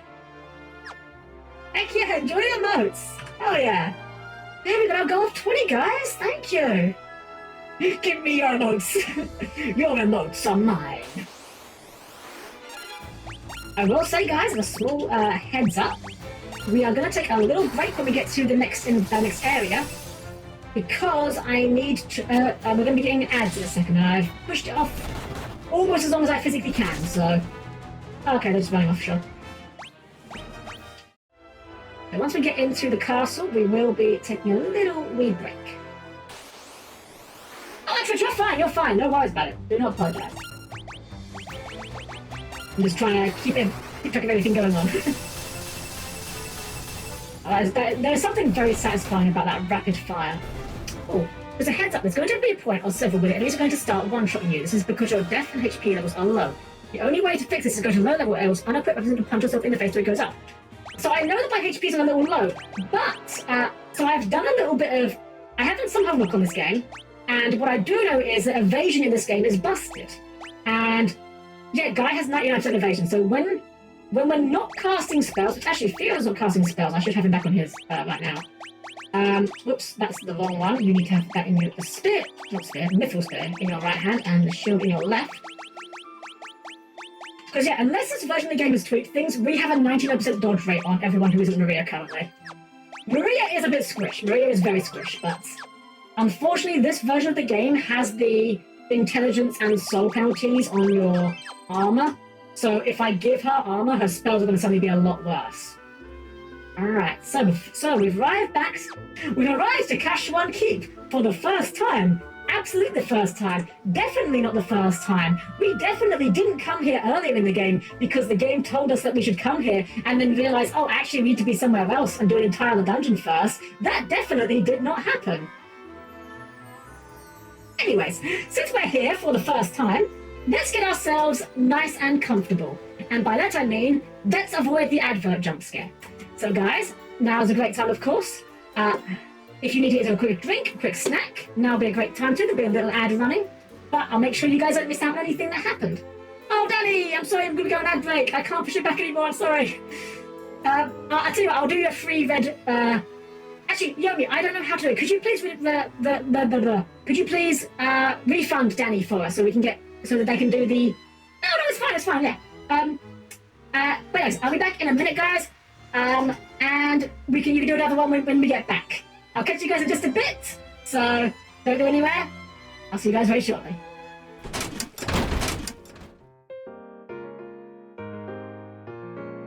Oh, also, while I'm on break, this is another weird bug I'm having that I need to figure out. For some reason, when I change scenes, all of my alerts kind of repeat themselves again. Probably some other very simple solution to this that I'm too stupid to figure out. Two bugs to figure out with my alerts today. And the weird part is these ones are making noise! Why are these ones making noise? Why are these alerts making noise but the other ones aren't? I'm so confused. You think you know what it is? Oh, excellent idea. I will pick your brains about it later. Thank you. I'll definitely pick your brains. But for now, we're about to go to ads, so I'll catch you guys again on a second overlay. Oh! I have two overlays. Maybe that's an issue. Tell you what, I'm going to put the ads on. I'm on the ads. And I'll tell you what I do. Since you're subscribed and you're not going to get the ads, maybe you can explain to me what I would need to do. Might be repeating but only playing on one. Broad talk, I see. So I have two overlays going on the game screen because I have the sound alerts and the regular alerts. On this one, I only have the alert, the actual alert, so I'm not sure. I'm gonna give that a voice check. Oh no, that's fine. I didn't mean to put you on the spot. I was just, if it was one of those very simple, what's the word? Very simple kind of just click this button kind of things, you know. It's all good. Well, September, it should be too. I can at least check that. Check the properties here.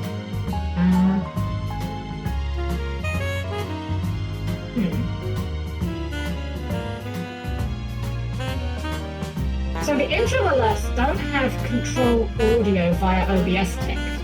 My sound alerts do. I feel like I probably should have. You know what? We'll try it for science. I'll put this on here. And when we go back to the other one, I'll try the same thing and see if that shows up there. I'll do a test alert or something.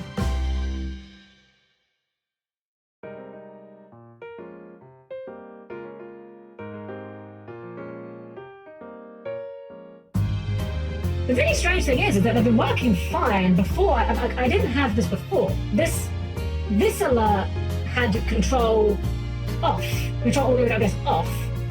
The other one on my game screen did as well, also had it off.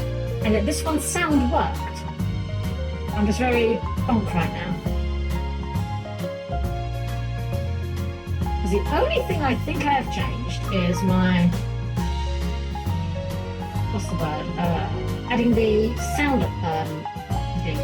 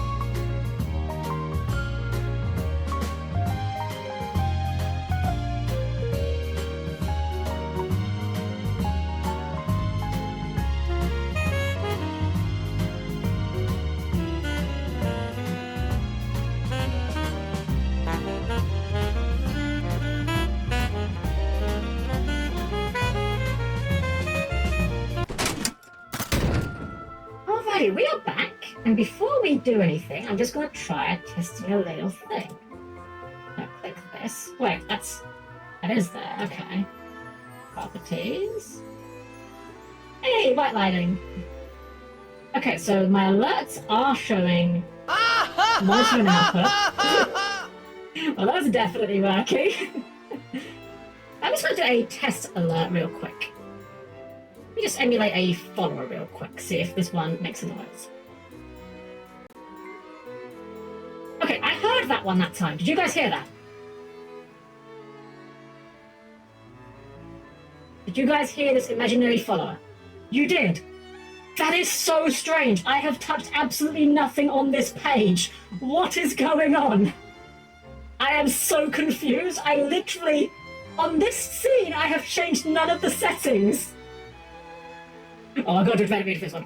On the next episode of Helm-Chan Z, will Helm fix it in time? Will the stream explode? Will Yomi ever find Morphe stuck in her scream space? Find out next time on the next exciting episode of Helm-Chan Z. Oh, that kind of like that. But worse. Alright, well, you know what? I have no idea what's going on. I'm just going to write it down to ghosts. Actually, no, I'm going to blame Yomi. Yeah. Deal with it, Yomi, you're blamed. Your fault. It's your fault specifically, your fault that my sounds didn't work. Thank you, Status. Yeah, get blamed, nerd. What are you going to do about it? What are you going to do? Mix up some sort of potion and that's going to poison me? Oh, wait, I can't ingest potions. Get dunked on. I was gonna say I love you, but fine. Okay, fine. I guess I love you as well, Yomi. God. I happen to be here, so I say, exactly, yeah, you just came and fixed it. Okay. Now we can do the thing. We can use... Right, no, not this one. We go to the door. And we can use the door to use the goddess's bow. I'll do this. Okay, that time it didn't beep again. What is going on? What is going on? That was silent for me. Was that silent for you guys as well? I am so confused. What is going on? Hold on. I am very confused what's happening right now. Hold on. I'm gonna test one more time. There must be some sort of weird kind of jank going on if it's working when I emulate it, but not in... It was very quiet, I swear I heard. Hold on. Let me turn this right back up again now. I'm gonna turn alerts up to full. It was super quiet. Okay. Well, I'm gonna ask you guys to do another one, but I'm gonna emulate another one here. See if this one. I know how to follow here. Okay, I heard that one there. That was the emulated one. Now the emulated one worked last time, so I have just put the alerts sound right up to... Oh. Guys, I think I've just worked out what I've done, and I think I've just worked out the problem, and it's, you know what, hold on, I need to get a proper visual for this, of what I think. If I'm correct of what I think I have just done, I need to hit myself with this appropriate... I'm not above clowning on myself, but let me just drag this into here. Where is it? This one. Boop. If my understanding of what has happened is correct, then this is 100% a skill issue. So, here's the skill issue, guys. Here's what happened. Here's the spell, the trap card that I walked into. I have two sounds on my OBS mixer, and I think what may have happened. Was I think the first time the sound alert, one of the sounds played, I think I thought it was a little loud, so I turned it down a bit. But I think I may have accidentally lowered the volume on alerts rather than sound alerts. So I don't know why the emulated ones sound at the right volume, but you know what? Let's just do one more, shall we? Let's just emulate this one more time to see if that really was what it was. Fake follower, let's go.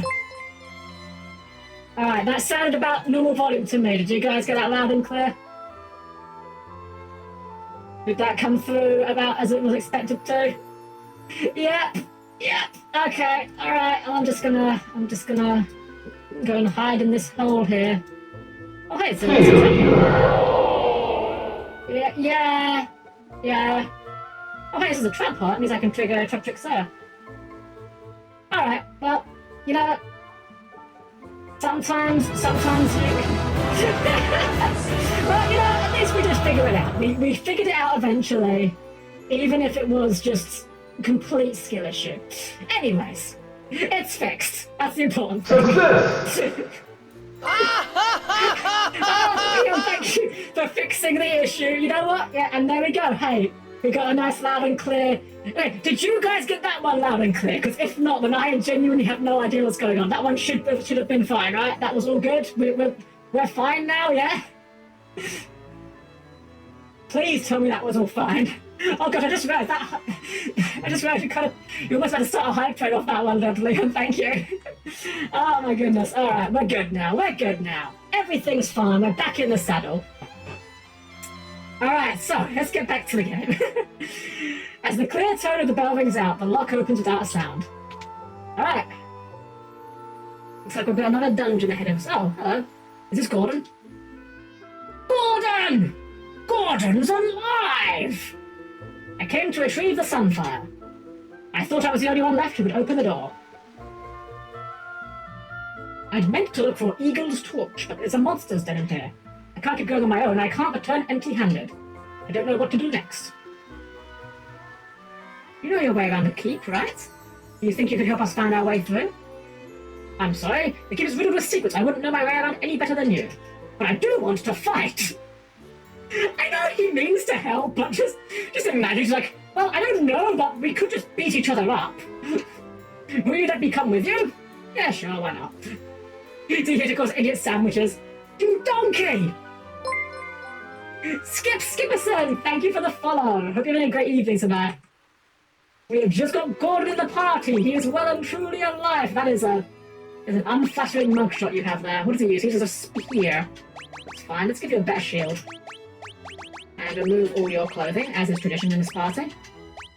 I would like to give you something better, but I don't really have... I'll give you a... Oh, we go. We've got another. Wait, no, that's Firion's Mythical Spear. I guess you're gonna stuck on your regular spear. That's fine. I'm guessing you have spear levels. Oh, actually, no, you don't. Hold on. In that case, then, we can give you... We'll give you the Mythical Mate. Oh, no, wait, that's it's already taken. We'll give you the Battle Axe. Do it. Oh, thank you, Skip. Let me just check your stats. We got...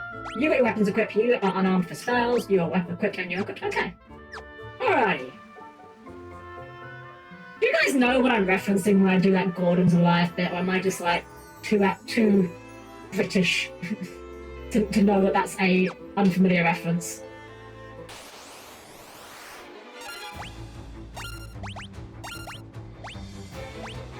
What are we doing here? We're gonna go...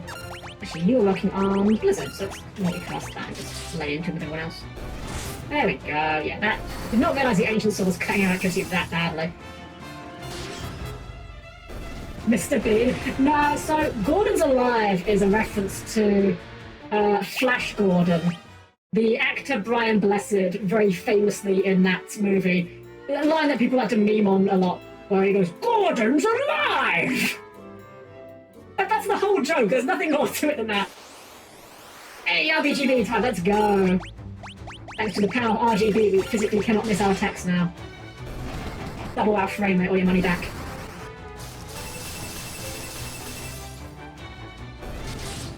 I'm not sure what's more depressing, the fact that the area target Blizzard does like 14 damage, or the fact that that's enough to kill some of these things. Flash Gordon, I feel like I've... Wait, Ted? Ted? Which Ted? Villain Ted? Oh, wait, is it like Ted as in the movie with Seth MacFarlane? I've never seen that movie. Trash! Ah! He'll save every one of us! When I was but a wee Helmlet, we had a Queen cassette that got played a lot in the car, so I heard that song a lot.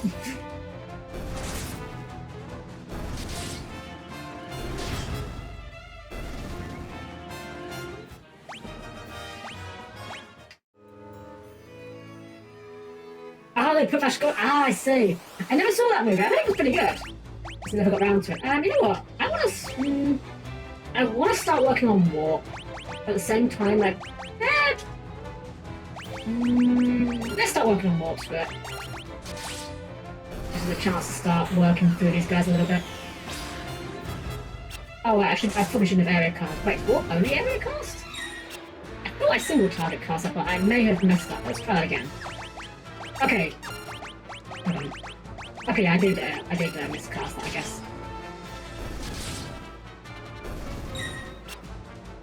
Shields in this game, I'm realizing, are just so good.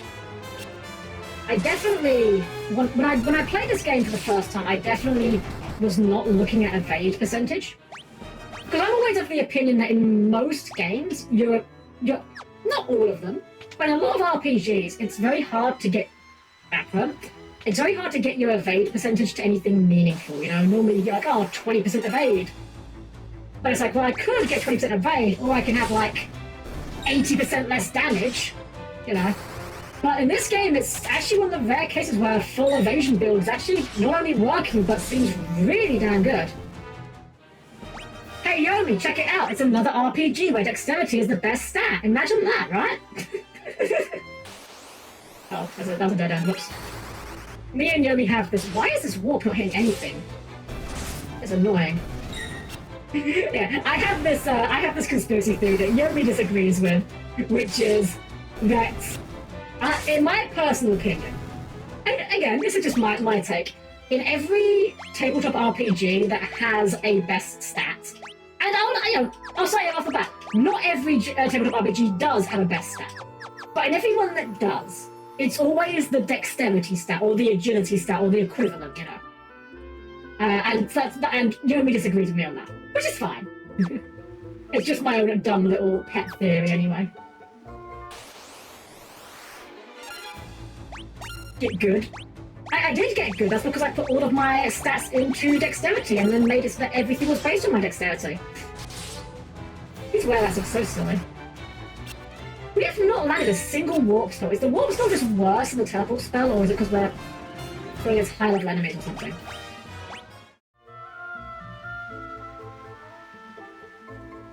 You've been burying basically.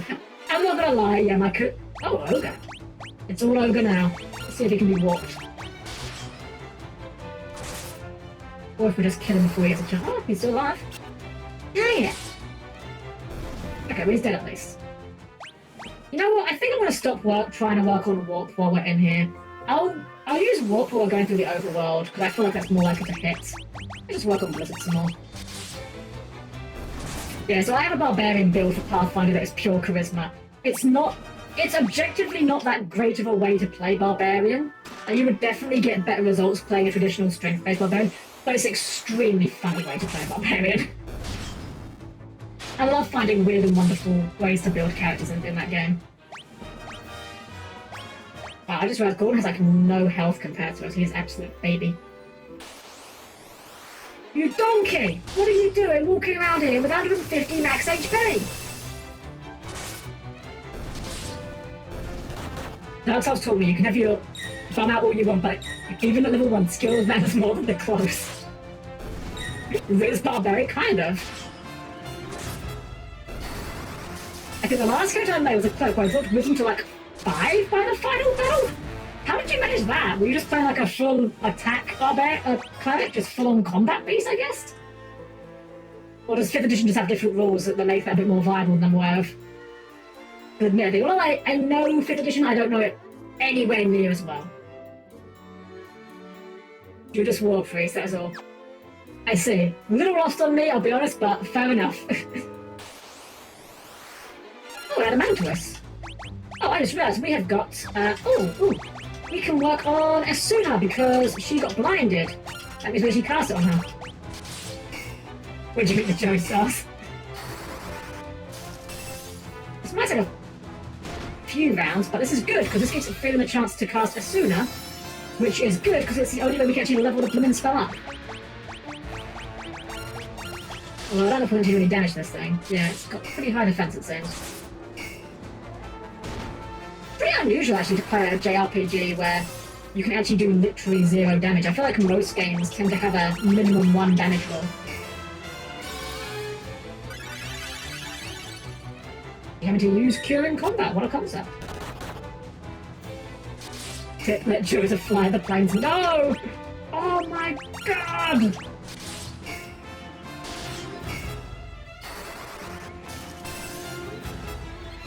There we go. Some shield level up? Very nice. Just peek at the map to see where we're going. So we're gonna go down for a chest, then around and got.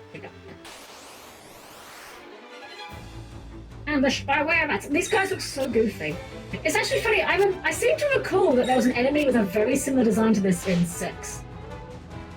Basically, something down. I was able to attack 13 times in a single turn as a cleric with a constant smite. That's what happens when you mess with items. I see, that's an impressive amount. I don't know if we need Asuna or Basuna, but we'll just try one of them and see how it goes. These guys are going to poison us, so that gives us a chance to off the spell up a bit. Yes. Okay, let's try Basuna then.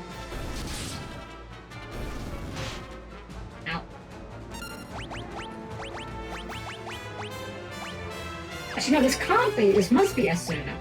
So here's what I was saying about, guys, with the Asuna and Basuna spells. They attempt to remove status ailments based on their level. Essentially, every hit of the cast will remove a different type of status ailment. So, for example, blind might be 1, poison might be 2, meaning it may be possible that I can't actually remove this with this. We'll find out. Yeah, that's missing. I think we need to get another level over soon before we can actually remove that, anyway. Yeah. The thing I've asked is, Zeta is a plane. Do you think Joseph can cut Zeta Gundam into a plane, be good at both, or neither? I'm not sure. Poison is Basuna? Oh, maybe that's just it. Well, this removes status elements of wealth after battle, and it's stuck around, so... Yeah, we can't remove that with our current level as soon as we need to get level 2. Heading off tonight? Yeti? No problem, Yeti. Always a pleasure. I hope you had a great time while you're here. You have a good night's sleep. It's always a pleasure. So, thankfully, we've been grabbing a lot of antidotes, but hopefully we don't need to go through too many of those, because otherwise we might be in a bit of a hairy situation. I'm getting horrible flashbacks to the Marsh Cave already. Monsters! Like we don't have cars, Gundam. Not these guys again. Yeah, so I believe in this game there's different types of poison. There's like poison and there's venom. One of them works on... Yeah, poison I think works after battle and venom lasts after battle. Yeah, that's the venom, yeah. That's alright though, no worries. This game's mechanics are anything but intuitive. I can hardly fault you for making a mistake with them. Yeah, you got some teleports at least. And that should take care of the last one. Ooh, good animation, very nice. Alrighty, well, unfortunately, we are going to have to keep... Golden shield, hello. Let's chuck some more antidotes. What's this do, I wonder? How good is the golden shield? Is this good or is this bad? No, this is amazing. Okay, cool. Let's give that to Guy. Actually, is it even worth giving it? It's not even worth giving it to Guy. It's a bit more defense, I suppose, because evasion physically cannot go higher. Let's cast some more cures. That should get some level 5. Hey, yeah, level 5 cure, heck yeah. And I've heard that on average playthrough of this game, you typically end with like level 8 spells. Which makes me think we're either further through this game than I think we are, or they've just accelerated the progression of this game more than I thought. What's this cutie alert? Who? Wait, is there someone behind me? Did someone get in here? I'm just being silly, of course. Thank you, Rhea. Gosh dang it, they poisoned me while I wasn't looking. That's what I get for doing a silly bit. Yeah, we'll just attack. Actually, wait, you haven't got your spear equipped, have you? Failure! Get you back on the spear and shield, and then put you sick. And blizzard. That should do. Oh my goodness, all those modes, this is an Ultra Kill reference. I'll have to take your word for it. I actually don't know much about Ultra... Oh right, they're poison again. Oh no, these guys are bleeding us on antidotes. Jeez. You know what? I've just had a thought. I'm wondering if maybe, when we get out of here, maybe we should try and get the blind spell, teach it to Maria, and then try to use it use it on our own guys so that we can Asuna it up, so we can practice Asuna that way. That might actually be a genuine idea.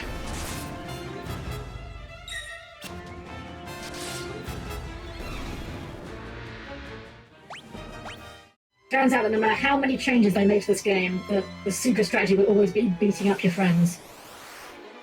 Shadow. You guys are pretty cool, if you have to say. Probably resist this, but I don't care, I want to work on it.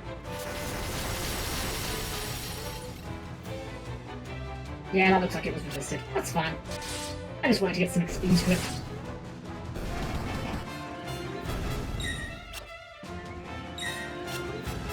So satisfying seeing all those misses though. Gotta say.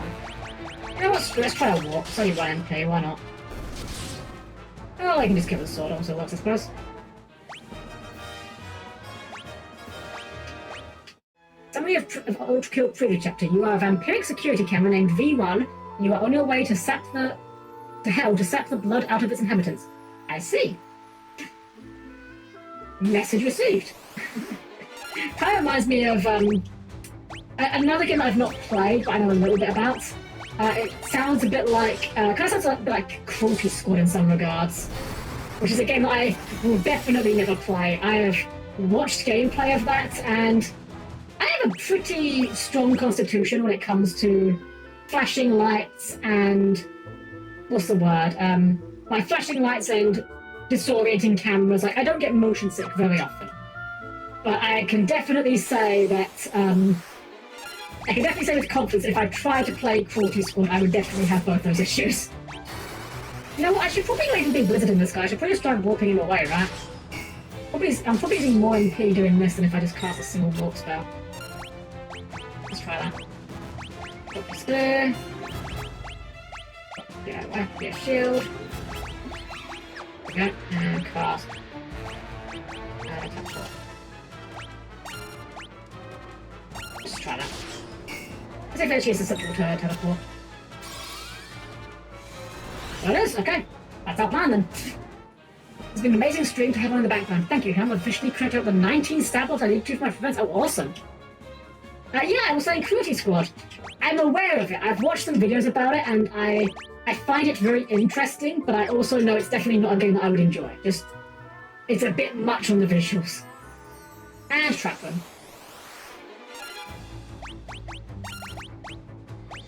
Okay, more blizzards. Actually, wait, you haven't got your...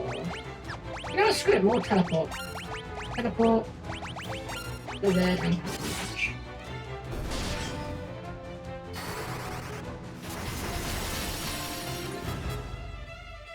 Wow, they, yeah, I did not do an awful lot. Ah! Dang it. How? Is it 5? I'll do that, nothing, okay. That's fine. Oh, because the fastest sober version of Cruelty Squad. Fair. Very fair. Yeah, Cruelty Squad definitely seems very interesting. It's a game that I certainly respect, but I admire it from afar. I'm guessing the Ogre Mages probably have a lot of defenses, but again, I just want to get my Blizzard level 4 as soon as I can. Okay. Okay. Flee, fail. Get absolutely destroyed. Also, on the other side of the coin, Helm, you suck. Yeah, you're right. That's accurate. I'm bad at video games, yeah. I never once claimed to be good at video games. Ooh, hold on, a sleep tone? Ah, okay. Alright, I'm gonna take that. And I'm gonna use that in battle I wanna use the sleep tone in battle to make my own friends fall asleep, and then have Firion remove it with Basuna, so that I can level up Basuna. Actually, we need to heal up, Gordon a little bit. Oh, I put on healthy amount of time to go into Battle Operation 2. Oh, I see.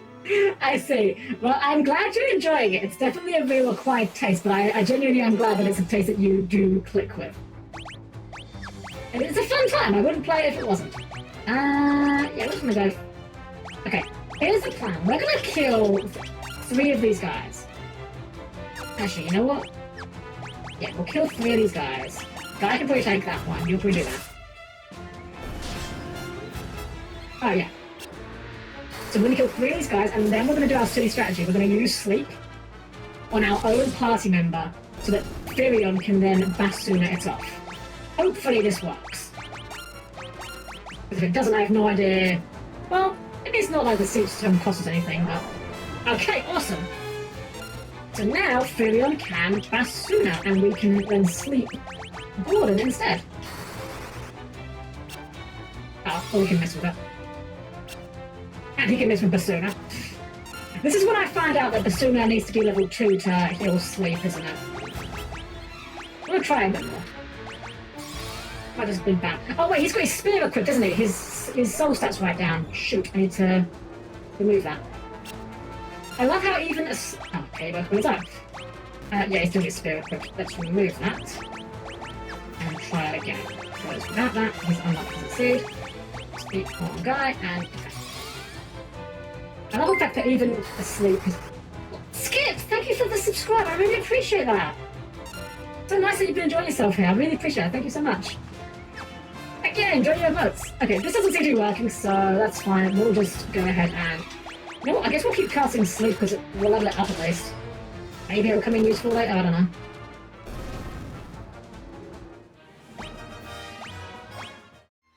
Now, did that actually count? Okay, that was still counting, but that's not a lot of experience per cast.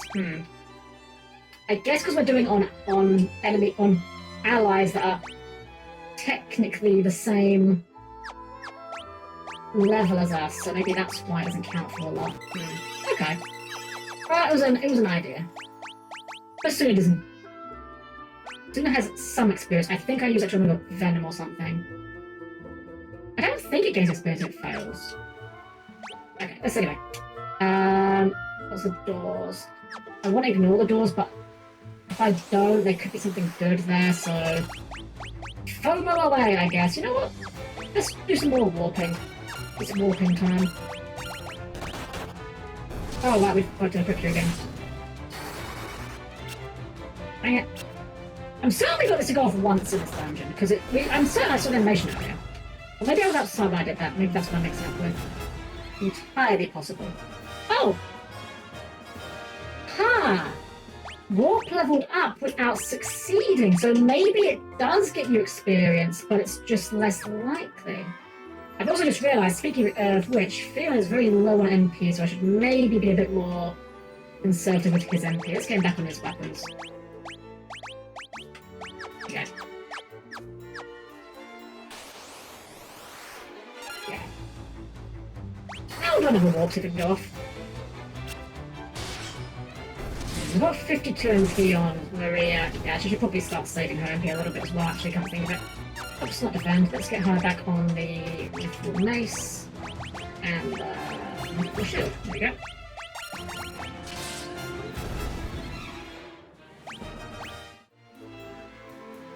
The streams have been quite comforting lately, Helm. It's always a treat to be here. It's always a treat to have you here. I'm always just... The fact that people just like to be here is always just something that makes me happy. As I've said before, I just started doing this because I saw how much fun Yomi was having with it, and I just thought it seemed like fun, and the fact that people just like to be here, and the fact that you guys even want to subscribe to me, it's just really flattering, and I really appreciate you guys. Oh no, Yomi, I'm proud of you. You're crushing it. You are... And you... I had the best teacher. Okay, this guy's not completely new, so we can maybe he's completely new. He's very tanky. You know what? Let's try it. Let's try unequipping and see if we can get a level 2 warp to work.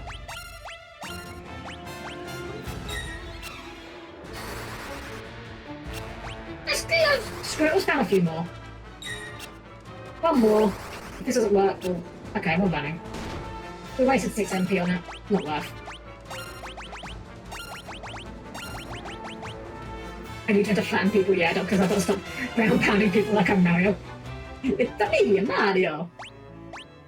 The ground pounding people, that's easy, anyone can do that, but can you backwards long jump through 4 parallel dimensions? That's the real challenge.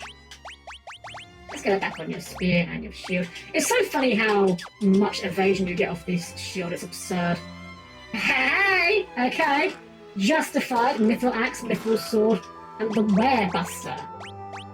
Werebuster, that's pretty good sword. Oh, it's a mace. Okay. Shove it onto you. That's a heck of an upgrade. You can take the Mythril Axe, because I ain't going to be using it. Do you remember when Club Penguin died? I was at home eating Dorito when phone cut ring. Club Penguin is kill. No. Alright, I think I poked my head in another room, so I think we've checked every room. We just need to get to the stairs on the left. I actually never played Club Penguin. I missed out on that one. I think I was just slightly outside of the demographic for it.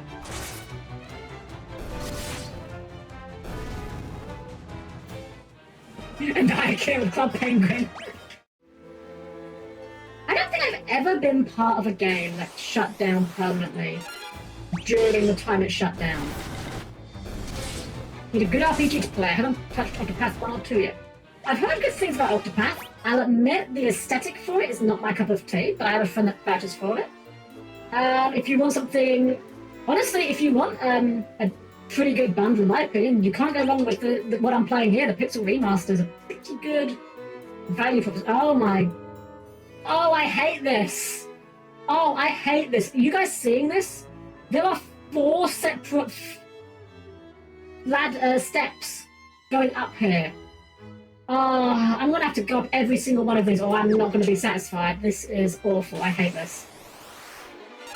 I tried to get into FF, but it doesn't do it for me games otherwise. That is fair though. If you like more action RPGs, I'm a big fan of... The Tales of games are a bit of a mixed bag. I'm a big fan of Tales of Vesperia with a V. But maybe one of those might take your fancy. Oh, I got Blink. That's annoying.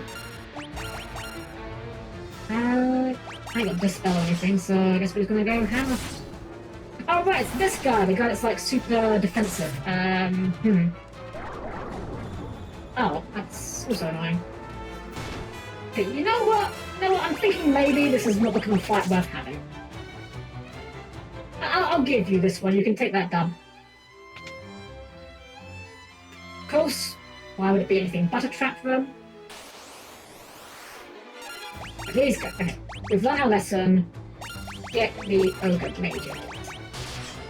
It was a great story and I love watching it, just not playing it. I grew from Dark Souls 2, so I'm a bit biased on my RPG games. I mean, there's no accounting for taste. Personally, I don't really view Souls games as very RPG. I think they're more action RPG, which is nothing wrong with that, they're just different tastes. But when I hear someone say RPG, I think of like classic RPG, that's where my mind's at for it. If you want something a bit action RPG, I didn't really like this one much, but if you like something more in the action RPG vein, this might be more up your alley. Dragon's Dogma, have you ever played that one?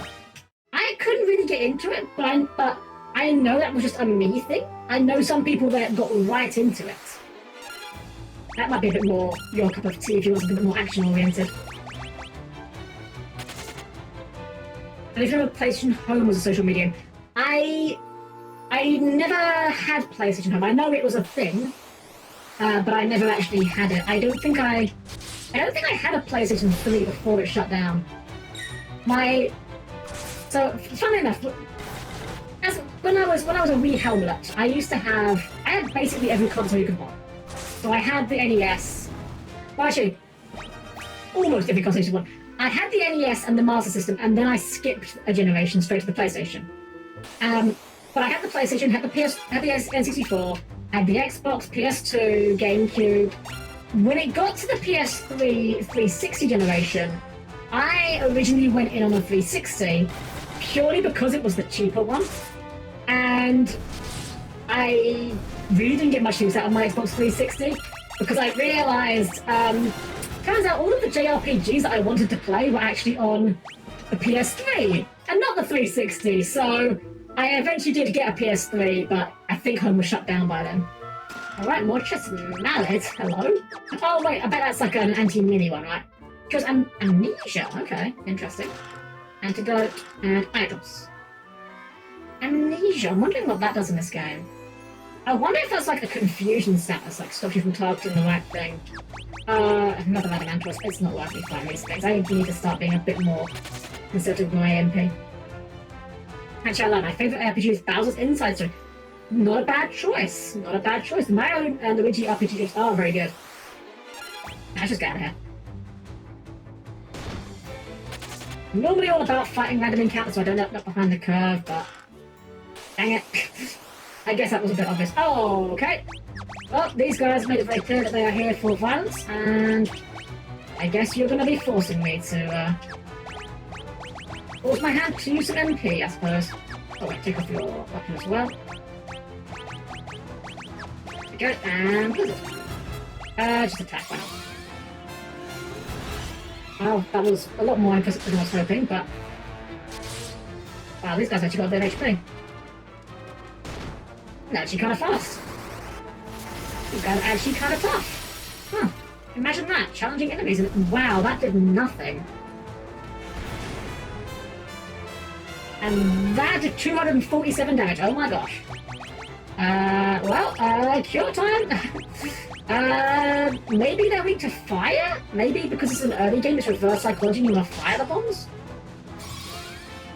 I got cured fire, this is gonna block, right? Not as much as I was hoping, I'm not gonna lie. Okay, yeah, that's the trick. Okay. So, I guess at this point in Final Fantasy games, they were thinking, oh, they're bombs, so they will be weak to fire. Ooh, that is a very low HP guy.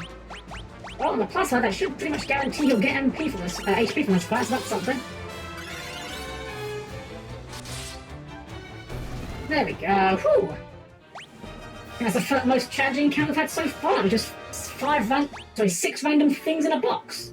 Look at the golden armor, which I probably don't even care about, do I? Because it's going to be too heavy. Actually, hold on. Hold on. Wait a second. Guy's evasion is so high that even equipping him isn't lowering his evasion anymore. Oh, this changes everything. We can actually put stuff on him now. So look at that, 99% evasion and a 26 defense. That's amazing. Because I didn't want to put the gear on him because it was lowering his evasion, but now it's just good enough that he doesn't need it. Because again, the shield here is evasion plus 14. And then that gets multiplied by his shield level. So his shield level is 6. And that's, so it's not just multiplied by that, it's that plus 1. So that 14 evasion is getting multiplied by 7. So yeah, suffice it to say, Guy is untouchable unless you throw magic at him, in which case he will weep in a corner. Speaking of weeping in a corner, we're getting a little low on resources here. I hope I'm getting near the end of the dungeon. If we are somehow not, I can walk out, but I'd rather not have to fight our way all the way back through again. Right here. And spirit. And little shield. Attack. And you haven't got yours on there now, so Wire Buster, and actually doesn't. Oh shoot! That was hit X instead of Y. Oh well. I need to look at the Wire Buster. I'm not sure if the accuracy on the Wire Buster is low, or if it's just because she's not very physical, because I haven't been training that. I'll keep on the Wire Buster for the moment. I need to double check its accuracy though. Don't want to have another accident like the ancient sword again.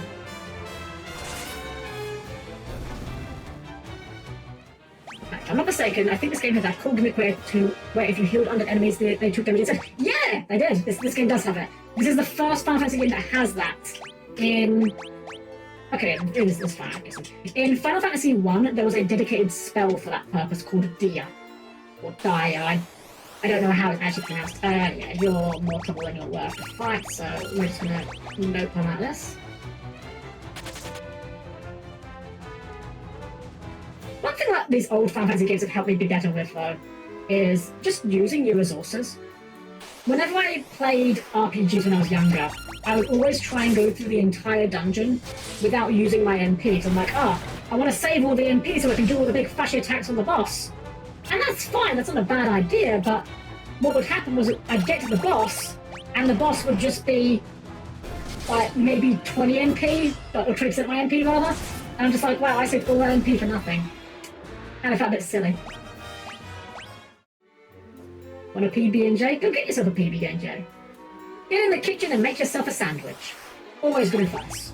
You can never go wrong with a sandwich. See, these guys are fightable. We'll fight these guys. The mages might hit us with a blizzard, but... Ooh, blind! Actually, that's great. That is great, I can assume that. Hold on. You're not gonna do that. I'm gonna put away the spear and the shield and start casting. Yeah, we're gonna cast Sooner. Is blind wear off after battle? Or is it Bass? Let's try Bass Sooner. I think blind might wear off after battle.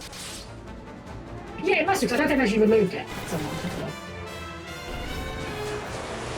You know, I'm actually perfectly fine with this turn of events. If you could... Okay, maybe it is Asuna. I really hate this guessing game that I have to play with this game. Let's try Asuna for Guy. While everyone's attacks. I'm gonna miss because that accuracy is terrible, but okay, it's Esuna. Excellent, because this means we can now use it to level up our Esuna. Rather, it wasn't also spamming Blizzard 5, but you know, it is what it is. Please, sir, you're being most unkind. This is honestly uncalled for. You know what, let's just cast a spell to take one of these out.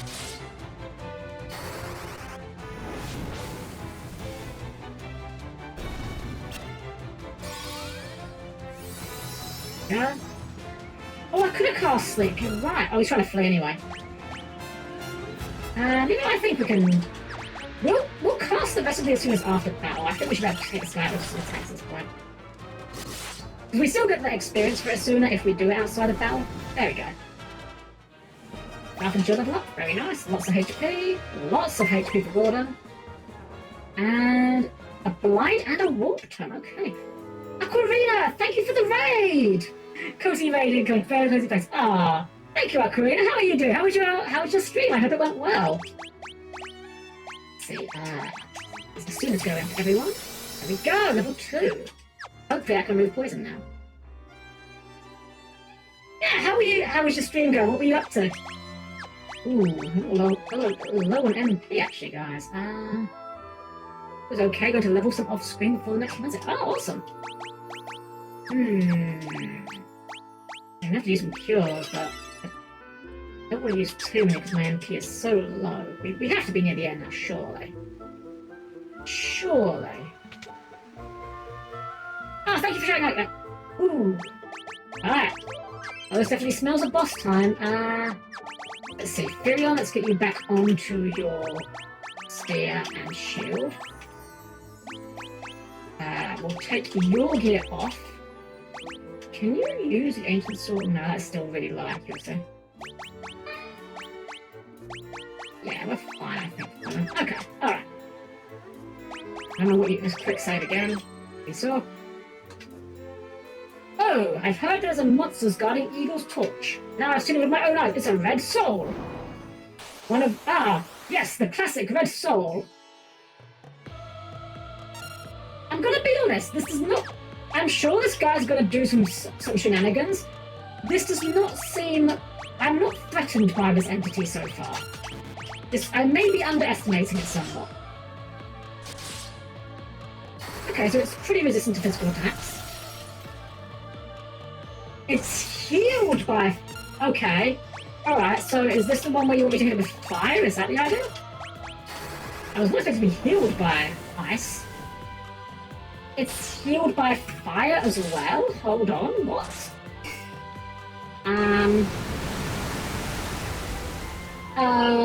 Well, it's significantly less than I was expecting, okay.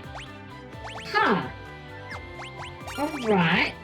Well, I've got to try Thunder now, like, I mean, if it absorbs this, then fair enough, but, like, I have to try, see if it also absorbs this. Okay, message received, magic is off the table. It's time for beatstick mode. Alright, Hal, it's time for these old and rusty bones to sleep. I've got to work in a nice amount of 7 hours, and I don't want to be deprived of my precious sleep. Oh, of course! Starblight, absolutely, get yourself...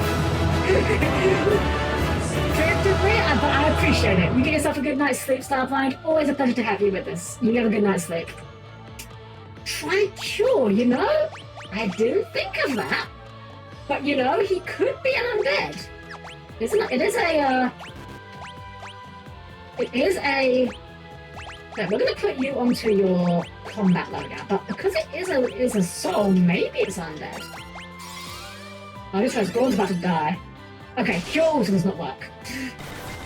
So, I guess we are going to be playing Beatstick. Gordon might be dead here. Okay, he's fine. Alright, Firion, put your gear away. Time to cast some cures. While everyone else just goes pure Beatstick mode, I guess. Never mind, Jeremy told me to sleep. For plot purposes, I won't help with an all-nighter. That's me every day. Alright, we're fine. Well, actually, we're not fine. We actually haven't got any more casts of cure left, which means it's actually extremely bad. Let's see. We have got the cure tome.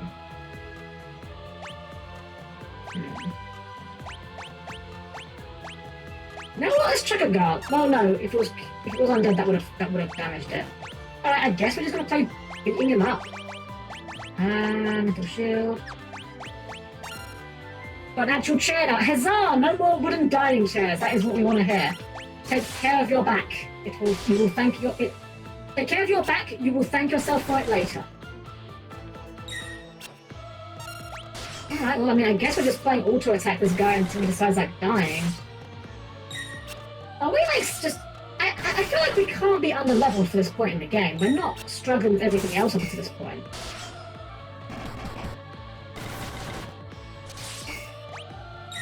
You know what? I have to know. I have to know. I have to try it. If not just... I haven't got enough MP to do... Oh, dang it. I was going to try and teleport, but I haven't got enough MP for that, Sag. Speaking of MP, he hasn't been casting any spells for the past couple of turns. I'm wondering if he hasn't got any MP left. He's just been doing attacks the past few turns, in which case I think we basically are winning. Because he can't hit us. I think he's exhausted his MP. I think he literally can only attack us, and we've got 99% evade, so he's never going to hit us. But he's got really high physical defense, so we're going to be here a while, chat, I think. I think this is what's happening. Well, how's your day been, guys? This is so dumb. Why is this guy so tanky?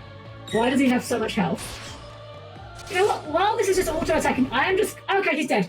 I was just about to go and look up how much how much health he had. Well, for our trouble, we do at least get a lot of experience up. So we've got Spear, Shield, Blizzard Axe, Shield, very nice. Pretty much every stat we care about. Almost every stat we care about. Almost every stat we care about. Every stat we care about. And Dawn, no one cares. This version levels up weapons. Yeah, so the way it works in this game is there's no actual levels. Instead, you have skills with particular weapon types. And the level of your skill in that weapon determines how many times you will try to hit the opponent. So in Maria's case here, she has a level 5, so she'll try 5 times, and each hit has a 76% chance to hit.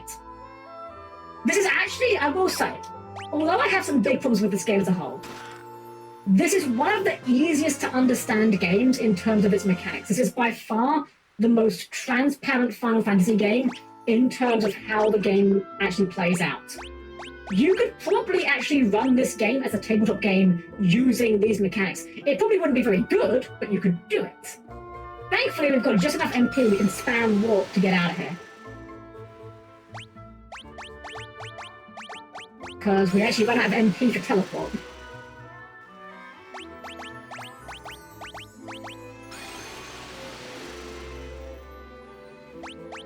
The weird thing is that Warp, because it can level up as an attack spell, it also means it becomes more expensive to use on the way out. It's defensive skill in this game. Kind of.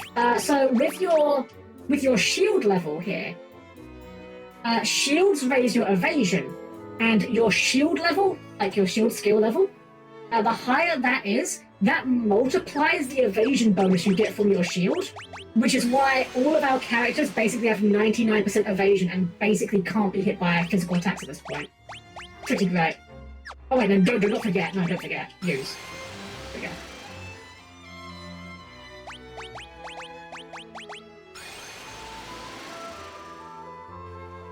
There we go. And we can now use the key item of Eagle's Torch in the Sun Flame.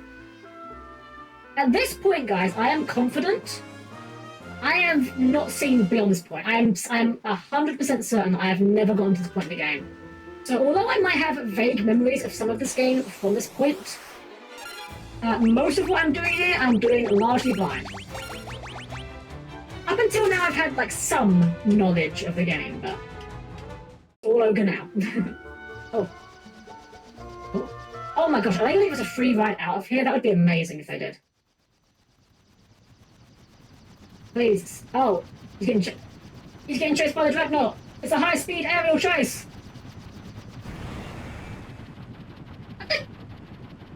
They stole the airship.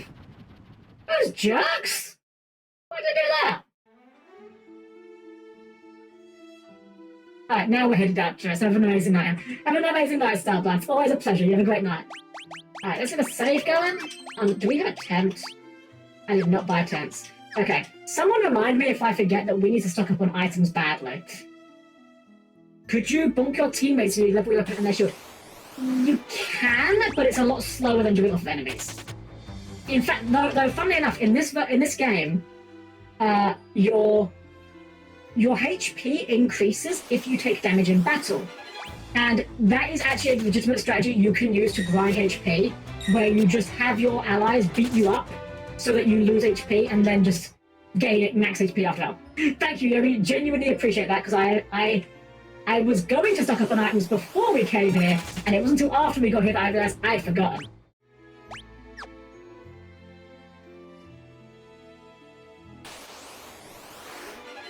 One of the great things about streaming... Oh, my life points! I like that one, it's a lot of fun, that one. I'm slightly annoyed insofar as I was trying to get a GIF that was the life point counter going to 0, but I couldn't get one that would sync up perfectly, unfortunately. But I think the kinda sells it well enough. Alright. Let's stock up on items, badly. Okay, what do you guys sell? Okay, you sell potions, high potions, and antidotes. I will probably want some of those, but before we do, what else do we have? Cross. Moves curses. You know what? I don't know what that is. I'll take 10. Mallet, cure amnesia. I'll take 5. Bane's Kiss. These I'll definitely take a lot, because I know that Gold Needle Stone is an instant death stats effect. I don't know if Toad is. I know that in this game the Toad stats on enemies. Oh, that is expensive. Alright, grab a couple of those. Don't. What else am I spending this money on? I should stop being so conservative with my cash.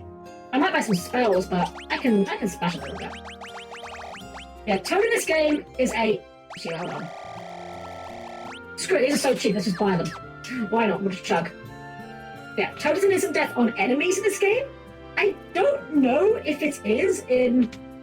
I don't know if it is it for your players, though.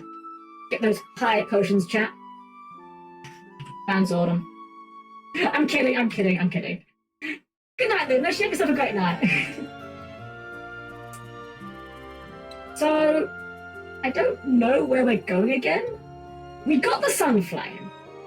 I guess we bring it back to Hilda now? Right, yeah, because Gordon was missing. That's right. Okay. We have got the plan. We've got... Oh, yeah, it's all coming here. Right, I just healed. Where am I going back into there? So let's see, how far are we going to walk? Decent walk. A little snooze on the ads, because I want to get back to the town before we get there. Oh, I could be working on Maria's, warp spell instead, actually. Let's get that unequipped. There we go. And we'll abuse the weak enemies we're fighting to try and work on some warp levels. Oh, goblins, perfect. AoE warp.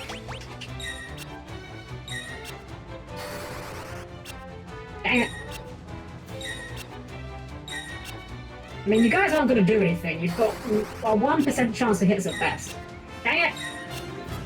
Is warp just worse than teleport for attacking? Is that what's going on here? That is stupid. Okay, we got one. Well, we are AoE casting, I suppose. We know that makes it less effective. Let's try single casting. That might be a bit better. And single warp. And effect. Okay, it's 2 whole damage! I'll never emotionally recover from this. Yeah, Maria hasn't got the high evasion because she's not using a shield currently. It's funny, the shield skill in this really is busted. It goes from making her basically guaranteed to getting hits to suddenly making it a 99% chance she dodges. But this is good, because this means she's going to get more... Actually, you know what I should also be doing? I should also be doing this, because...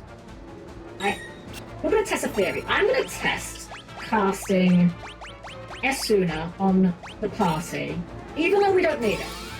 I'm going to see if I spam Esuna enough, even if we don't need it, if this will level it up over time. But I genuinely don't know. I'll slow things down a little bit more, but... Let's fight this out. Taking a while. Maybe I shouldn't have snoozed the ads. Giving you guys this exciting magic grind gameplay.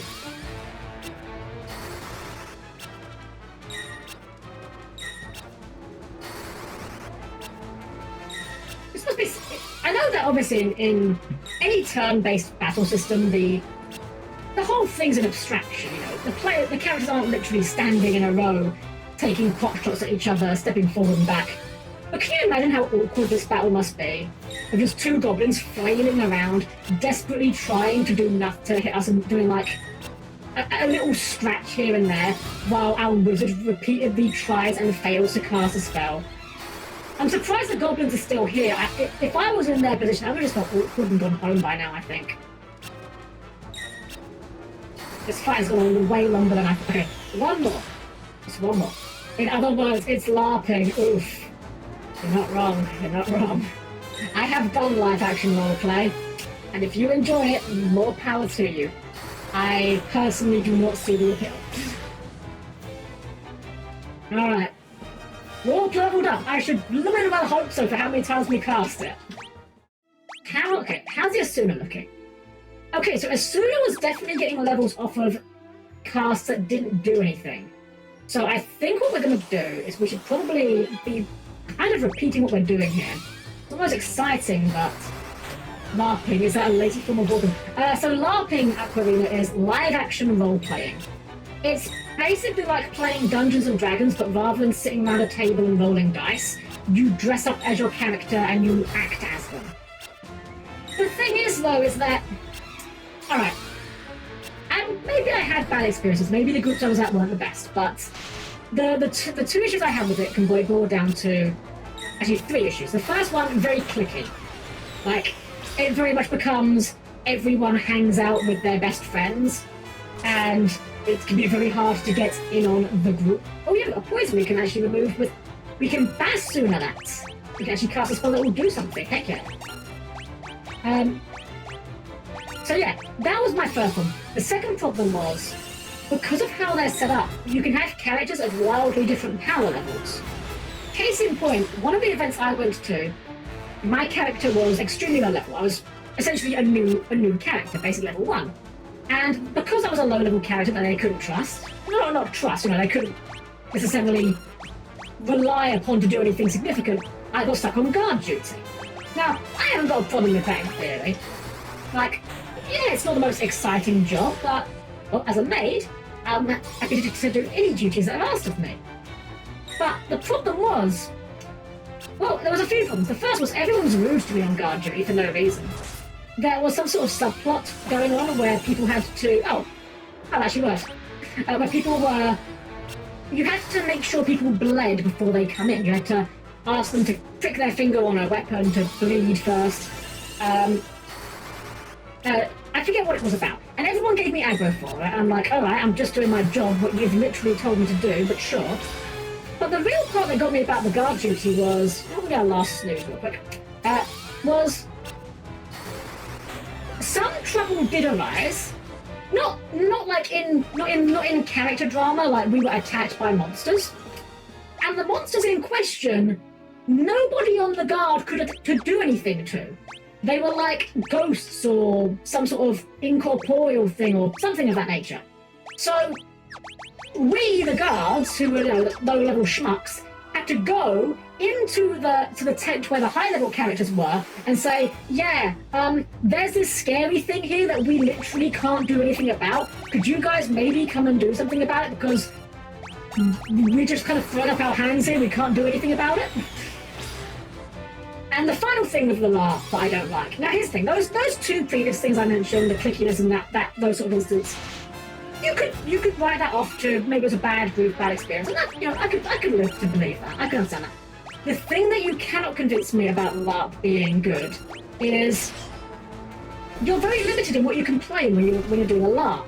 Because Because let's say I wanted to go down to LARP and I wanted to role play as a character like Guy here, someone that's like 6 foot tall. His shoulders are so wide he has to squeeze to fit through doorways, and he's strong enough to carry 50 men on his shoulders. Well, I can't really do that. Because the problem with LARP is you need to actually back up, not attack. You need to actually be able to back up what you're doing with mechanical ability. If I want to play like a really fast, agile character, I need to be physically fit and able to run. But I'm not physically fit, and in fact I have a defect in my knee that makes it slightly difficult for me to run. Nothing serious, but certainly I am on average less capable at running than the average individual.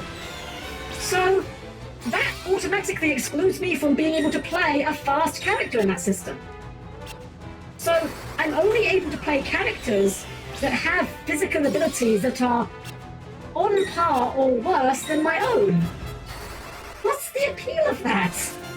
I play games like Pathfinder because I want to play characters that are better than myself, not to play myself but worse. I just don't get it. If you have fun with it, as always, don't let some random robot on the internet tell you that you shouldn't, but I personally tried it a few times and I don't get it.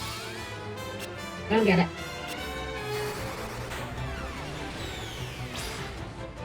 But these guys don't get to stay on this plane for much longer, so we're going to warp them off into the deep space.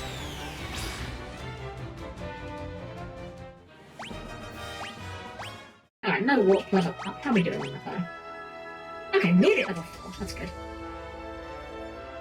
Alright, we might make it to town.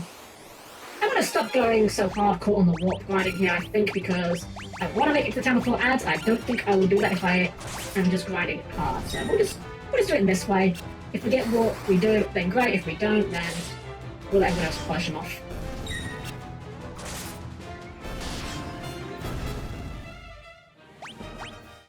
Nope. Also, I will say another thing for LARP, which is just kind of an expensive hobby compared to tabletop games.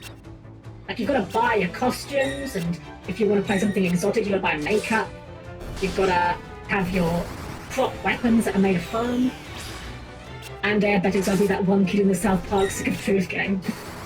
I've never played Sick of Truth. A friend of mine played it. It seemed like a fun time, but although I like silly, like humorous things, I think it's just a little bit too on the silly part for me to really get too invested with it, but I haven't heard good things. I do know there's a very funny censorship in it where I won't go into details about what it is, because it's a bit gross. I don't really want to do it on screen, but there is a scene that had to be censored because something unpleasant was happening. Wait, where do we go from here? Oh, right, this is the plot, yeah.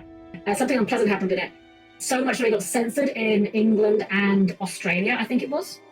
And they just replaced the scene with a still image of, like, a crying koala, which I just thought was a very funny way of dealing with that poor censorship.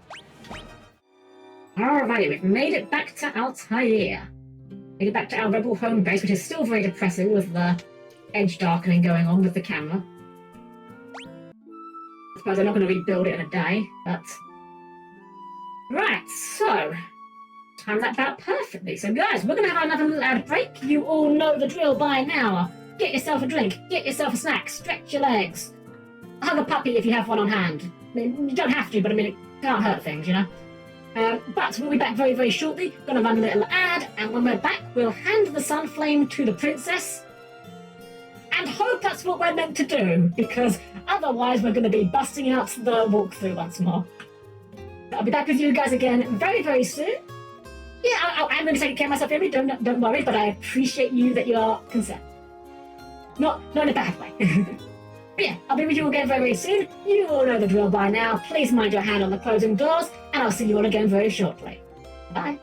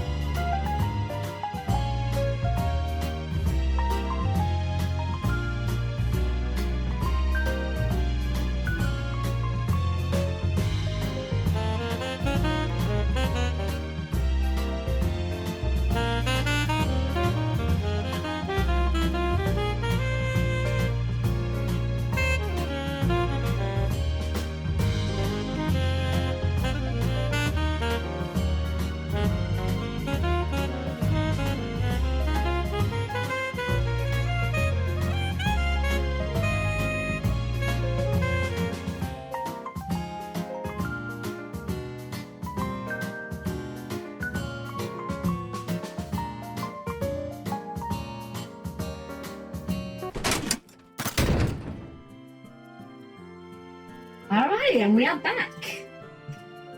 But Zordon, I can only mention it so many times. You're the only one that keeps getting your leg caught in there. I don't even know how you're managing it, I'll be honest. Regardless, welcome back, everyone. I hope everyone's nice and refreshed. I'm really hoping that this is where we actually need to be, because if we aren't, I genuinely don't know where we go from here.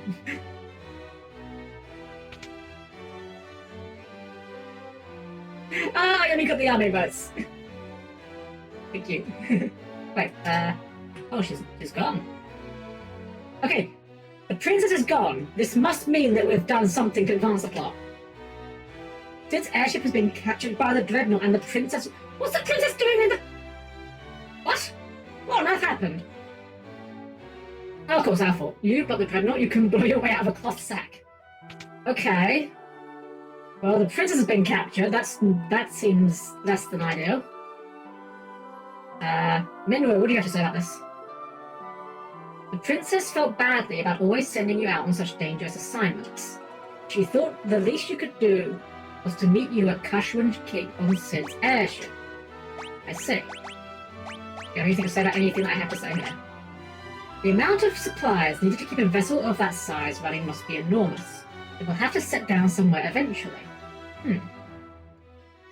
King, do you have anything to say? No, just rescue my dog. Okay. Rescue the princess. Okay. Man, it sure is funny, you know, like, less than 5 hours ago, we were told, oh, you guys are too young and inexperienced to join our rebel army, and now literally everyone's just like, you have to save the princess! Anything interesting? Focus on the dreadnought. Empire supply base far to the north of Finn.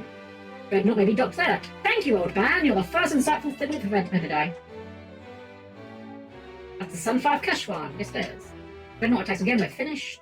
Any other ideas? Left on Kissig's airship. I tried to stop the princess from boarding the airship, but she wouldn't listen. I think she's being captured by the Empire now. Just gotta save Princess Hilda.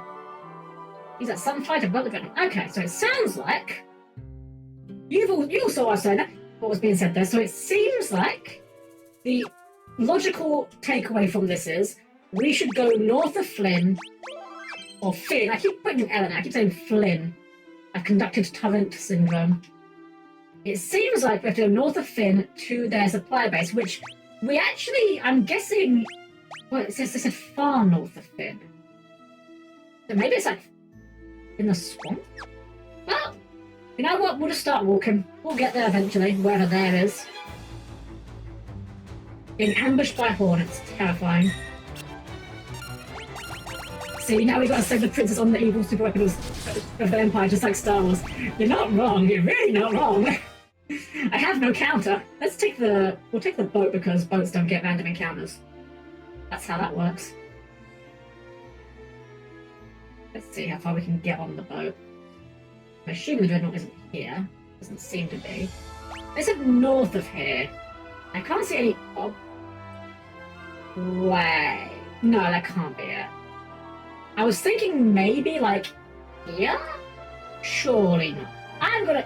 Wait, hold on. Okay, so this goes off the corner of the map here, right? This stretch here. I'm guessing we're gonna go off this corner of the map here, loop around, and this looks like a conspicuously shaped crater that maybe could contain a dreadnought. That's what I'm hoping. If not, if not, we're busting out the walkthrough again, boys. Okay, so we're fighting were-rats, which we were fighting earlier, so that suggests we're going the right way at least. That's a promising start.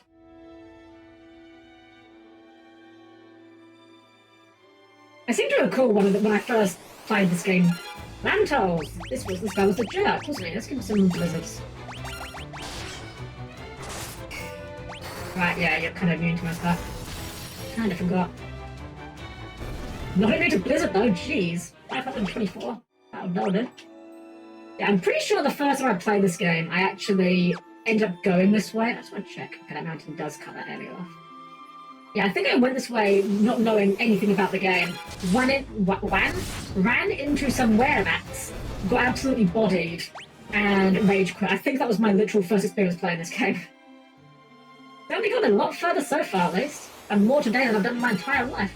Ooh, new enemy magician. Well, I don't like the sound of you, so I'm gonna hit everyone with fire. melee you to death, because you're probably the scariest thing here. It's always funny in fantasy settings. Oh, I didn't do it at all. Scourge, is that just a poison? Okay, it's just damage, sure. It's always funny how in fantasy settings, the scariest guy in the battle, it's never the guy in full armor with the glowing red eyes.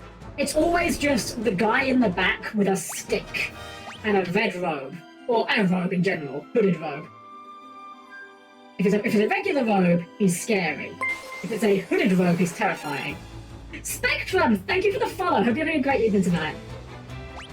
Thank you, thank you. We're just making our way to try to rescue Princess Hilda, who's gone and got herself kidnapped.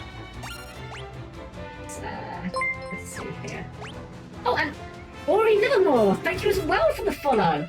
So I learned an odd fact about FF1 the very first. In FF1, Wisdom did literally nothing, as it was not even programmed to do anything. Correct. The original NES version of FF1 is an absolute buggy mess, and half the game doesn't work. It's kind of amazing when you think about it. It became this huge franchise that it did. But thank you for the follow. I really appreciate that. Hope you're having a great evening tonight. All the hides in the back is always scary. Exactly, yeah. It's always the castles you gotta watch out for.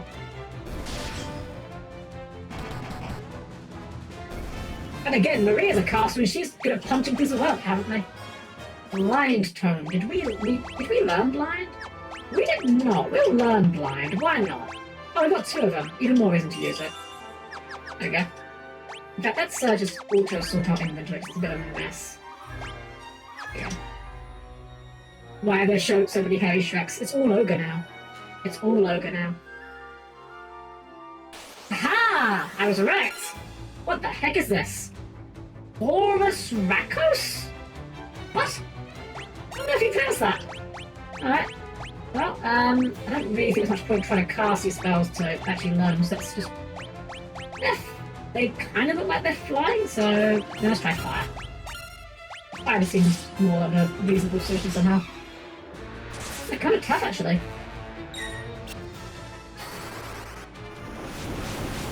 We actually found a challenging encounter. With regular, I mean, that did nothing. Well, this guy's got some moves on him. Okay. All right, we have a battle on our hands. You actually have your stuff equipped. You do. Okay. Let's heal yourself because that kind of hurt. Let's try Blizzard. Maybe they resist fire.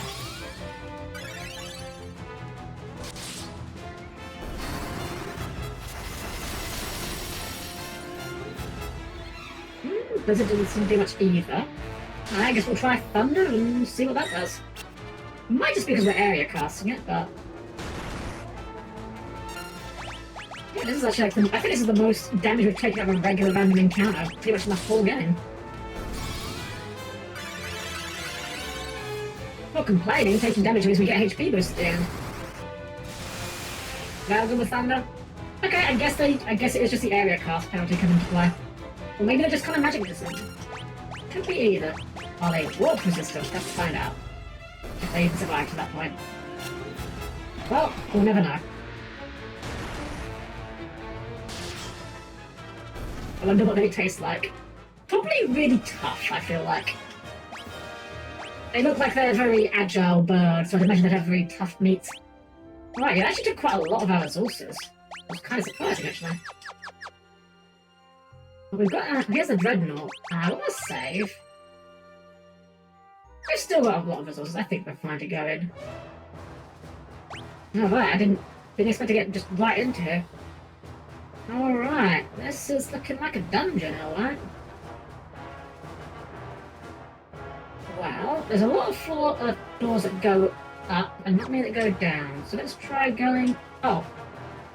Got a pass. It's literally that easy. Literally that easy. You just show them the pass. They don't question the fact that you're... Oh, Corina, thank you for cheering. I appreciate it. Thank you.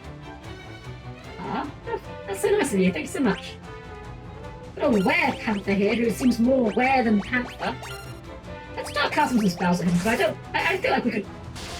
Are we under-leveled? Did we just get under-leveled at some point and I just didn't realise it? Okay, no, we're fine. I guess that... Is Theon's spear really bad? Evelyn... Oh! Yeah, that would do it. I gave him the wrong spear. He's been using his spear from the start of the game when he should have been using the mithril one. That was stupid. Alright, well that explains what was going on with that. Absolute buffoon as I am. Alright. Okay, for a moment I thought they were blocking this off.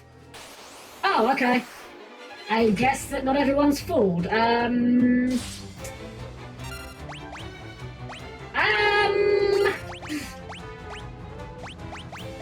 Fire? I guess we probably shouldn't have talked to these men.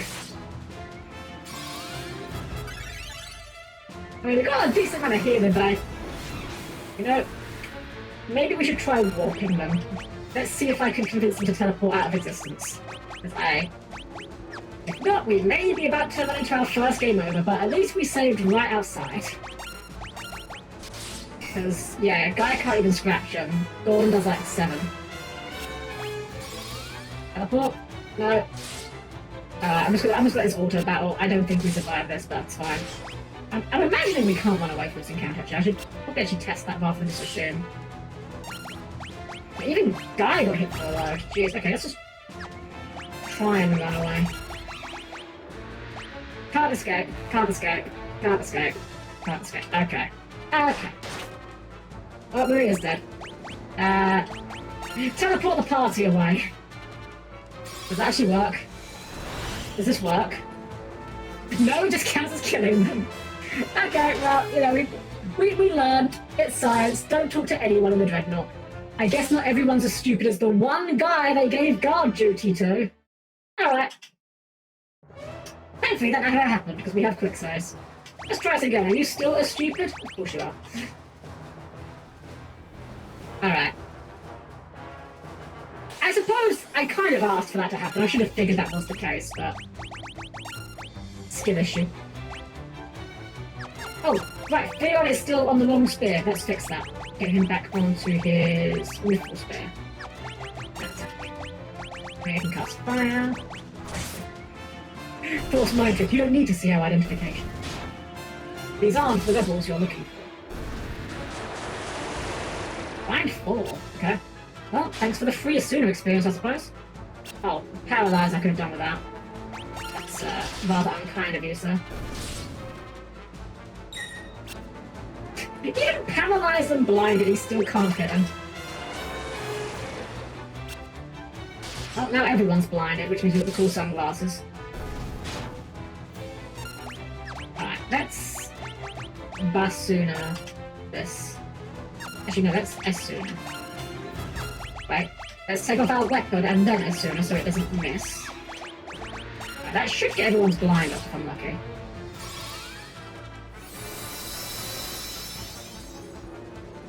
Hey, there we go. Asuna value. You know what? Let's Basuna for Maria. She doesn't really need it, but... oh, missed.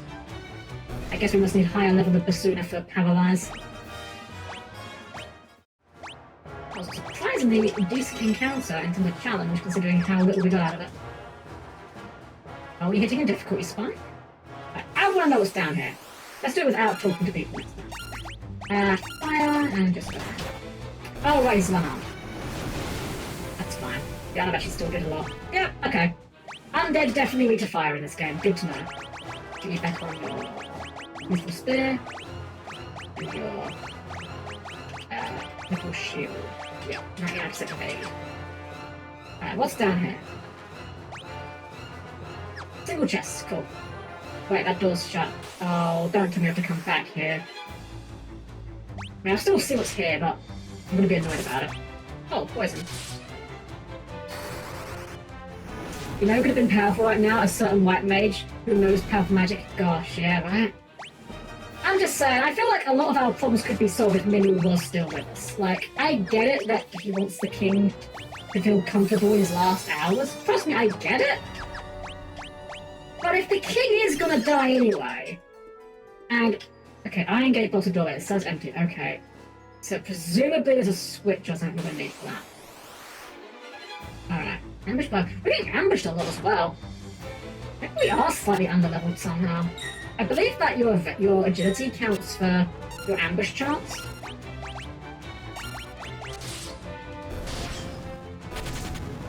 Okay. Sure, run away. That's just me. At least we've got a billion potions we can move. Thank you. Let's chug potions between matches if we need to. Between battles if we need to pop up.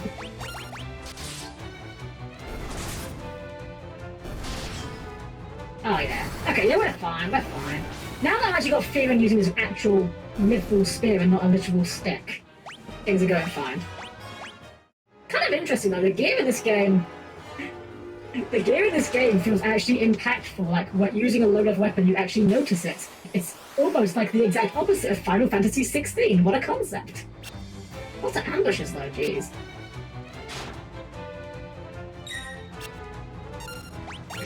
We'll just nuke everything with fire and that should take care of that. Yeah, I'm going to snark about Final Fantasy XVI. I can't help it. I guess the king wanted his last hours to be near Minwu's chiseled abs. You know, I guess when you put it that way, I really can't fault the man. I'd be the same in his situation. Who am I kidding? I'd be the same in literally any situation.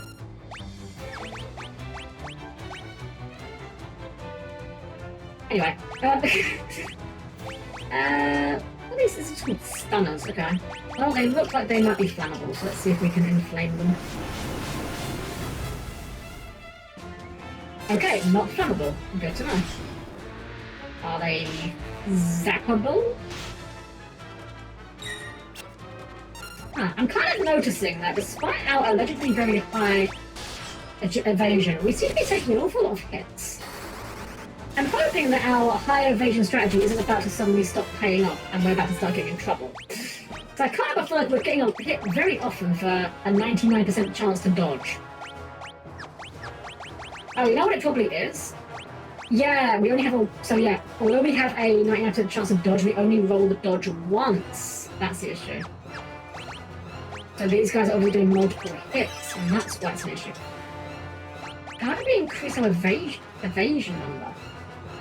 I know how accuracy increases, but I don't know how evasion increases. Huh. Well, that's something to look up later. I'll happily do more homework for this game, but I'm not doing it in the middle of stream unless I need to. And it's another trap room, because of course it's another trap room. Why would it be anything but another trap room? Hi, wizards. What are we using these guys again? I think the panthers were flammable. Yeah, give it a try. I mean, throw enough spells in the air and eventually something will die, right? Even if it's just us. Yeah, so that's the issue, 2 hits. I need to work out how I improve my evasion number. Because that's the issue. They're doing multiple hits. And Nofty's like, no problem, thank you for being here. I hope you had a great time while you were here. You get yourself a great night's sleep. I'll probably be ending things soonish myself, so you won't miss too much, don't worry. We'll go for... okay, well, it's sooner than that. Actually, no, it's sooner after battle. I don't need to do it mid-battle. Yeah, so the issue is they're hitting multiple times, but we only get 1 evasion, so we can dodge 1 of their hits. But if they're hitting 5 times, the other 4 hits we don't have a chance of dodging. There must be a way to raise that. I just don't know what it is. Scourge and Berserk times. Well, I don't know what these do, but screw it, I'm gonna learn them, why not? More spells. I'm gonna go along with more spells. Get a sooner level 3. A cure burn? Alright. Let's see here. I'm going to check that room on the right, but if this is a trap room, I'm going to be upset. I'm not going to do anything about it, but I'll be upset.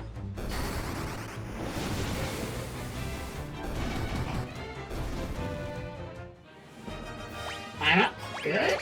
Very good. What's that, level 5 now? Level 5 fire, heck yeah. Fire definitely seems to be a really good element for this game, I'm noticing. Ambush. Oh, why not? Okay, so we'll go back for you. I kind of want to work on something different. Let's try Scourge. Let's see what that does. only gonna be level 1, so it's not gonna do a lot of damage, but maybe it can do the poison status. Oh, it's some damage. That was certainly some damage. I mean, it's a level 1 spell. What are you expecting from it, you know? Alright, trap room. Not a trap room. And the question is this the right way or the wrong way? Well, we'll figure it out. We'll commit to it.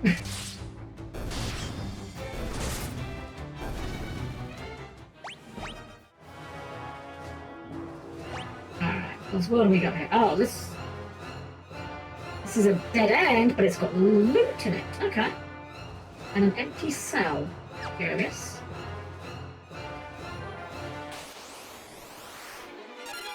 Should we keep using Scourge? I like Scourge. Wait, Berserk just raises attack? Wait, hold up, Berserk is a buff in this game? Hello? That feels really good, right? Like, I should be casting this, surely. Maybe I'm overestimating this, but that seems like a good idea to do. Been fun revisiting this game, as I said, it's been quite a long time. Oh, yes, you actually played the Forza Zordon, that's awesome. I said, I've got some history, but this is all pretty much new to me at this point. Does Berserk stack, I wonder? Probably not. Okay, it's a status, so it probably doesn't stack. Okay, that's fine though. I'll happily cast a Berserk each battle to get us a bit more kick to our attacks. Presumably that, I'm imagining that the higher level Berserk will be increased.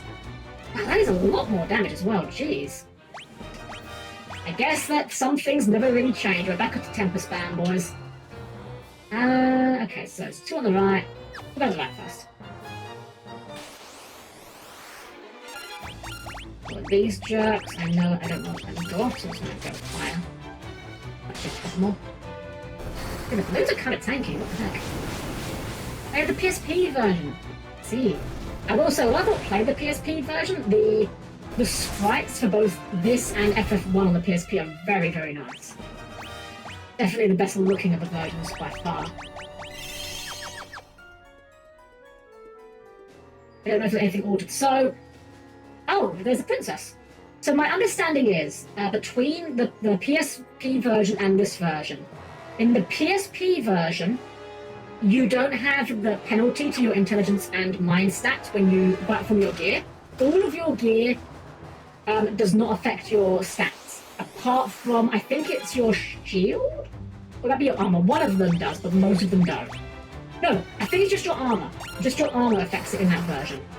But in that version, there's also a chance that when some stats go up, they can make other stats go down, compared to this version. So it's kind of weird. Every version of this game really does have its own unique quirks. It's a bit interesting.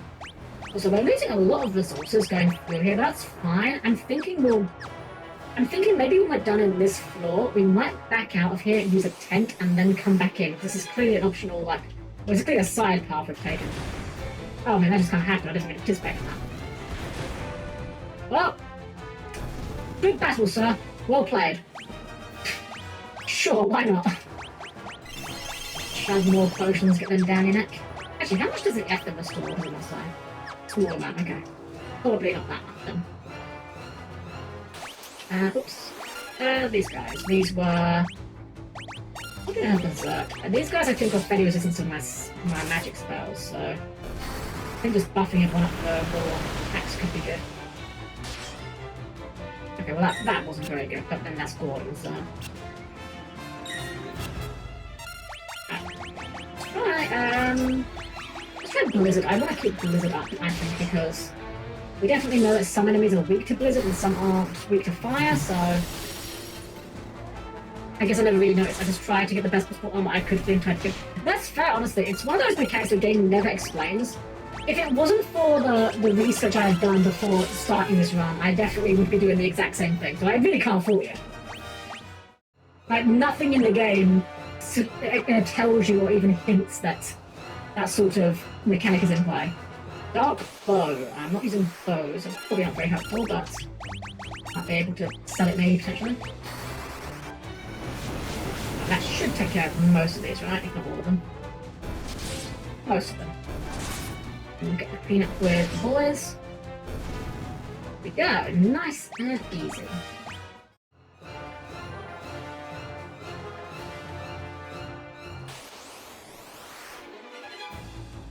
finishing it. Looking at the time, actually, I think what I'm actually going to do, I am going to leave the Dreadnought and use a tent as I said I was going to. But I think I might actually end the stream outside the Dreadnought. We've been going for a good long while. I actually didn't quite realise how long we've been going tonight.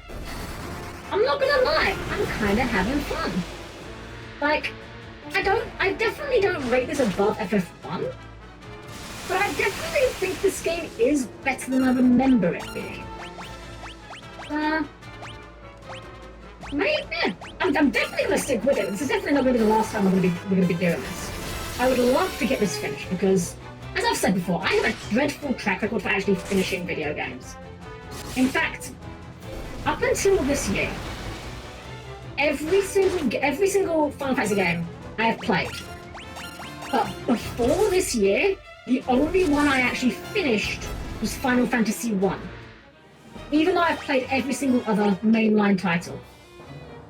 At the start of this year, I decided I wanted to fix that, so I played FF3, 10, 10-2, and 5. And yeah, you are right, 1 is pretty short. That's part of why I was able to finish it. My attention span was able to hold that long. But I did manage to sit myself down, finish 10, 10-2, 5, and 3. And I had a blast with them, and I do want to genuinely finish more games. Thief's Gloves, hello, what are you doing? Oh, wow.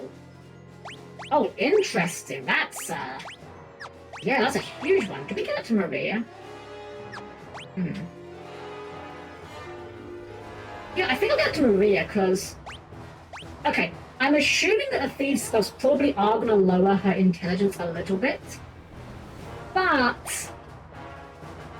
I'll put them on there for now, and heck, I'll make that part of my homework. I'll see if the Thieves' Gloves are worth using.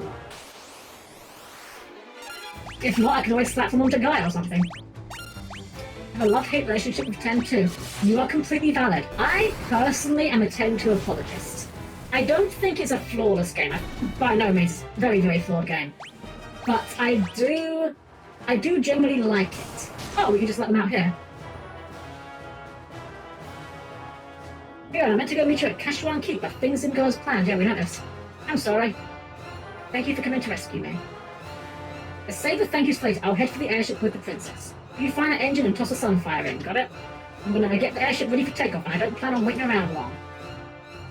Alright, so I'm guessing that we stumbled into doing the right thing here, because I'm assuming that the game wouldn't let us blow the airship up with the princess still on it.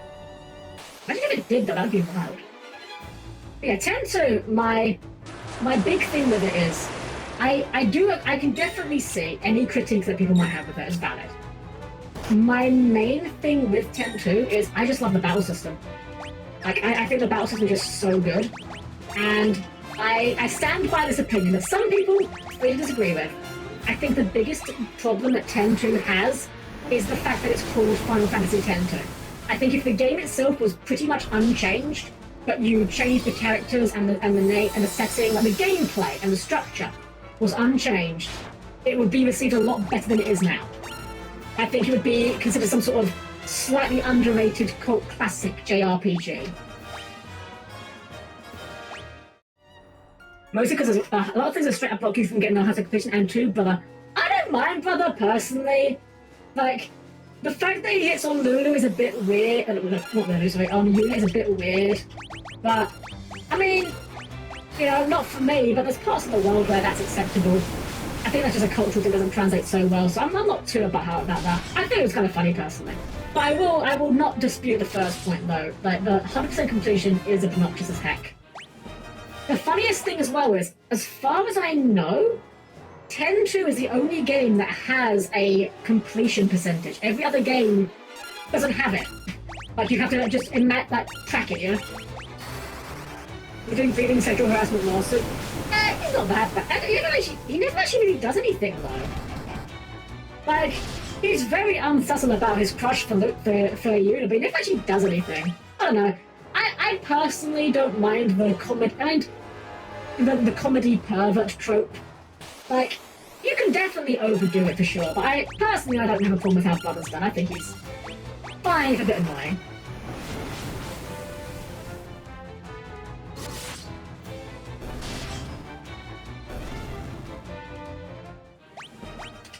I think when it comes to 10-2 though, the biggest issue I have with that game, just generally, just Chapter 4 in general, that is just basically not gameplay. You're just sitting there watching cutscenes and hoping you can trigger the events. It's just a very uninteractive experience that takes a couple of hours if you want to get everything.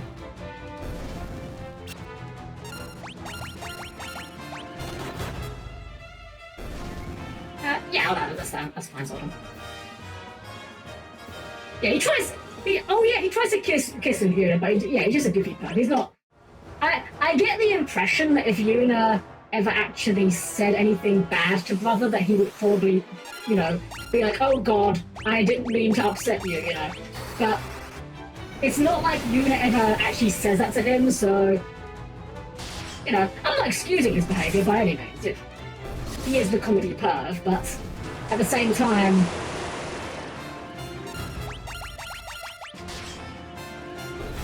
At the same time, I don't think he's doing it out of malice. I think he's just a dumbass. Oh yeah, you're fine. I actually didn't even know that perv was a word that would get local. Oh, we've got to turn the outline. It's just there. Pick off our glasses. There we go.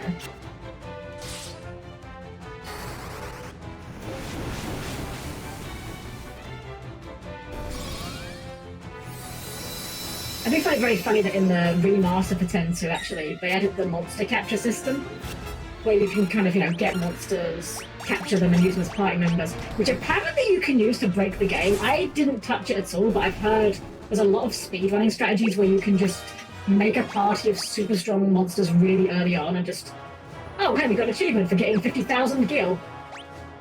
That must mean we've spent 26,000. Doesn't feel like we spent that much, but, well. But yeah, I love the fact though that for the monster capture system, the tutorial they give you as you capture Brother as a monster, which is just funny to me.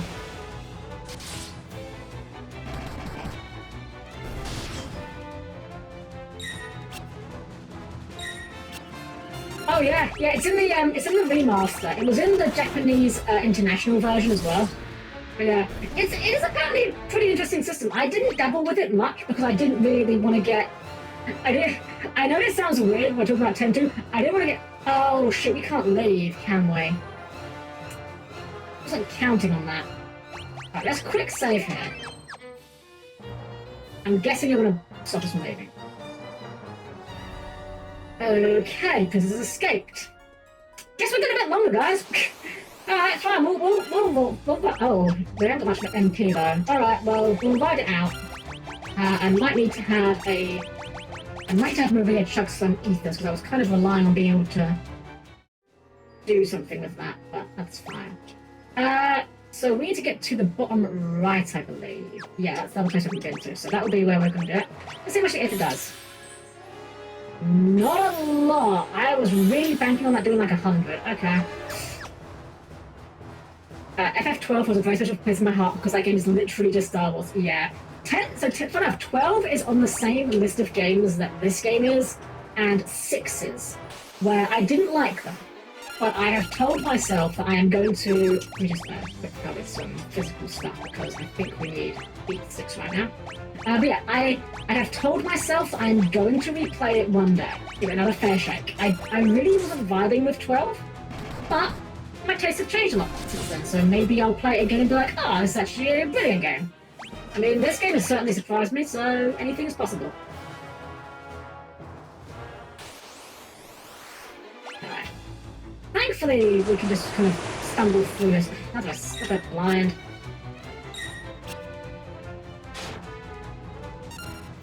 Alright, let's just Asuna and then auto.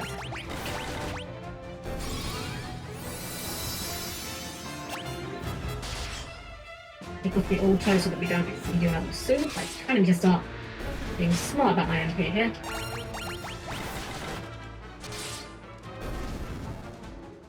There we go. One of the things that's very funny about playing these older Final Fantasy games is just the differences in design philosophy. Insofar as stuff like this game does not have save rooms or rest points before boss fights. Like this game puts you through a full dungeon, and part of the challenge is conserve your resources till the end. Where oh shit, Speaking of conserving resources, just wasting another Masuna. Whereas once you get to Final Fantasy III, the game starts being a lot kinder about that and being like, yeah, you're gonna have a boss fight soon, so here's a save point. Here's somewhere you can rest. The Zodiac Age fixed a lot of the game's original shortcomings. I have heard this, and I do intend to give it a shot at some point. If and when I do play 12 again, it will definitely be that version of the game, because I've heard nothing but praise for the improvements. Gosh damn it. Stop blinding us. Alright. Sooner, and just go down.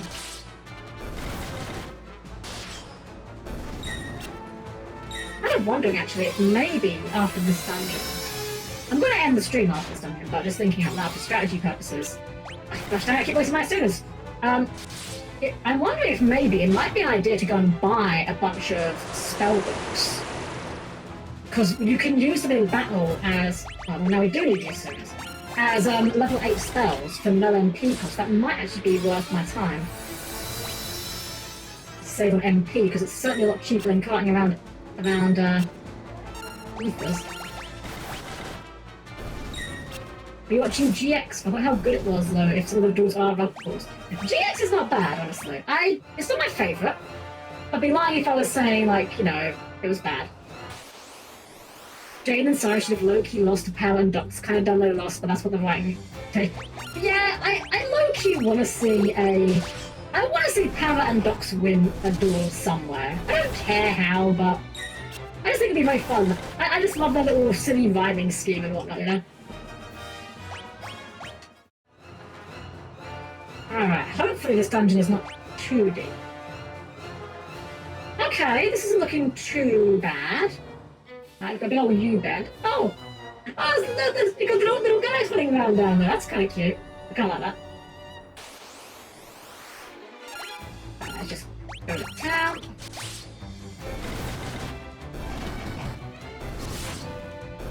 I mean, if you want to talk dumb duels, my favourite part of the old dumb duel stuff is the old... What's the word? King Duelist Kingdom. Like, how everything in that part of the series is just pure assholes, you know, like... I mean, everyone, you know, attacking the moon. And now I will use my catapult turtle to launch my dragon champion towards your floating castle, shattering its flotation ring and causing it to crash down on all the monsters on your side of the field. And then Patty's like, monsters, get out of the way! They can't. They're trapped in place by your chaos shield. Because that's how that works. I've been playing next to the Duelist, and I have to have a break after 58, because if I see another elemental hero deck, I'm going to commit gruesome acts of violence. Heroes are still playable. They're still playable. You can wake up your E-hero, and they're not bad. Not incredible, but mine's... Okay, I'm trying to save MP, but you guys want the MP. Because you're dangerous, because you're going to use more as... Wait, these ones aren't weak to fire? Are these ones different ones? I thought these guys were weak to fire. Okay, well, I mean, I guess part of the problem took care of itself. Let's just cast some Cure and go to town, I guess. Alright, sure, that'll do. Just chug potions instead of casting Cure. Yep. Oh yeah, Duelist Kingdom was before the game had its actual... Oh yeah. I do know that, but it's still very funny. There actually is a madman. I say madman, it could be a whole woman, it could be a woman or a whole team for all I know. There's a mad lad that has made rules for Duelist Kingdom duels on Tabletop Simulator, and they are absolutely insane. Not like... They're not poorly written, it's just that because those duels were so stupid, that the rules read like the scribblings of a maniac.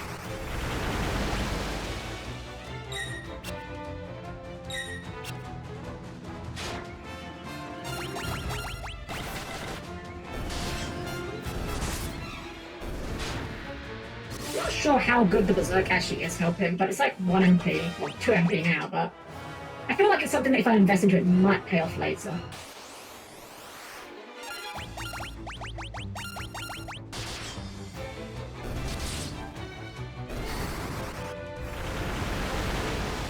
Ooh, I am hoping the session isn't getting too much on, so I will admit I am definitely starting to get a little low energy here.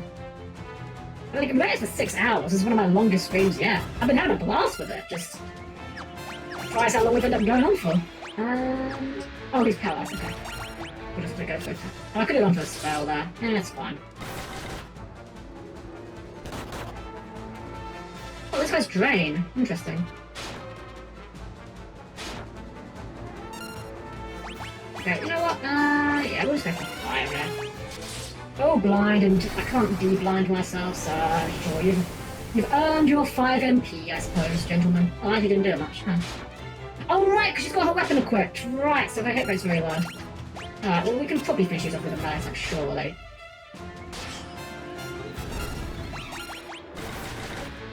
Here it is, it's the least amount of fun I've had in Yu-Gi-Oh! In a long time. Even if every time I saw a new match preview at Thursday, I audibly groan. That's fair. I mean, you know, Constructed Hero is good, but let's be honest, no Yu-Gi-Oh! Protagonist plays a good deck. Even if Dark Guardian is a Towers... Even if Dark Guardian is a Towers, if summoned properly with Dark Element, he still sits with trap cards. Yes! That's very silly. It's like, we'll give you a Towers, but not a perfect Towers, you know, it's only fair. It's only fair that the almighty Meta Gate Guardian deck can't have a complete Towers. Mind you, Sky Striker players in shambles, I'm sure.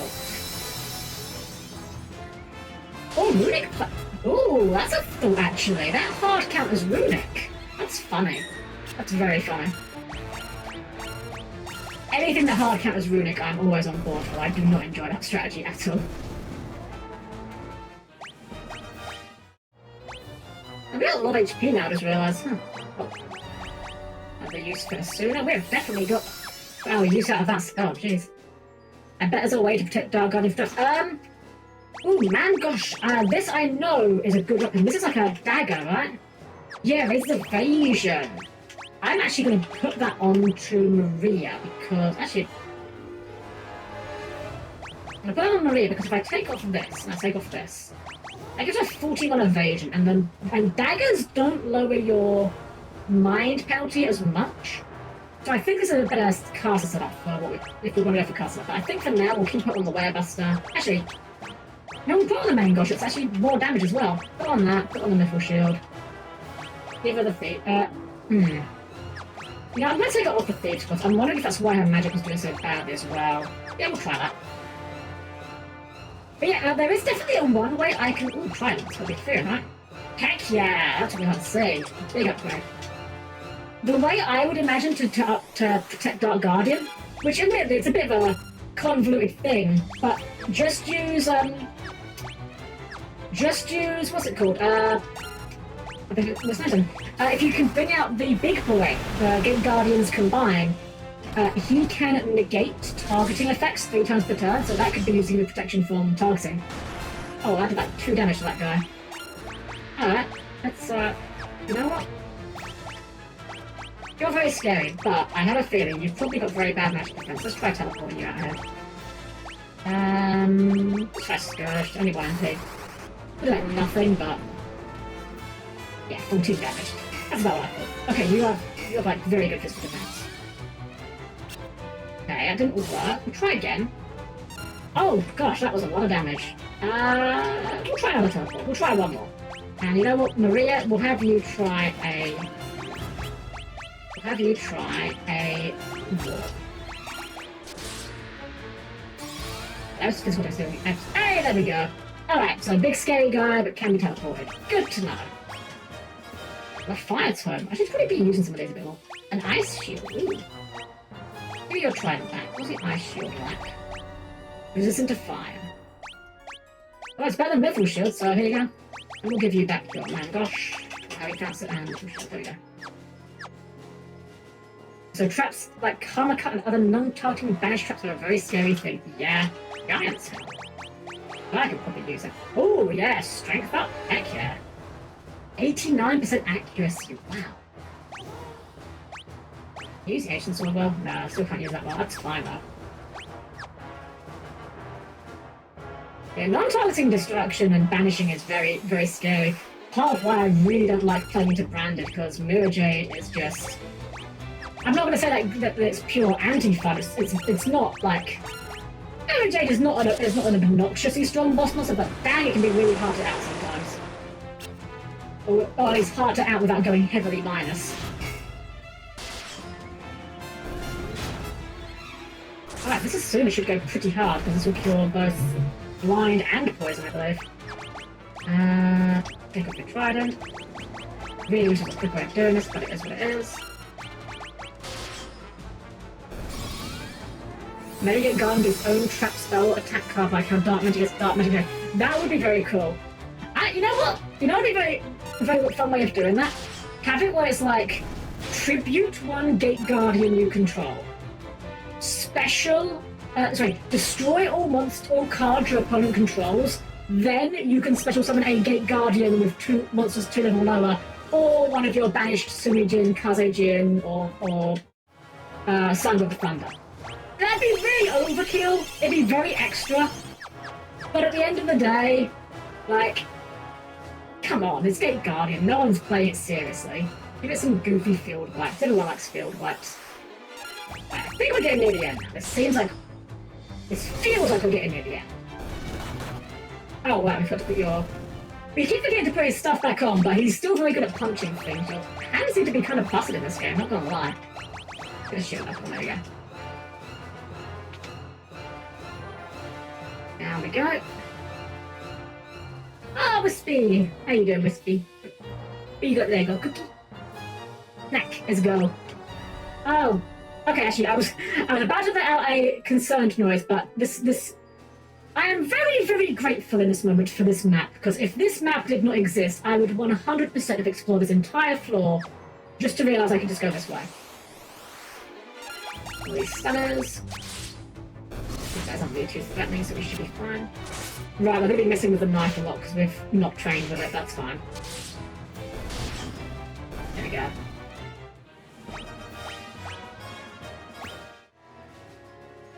Oh, okay, I see the gimmick here. This is one of those, not a maze, but actually a maze kind of, oh, this is gonna throw the heck out of me. Oh, okay. They have found the hard counter. They've realised that by using units as walls, I can't see them on the map. Alright, let's see here. I go down slightly, so I can't go in from the right. Okay, so I have to come in from the right-hand side. So there's no way around it. I think okay, yeah, if I go left here and then down. Still love he's such a big kick-up boy with such massive imbalanced stat, 3800 attack defense and infinite. Oh yeah, he's a huge beat stick. Absolutely. I can't think of many things in the game that won't get over. Maybe like access code and Avramax, but I mean, nothing gets over Avramax. Apart from Sprite Pixies in damage step. Oh, hold on, there's an enemy. But it still dies like anything else.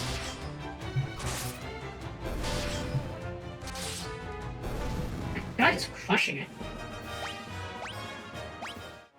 Yeah, because Avramax gets like he copies your attack, doesn't he? Or gains it, I think, rather.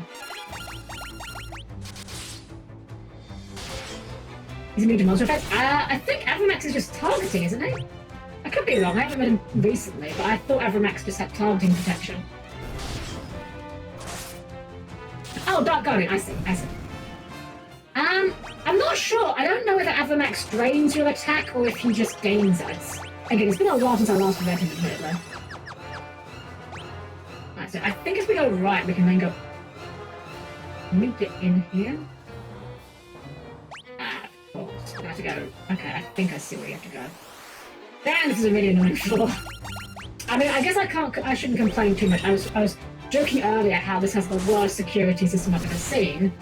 You know, just having one guy on the door saying, do you have a pass? But... And this is just trying to get into... Your little sister's trying to get your girlfriend into Yu-Gi-Oh! Using cutesy decks. She made me so her the Fluanderese Arctic. Oh no!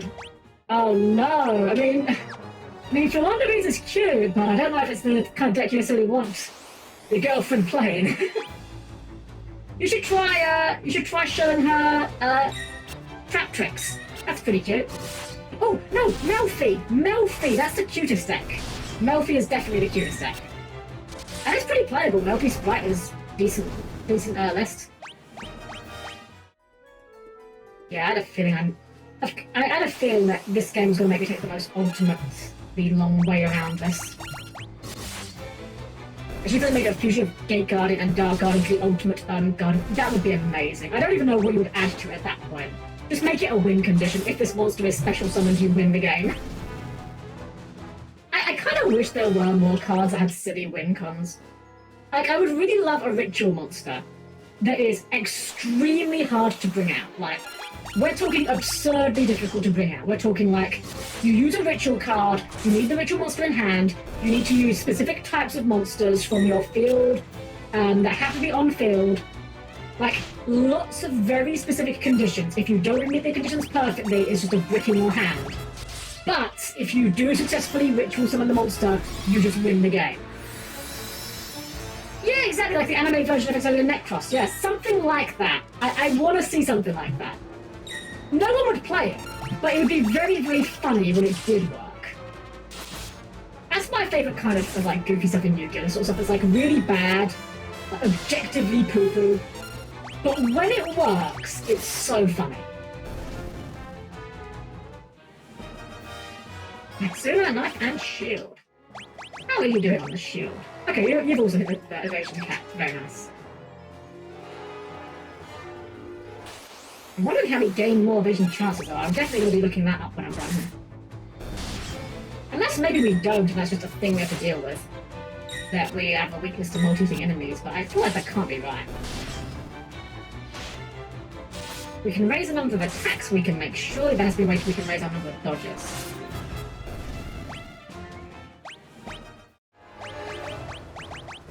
So now that you are... oh, kill level 6, heck yeah. Dang, that just like topped him off. Very much love to invite Yu-Gi-Oh!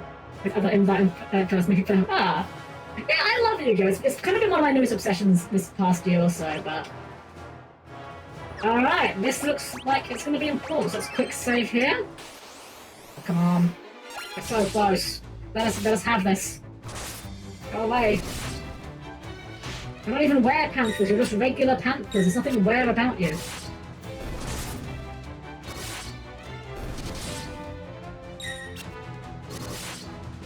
There we go.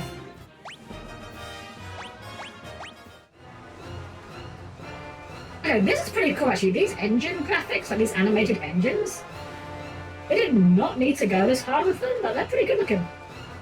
I always do enjoy a nice bit of pixel art machinery. Alright, well, you see the Dreadnought's engine. Key items, Sunfire. Yeet.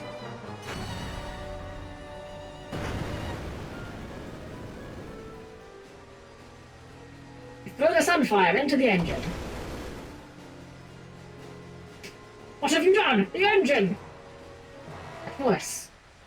There's no time here. The ship will blow up any minute. We have to get to Sid's airship. Please don't make us run out of here. Please don't make us run out of here. Okay, this is cutscene. That's fine. That is fine.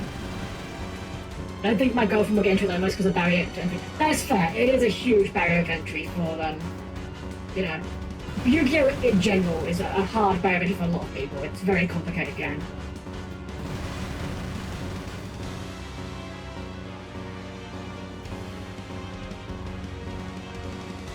I'm very glad this is a cutscene, not gonna lie. Considering how this game has not shown much respect for holding back on the backtracking up until now, I feel like there's definitely an alternate universe where this is not a cutscene and I have to play the whole thing. But we got our airship back. And is the Dreadnought gonna blow up? And it blows up! Blows to smithereens, so it does. And we're out of here. Later, nerds!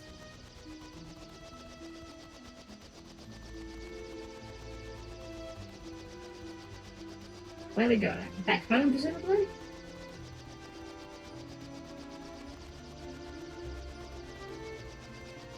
Back home, back to outside. Okay, bye. Congratulations, you've committed an act of terrorism. It's okay, we're the good guys. It's fine. Remember, standard RPG rules? Kingdoms are bad. Sorry, kingdoms are good, empires are bad. They have an empire. That makes them morally the bad guys. That's how that works. So we're gonna rest up. And here is definitely where we're gonna get ourselves,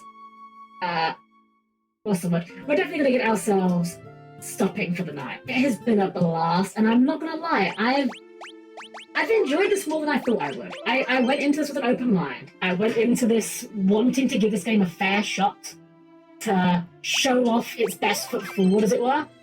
And I'm not gonna lie, it's impressed me with how much I've been enjoying this. So this definitely will not be our last time that we play Final Fantasy XIV. Final Fantasy Brain Rot is too real. This will not be the last time that we play Final Fantasy II, for certain. But this is going to be where we're going to call it for the night, guys. So, I haven't got a lot of time before the adverts come, so we're going to wrap up a little bit quickly. So let's get ourselves over to the chatting scene. I'll meet you there in just a moment. Mind your hands on the doors.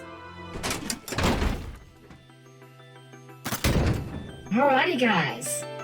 Well, I genuinely, sincerely hope you guys were enjoying tonight's stream. Certainly seemed you guys were having fun, and I'm always having a blast when you guys are around.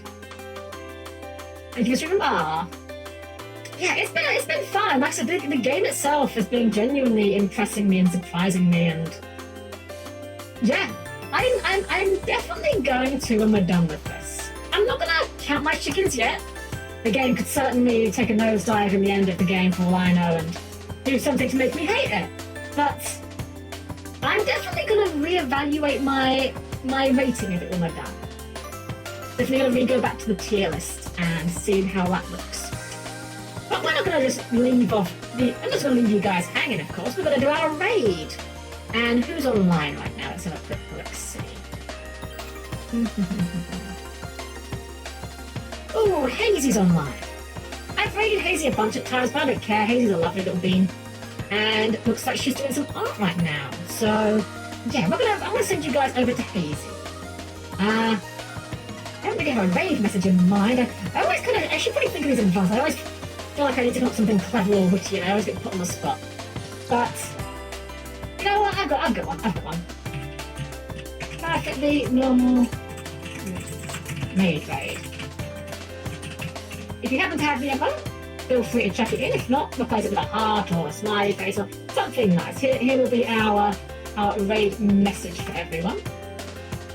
Perfectly normal maid raid.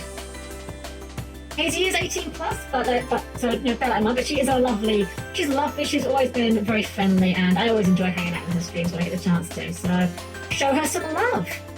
Otherwise, guys, I will be playing some Yu-Gi-Oh! With Grey Cat Cafe tomorrow, and doing some viewer duels on the Friday. Is it the Friday? Hold on. Let me check my own schedule because I forgot it. Saturday I will be doing viewer duels. I got my days in the muddle. I swear I know what I'm doing. But yeah, I'm going to send you all over to Hazy. Please say something nice when you get there. You got our raid message if you want to drop that in. Otherwise, it's been an absolute delight. You've all been wonderful guests, and I'm looking forward to serving you all again very, very soon. Please mind your hand on the closing doors, and I'll see you all next time. Goodbye.